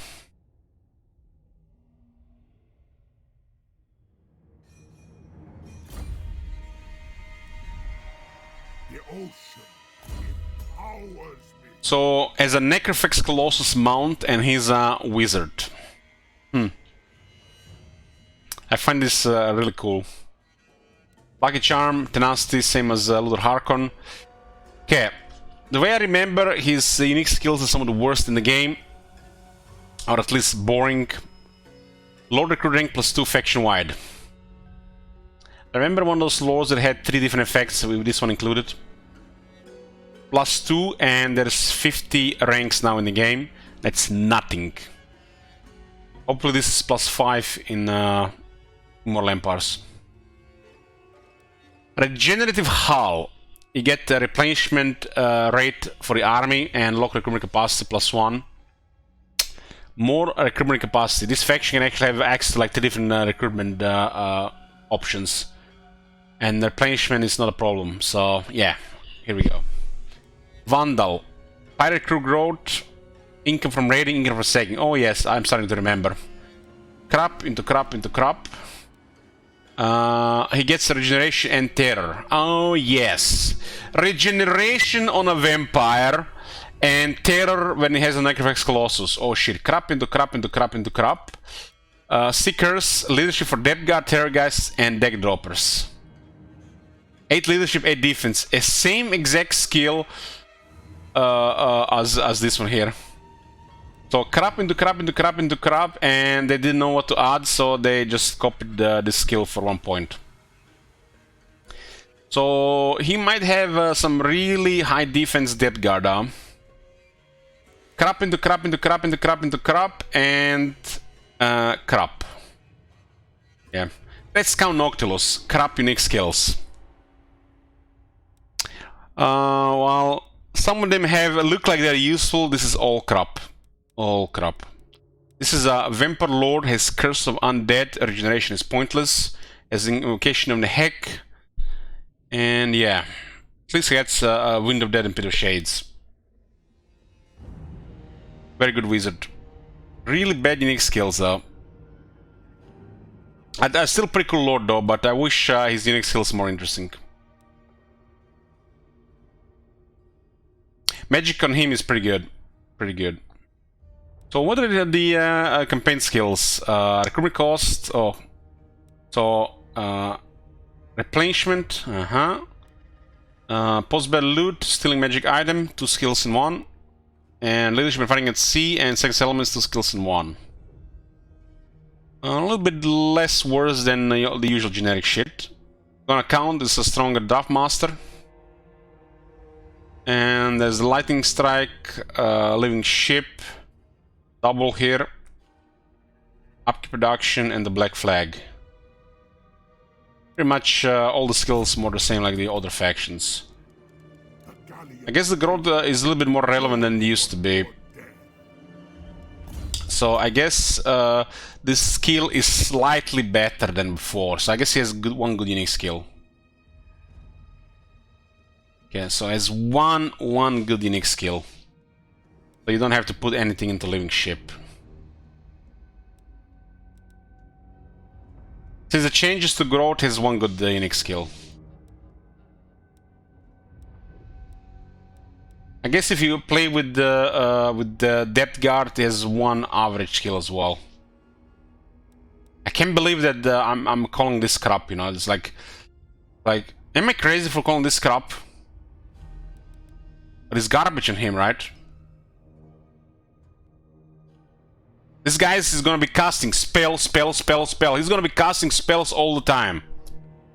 So who cares about regeneration?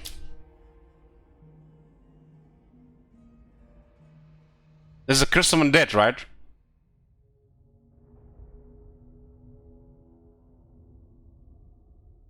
His regeneration is kind of okay when he's getting shot by everyone inside, but this thing has 330 range. It's gonna be at least at half the range from the enemy. Might be good in the sieges, right?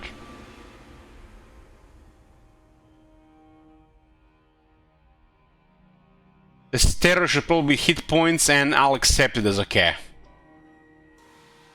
Instead of terror, give him hit points. It's a cool lord, strong lord, but really uninspiring, boring unique skills. Cool starting location. It's gonna be a little bit better in Immortal Empires, I think. Hopefully those events are relevant and not a joke.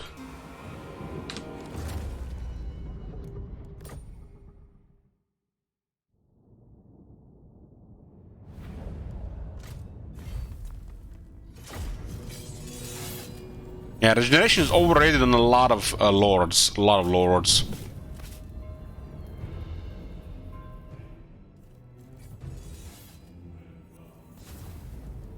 Okay.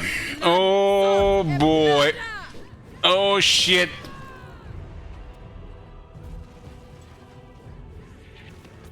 Ready to cast up. Goodness, guys, this is like the alpha version Valkia. Alpha version Valkia before they give him armor, wings, and everything. Diplomatic relations minus 100 with Norska. Chance of finding treasure maps plus 25%. It's a thing with this faction. They find treasure maps and they can send heroes or lords there to dig for the treasure. Only it's worth it on the big ones. The other ones get abandoned.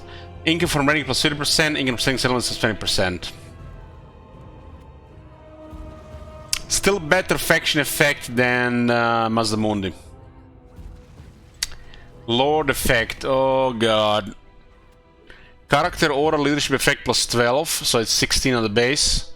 Weapons tank plus 10% for all Satosan units, and melee attack plus 8 for all Satosan units. By Satosan, that means something totally out of place. Emperor troops that yell Sigmar. That are going to be good for the first 20 turns. Please start with the gunners, right? How many Satosians are there? 2 of them, and they're literally almost identical.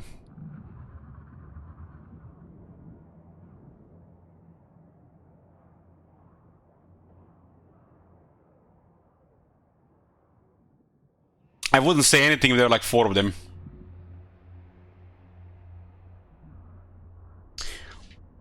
This faction, I don't know guys, maybe it's me. Maybe it's me, maybe I didn't try hard enough, but I find her really cringe. Why can't she be Fey Enchantress? Why can't she be a Lariel? Like... she's so fucking cringe.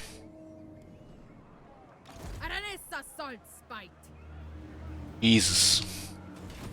Praise Manan!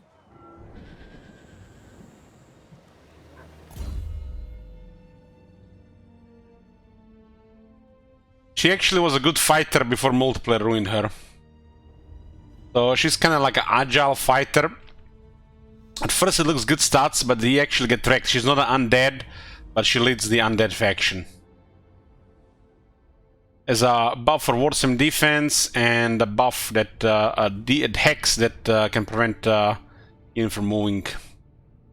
Not a flying unit.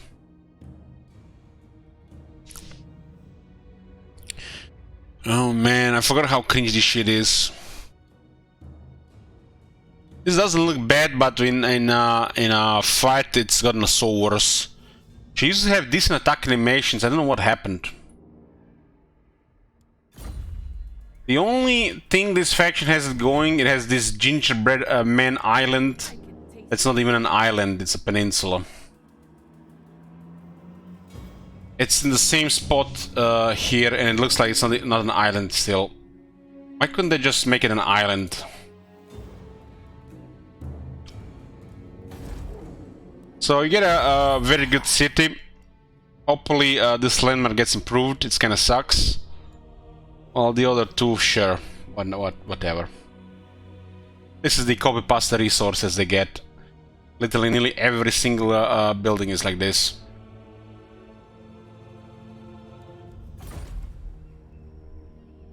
What's different in this faction? She gets Satosa Militia, Free Company Militia, copy pasta Empire unit, and Satosa Free Company, copy pasta Satosa Militia. You know, with different. And it's more melee than, you know, melee in range. Would have been fine if they had like 2 more units, right? This faction has some of the worst time in diplomacy, so the resources don't even matter. Regarding her skills, she's supposed to be some kind of fighter, but her mouth, don't even get me started. It's kind of like, it's the purpose for what she is. She even loses resistance when he goes in here. Let's talk about the mounts for this faction for a moment. Regarding heroes, well, I can accept the Gunnery White, the support hero, to be on a crab. I cannot accept the Vampire Fleet Captain to be on the crab. Mortal Hunter is fine. I really think a Vampire Fleet Captain should have a flying option, like a Hellsteed. I don't think it would be asking too much. Everything else I think is fine here. But Arnesa's mount is so fucking bad, man. It's like, why did they even give her this mount? It turns her into something off. It stinks. I don't mind Rotting Promethean for the Gunnery White. It's not a bad thing, but it feels so weird. They should have given her some another skill to retain these capabilities of dueling.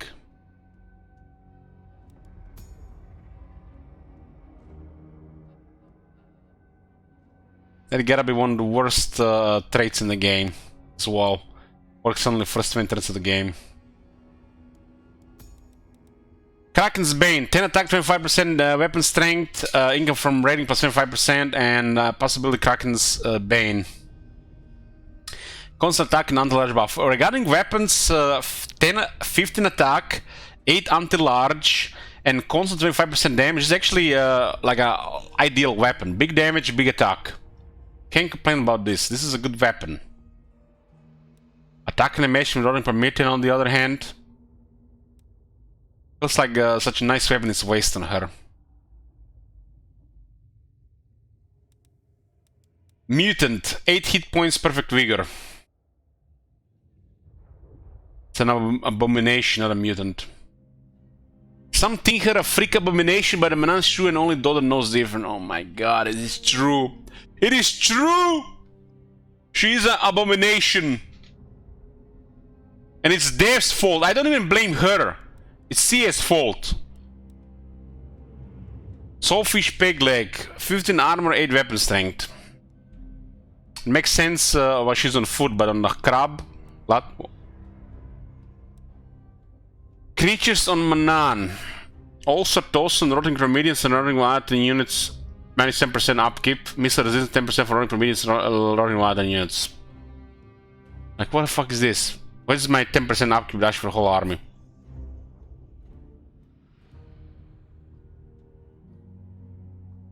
Now, Renessa kind of feels like Nakai. They just created something random and didn't care that much. It was like end of the line, last day of development. Gifted Sailor, leadership plus 10 for all Sartosan units. Guys, they say leadership plus 10 for all Sartosan units. This is so fucking misleading. It's like it's going to it works on 2 units that are only relevant in the first 20 turns. Plus 1 leadership for the whole army would be better. More campaign movement range and more replenishment. Self-taught gunner. More ammunition for Carnet, more than Queen Best. That's actually good. More ammo for artillery, always good. And your worst nightmare. 8 attack, 5% ward save increase plunder from encounters at sea. Well, you gotta give it to her. She does have a better unique skills than Noctilus, but that's not saying much. This one is nice, but yeah, this one makes it weird.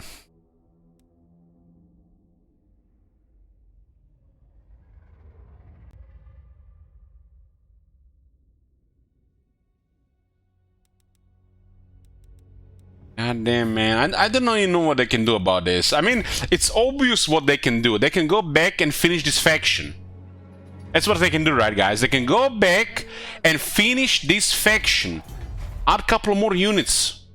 Couple more units and finish this faction. This faction got the same treatment as the followers of Nagash did. Shit treatment, shit faction. That's a nice starting city. The tides. And she's so fucking cringe. I can taste the salt.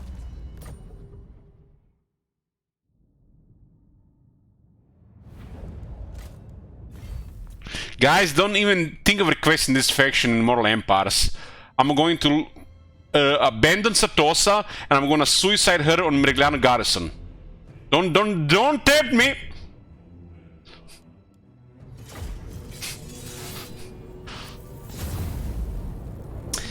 And we are here with the last lord of this Vampire Coast, and I think this is the best one. I'm thinking this is the best one. This was originally created by the CA. They did good. She is gonna be starting, looks like similar location, or look like close where Clan Rictus used to start. It's almost like they wanted to keep her a little bit further away from Lothern. Ulton is her continent. She has a landmark in Lothern. So you want to get mortars and just bully all the wood high elves in the beginning where they can fight mortars. Rush Ulton and lead from Ulton after that.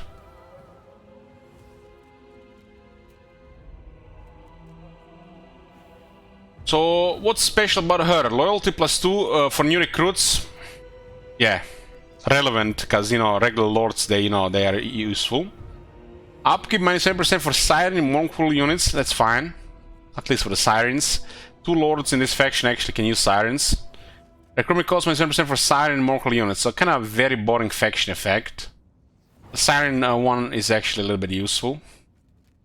The standard lords are not relevant to the faction. I like that she starts with the Carronades.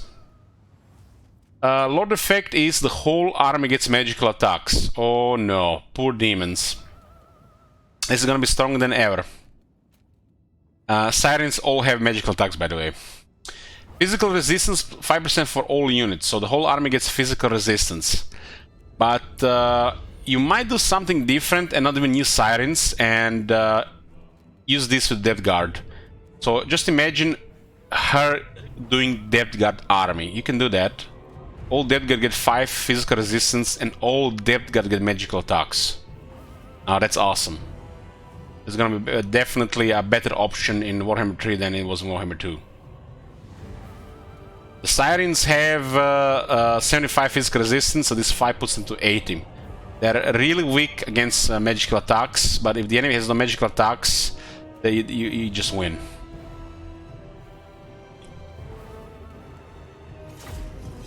This is not everything, there is more.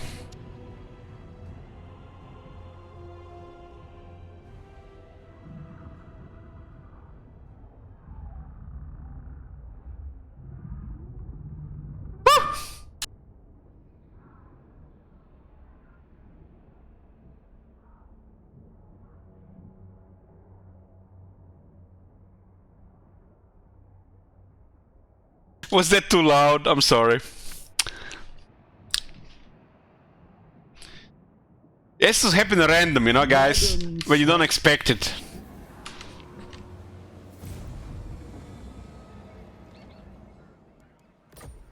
So, look at this. She gets the Blue Knight. Knows who the real star is. 75 physical resistance, 3 ward save, and in her army he gets additional 5 physical resistance. So you basically get somebody who is actually what we hoped Green Knight would be.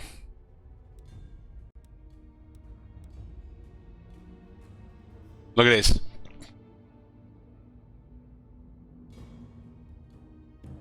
Get an awesome hero. Awesome, awesome, awesome hero. This is one of the best things about this faction. The Blue Knight. He has replenishment. Turn 1. If the enemy doesn't have magic, they can't kill this guy. They just can't kill this guy. And you get to equip him with items, even some unique skills, and combat skill line. It's not going to have enough skills for Warhammer 3, but who knows, maybe they add a couple more skills. It does have 20 anti-large bonus.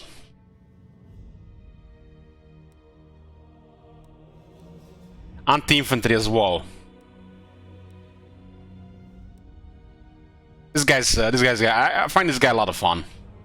I find this a lot of fun. I think one of the reasons why I find this one the most fun of the Vampire Coast faction is because of this character.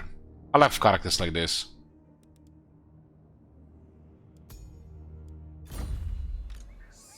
So what's special about this faction other than this Blue Knight? Ultuan is basically gonna be your target, so you basically get mortars and take over Ultuan. And it's a lot of fun murdering high elves.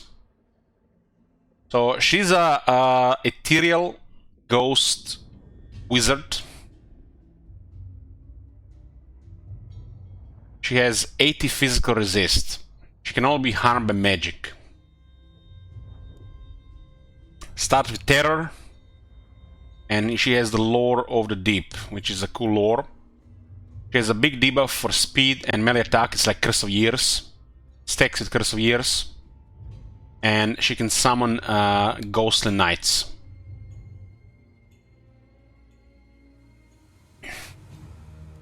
In Immortal Empires, she's gonna be starting like here.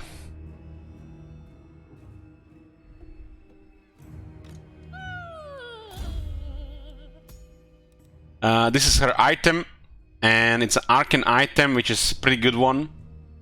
Public Order +2 all provinces, magic item drop chance +40%, Mystical Bastions -15%, 5 Empiric Corruption. Empiric Corruption actually is good to have, and the ability, which is a constant active when she casts a spell, power charge, and drop cooldowns.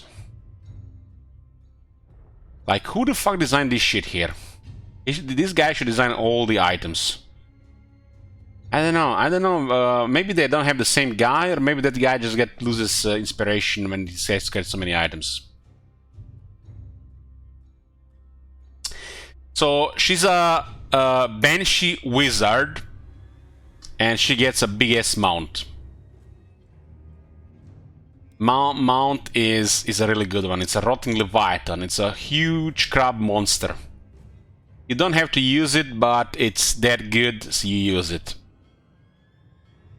Huge ass crab monster, you're definitely gonna use it. She does lose Ethereal because she's on a mount with 150 armor, but she does retain 5 physical resist. This is a big monster that will fight infantry. In some situations, you could switch her off the mount if you want, but I think mount for her is very good.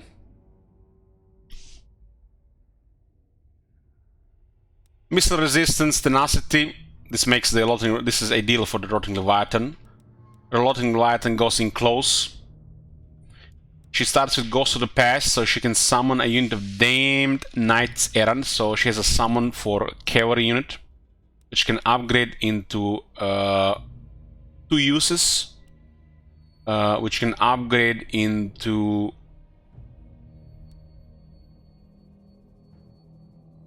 this is melee stats increase, more entities, so it's upgraded the Knights Errant, and then these Knights Errant become Knights of the Realm, and they become questing knights. So a lot of skills for her summon. Not a top priority, honestly, if you ask me, but I think in Warhammer 3 you'll have enough skill points to get this up.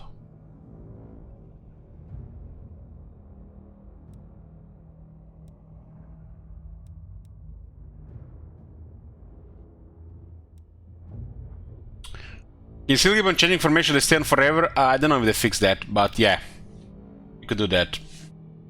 At least before.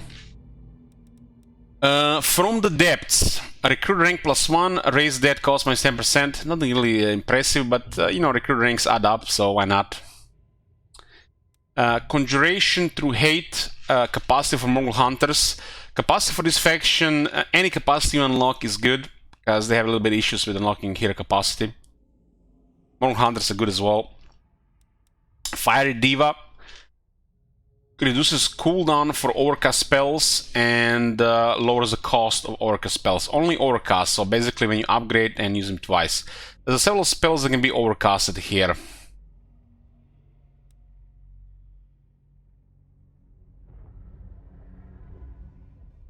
I hope the Fog of the Dam is gonna be the same. This is like a really good one. Like, I don't know why they make this one so good. This is really fitting because there's a lot of overcasting. This lore actually wants to overcast. The only thing that's not going to be overcast is, I guess, Denizens of the Deep, which is a good summon as well. So you get access to 2 really good summons. This lore is pretty good. She can overcast at least 3 spells.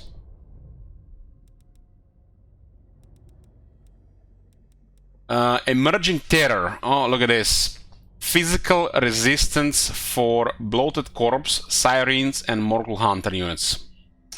So Sirens go to 90 physical resist. 90. If the enemy has no magic, can't kill them.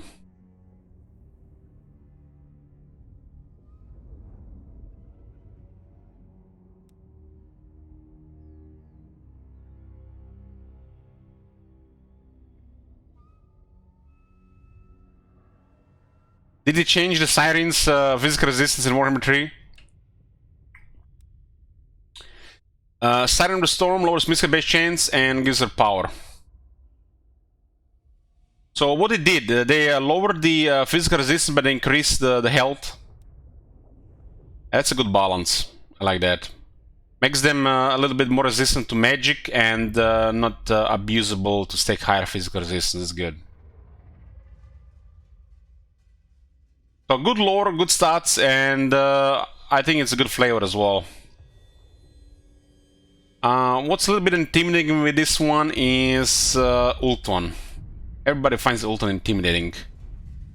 So if you play this lord, go ult one. Get mortars and bully the high elves.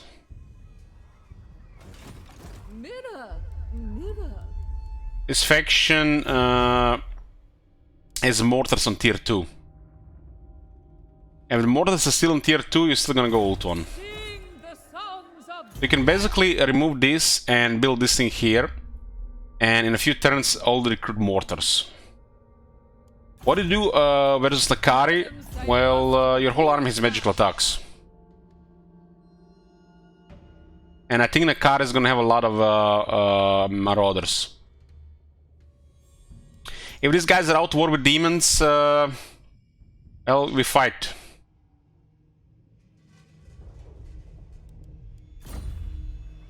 Yeah, all the Vampire Coast have tier 2 mortars, but mortar is otherwise tier 3 unit. So what do you do about Nakari? He gets a couple of these units here, and slow Nakari and kill him.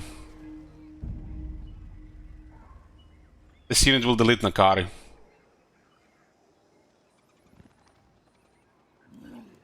You also have a Carronade, which will also slow him down. The initial shots with the extra powder are massive damage.